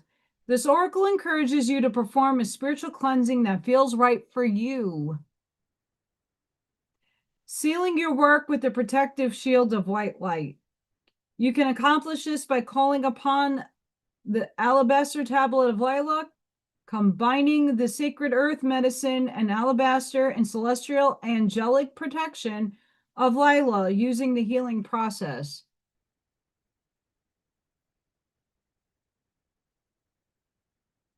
Huh?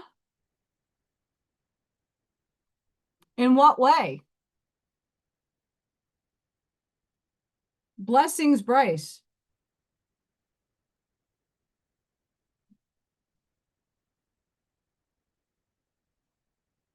I like when people postulate something they know nothing about.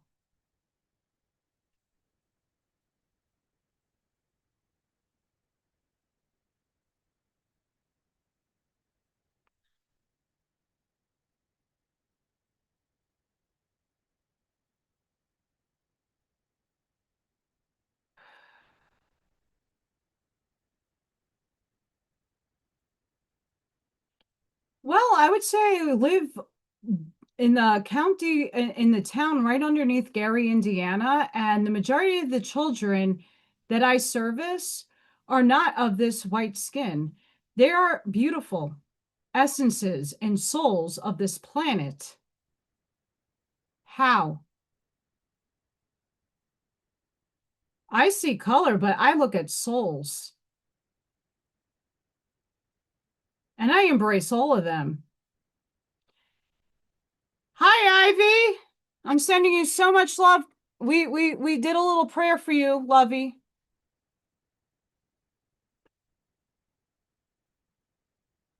I know you are, honey. We're sending you so much love and light today, and energy and hugs and strength. Anybody. When God said, let there be, we all materialized. We all became conscious. Energy. Form. If you believe in the multiverse, all of us had experience in every culture, language, color, delineation, alien, interdimensional being. I'm an archangel.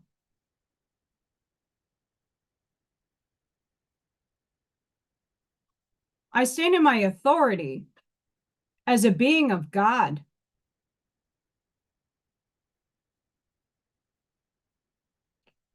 My essence in this lifetime, the consciousness that inhabits this vehicle, it's a vehicle,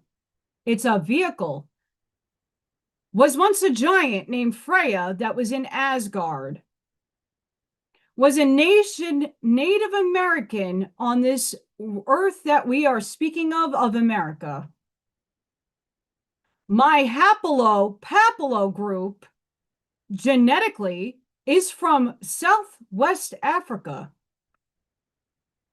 I deny none of my essences because they're all make me the individual essence of source that is here standing before you today. And calling me sir, sure, in my past life, I was definitely masculine.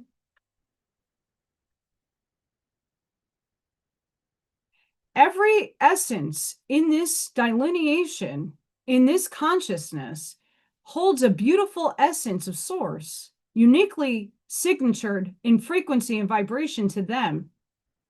By assuming and making an assumption of a person because you don't comprehend language or want to understand deeper and saying, put your book down. I feel sorry for you.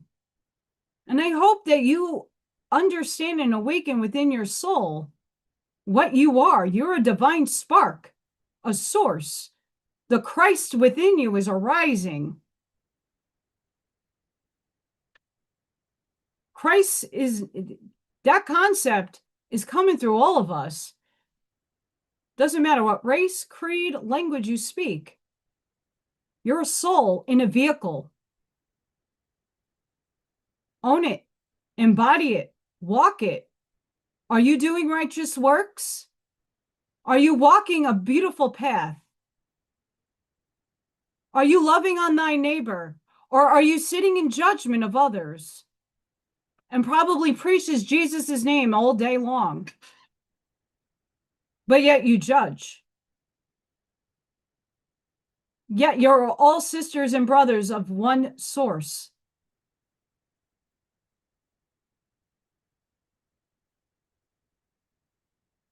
I service people from all delineations. I lived in New York. I had all kinds of colors, creeds, languages in my classroom, all treated equally with love and light and acceptance. I now live in Northwest Indiana, servicing children of all colors, shapes, and sizes and languages. They're beautiful souls, especially the ones that can't advocate for themselves, especially the children without voices because they're autistic. So please tell me again, your perception of what that word means to you. Or is there enough hate in your heart that can't see past a vehicle, a skin, a shell? Because that's all this is. I'm a light being. I'm an emanation of a celestial being. All of you are. Stop limiting yourself to a third-dimensional linear thinking.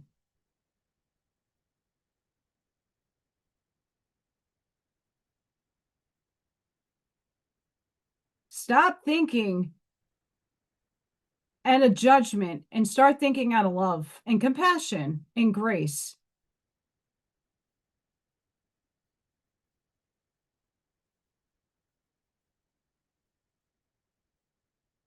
I stand in my empowerment. I know what I am.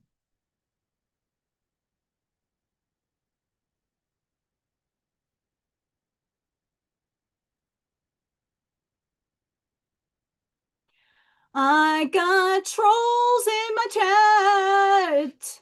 Trolls in my chat that can't understand. I got the biggest balls dropping right now. Woo! Big, mighty ones.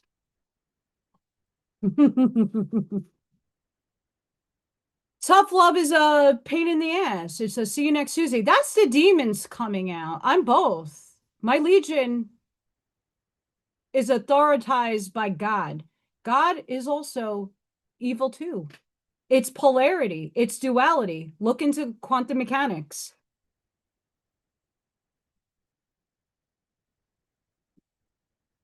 Oh, my ears. Guys, they're just trolls. Who knows? FAFO. I mean, 5 hours ago, if you were here listening to the beautiful words, you might have learned something, but that's okay.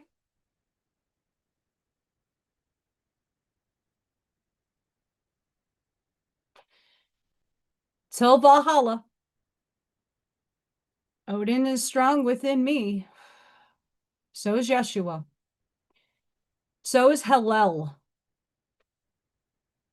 That runs my vehicle. And Gabriel. Those are the only two energies that I really will give the name to, besides Freya. But that's in another essence. My angels and my demons play well with each other, and they work together in unison.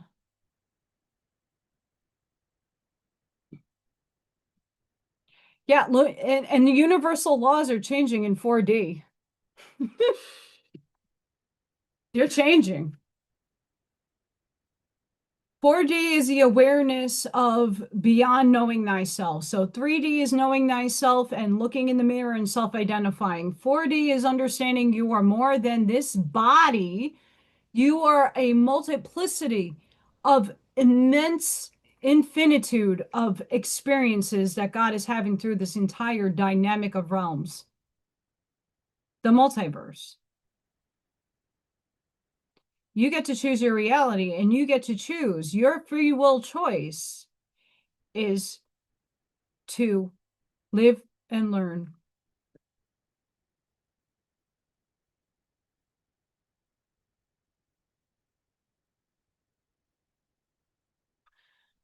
Aww. I'm sending all of you guys that hate my guts or are trying to eat away at me. I love you. I really do. For they know not. For they know not. Thank you for giving me the views, though. I appreciate it. Thanks for circulating me around. You should know how the algorithm works.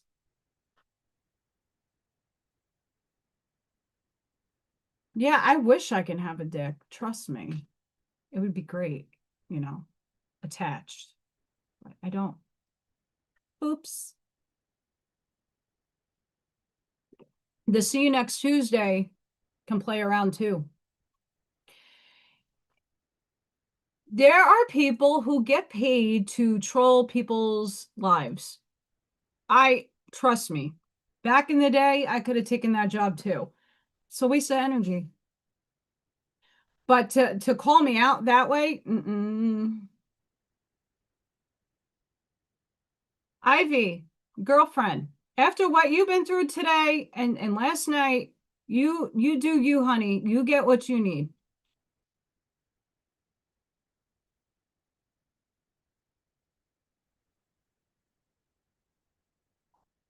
You get what you need.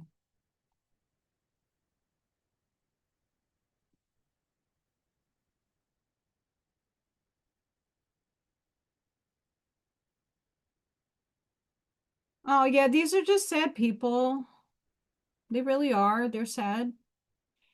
Like making insults and then having your picture as your thumbnail is wise. I don't judge though.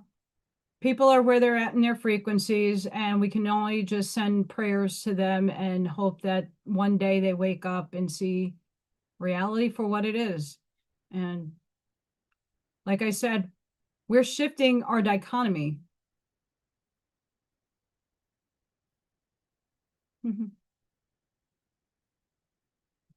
You too.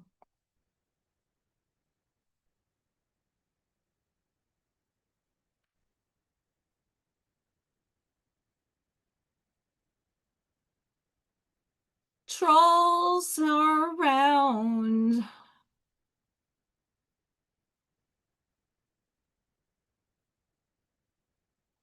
I guess my demons are activated. They're all coming out, the gremlins. Oops. I feel sorry for all of you that have to be negative in a beautiful community, but that's all right. We ignore you guys.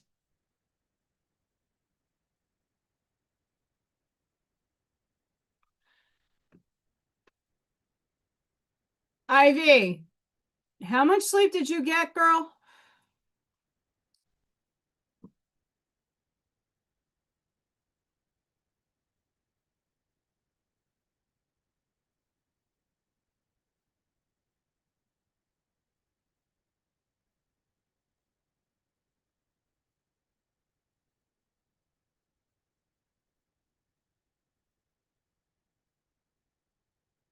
Girl, you got to take time. And I need you to sleep. For sure.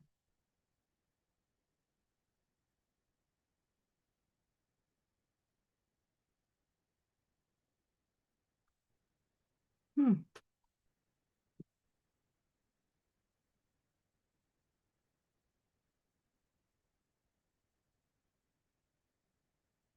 Spirit said one more.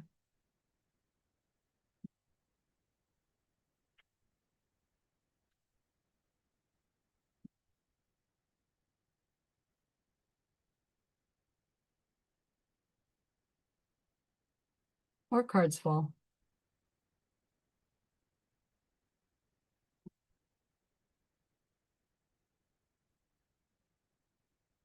Yeah, I didn't get to sleep until 2 in the morning. That was not fun.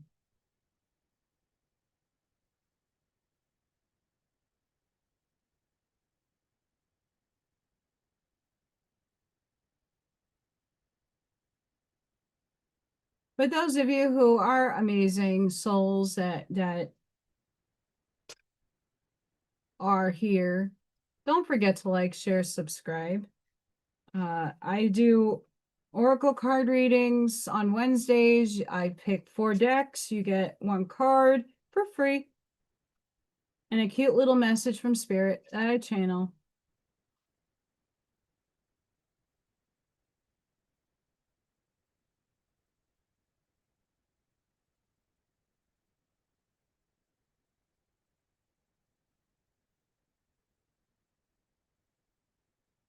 You know, it's really sad people calling me trans. I'm not offended to that because I don't hate people that have a differing way of loving themselves.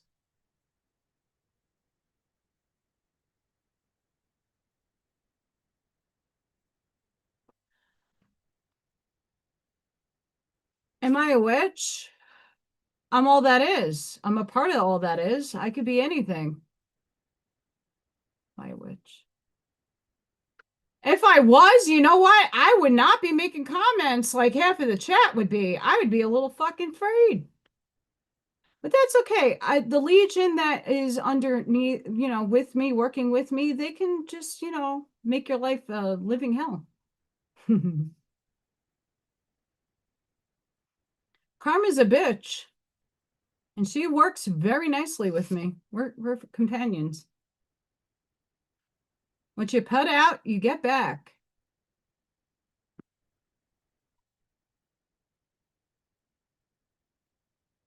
Oh, this is beautiful. You read oracle cards. You're from Satan. Yep. God created Satan as a way to teach you polarity. The breath. I reclaim my soul.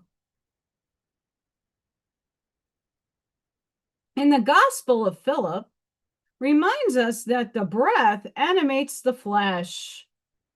Oh, that's right, our vehicles. We come to life with that first inhale when we emerge from our mother's body, and we leave this body with an exhale when it's our time for what's next. The breath is so simple that it perhaps the easiest aspect of being alive to take for granted. And yet the breath has the power and potential to bring us back to life, into this moment, happening right now, just as it did when we were first born. When we are trapped in one of the 7 powers of ego, all we need to do is become aware of our breathing. If we can bring presence into the pain through an intentional breath, we can reclaim and remember our power to shift everything that comes next. We could take one intentional breath to return to the body and drop into the heart. We could take a second intentional breath to connect to the presence of love that rests within us. And then we could take a third intentional breath and surface, drenched now with the presence of love to guide us.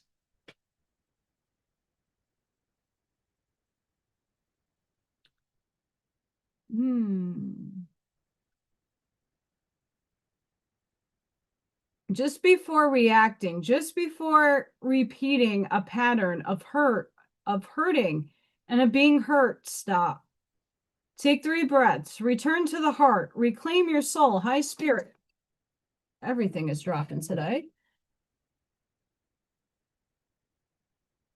Take 3 breaths, return to the heart, reclaim your soul, then open your eyes more anchored to love and might lead you. It is through the breath that we can experience a new embrace, so that what comes next isn't from the ego alone. It's all from the heart of who we are. It's straight from the soul. Oh, yeah. Take 3 intentional breaths right now and reclaim your soul.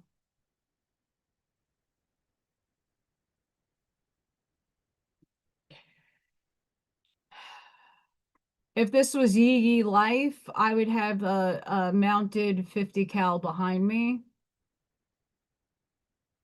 I'd have my buckshot,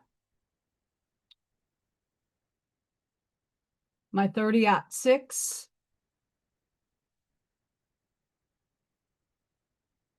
This beautiful brass.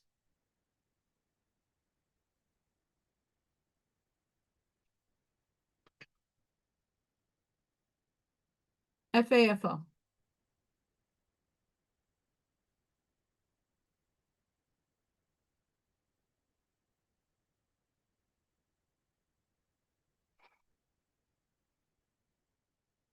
So with all the deep conversation that we had today, there were beautiful messages of empowerment, owning yourself, owning your light, owning your reality, owning what you put into this world.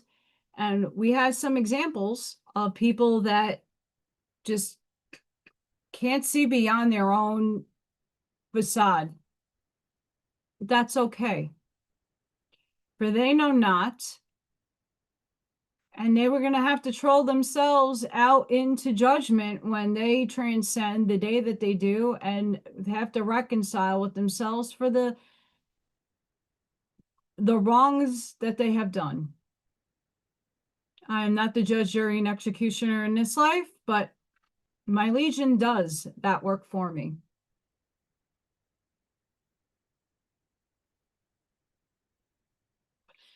One of my spirit guides is a bigger than life black bear with a berserker. Who knew? I got a pack of wolves. I got fae. I got celestials. I got a whole gamut of fun. Whole gamut of fun. Blessings. I'm an Aries. I'm very much fire and air in my chart.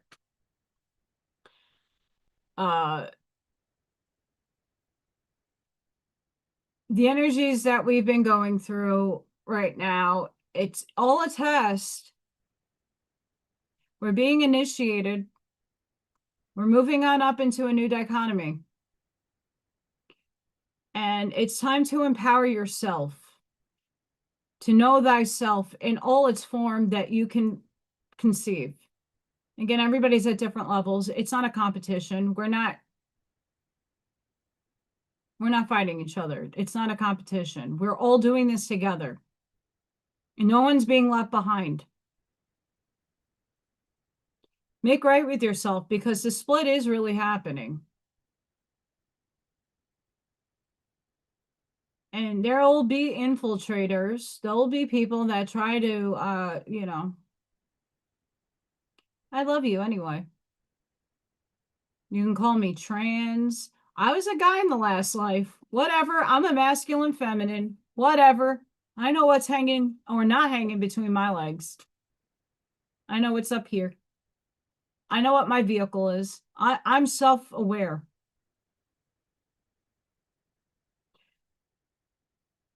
We got to self-empower ourselves to be the best versions of us and do the righteous works and model the best that we can to the level that you are to the world. And each and every turn, you're going to get tested. But you could persevere knowing your worth, knowing your value. You could persevere through anything. Don't let another soul who wants to insert their perspective, only one little narrow-minded perspective, ruin your day. All is perspective. There is no right or wrong. There is good and evil and delineation in this linear context. But if you take the bigger view of 4D consciousness, Christ consciousness, and you see the bigger picture, there really isn't any right or wrong, because all perspectives are welcome, because those perspectives are creating the reality in which you live. The only thing you could do is observe your reality and change your timeline. That's your free will choice. Maybe I need to dress very sexy vixen next time. We'll see. I'm in my shadow tonight. That's right. And a lot of us can handle a lot more than we give ourselves credit for, Tim. That's one of the biggest things. We don't, I'll leave you all on this. What Tim just said, but add this. You are being forged in fire, purified by water and air. You're going through the storms of this world to become an aspect of source that needs you to be strong for what's to come.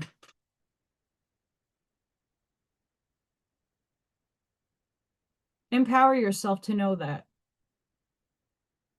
You're a soul inhabiting a body.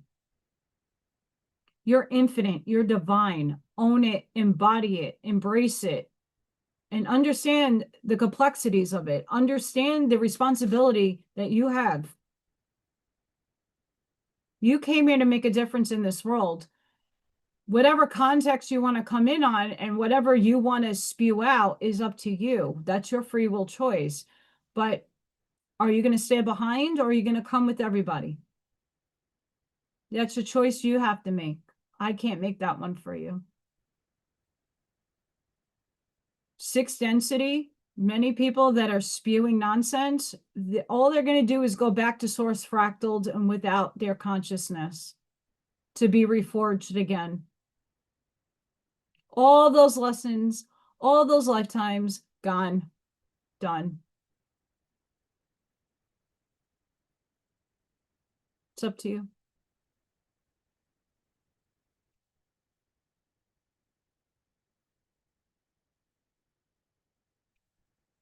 That's right, Ivy. I'm going to leave it here. I will be live on Tuesday for Craft and Sip. I will be live on Wednesday doing oracle card readings. I have 4 decks. After, I'm going to make sure I'm not going to have another cathartic release. I will pick 4 and I'll put it into my community tab so you guys can have a plethora of card choices. And then on Wednesday, I will read for everybody that comes. It's free. And then I do a collective at the end, like I kind of did tonight. Just ground your energy, go into nature. And if you can't get into nature necessarily, sit in meditation if you can. Pure tone hurts in the bath. If you're taking a bath or a shower, doesn't matter. Water is water. Bless your food, bless your drinks. Sending each and every one of you love, light, compassion, grace, shielding, and protective energy. Please go within. Be the shoulders. Be the lighthouse. Sprinkle and seed your truths. Light that path forward. Please have a safe, beautiful, and amazing night wherever you are in this world, day or night. Thank you all for joining me, watching, and contributing to this amazing community in the chat. Please go check out the bottom of the YouTube channel so you will be able to find all the people that support me, that I support. Go support them too. I'm going to be adding Divine in my little links underneath there. And until next time, guys, have a beautiful day.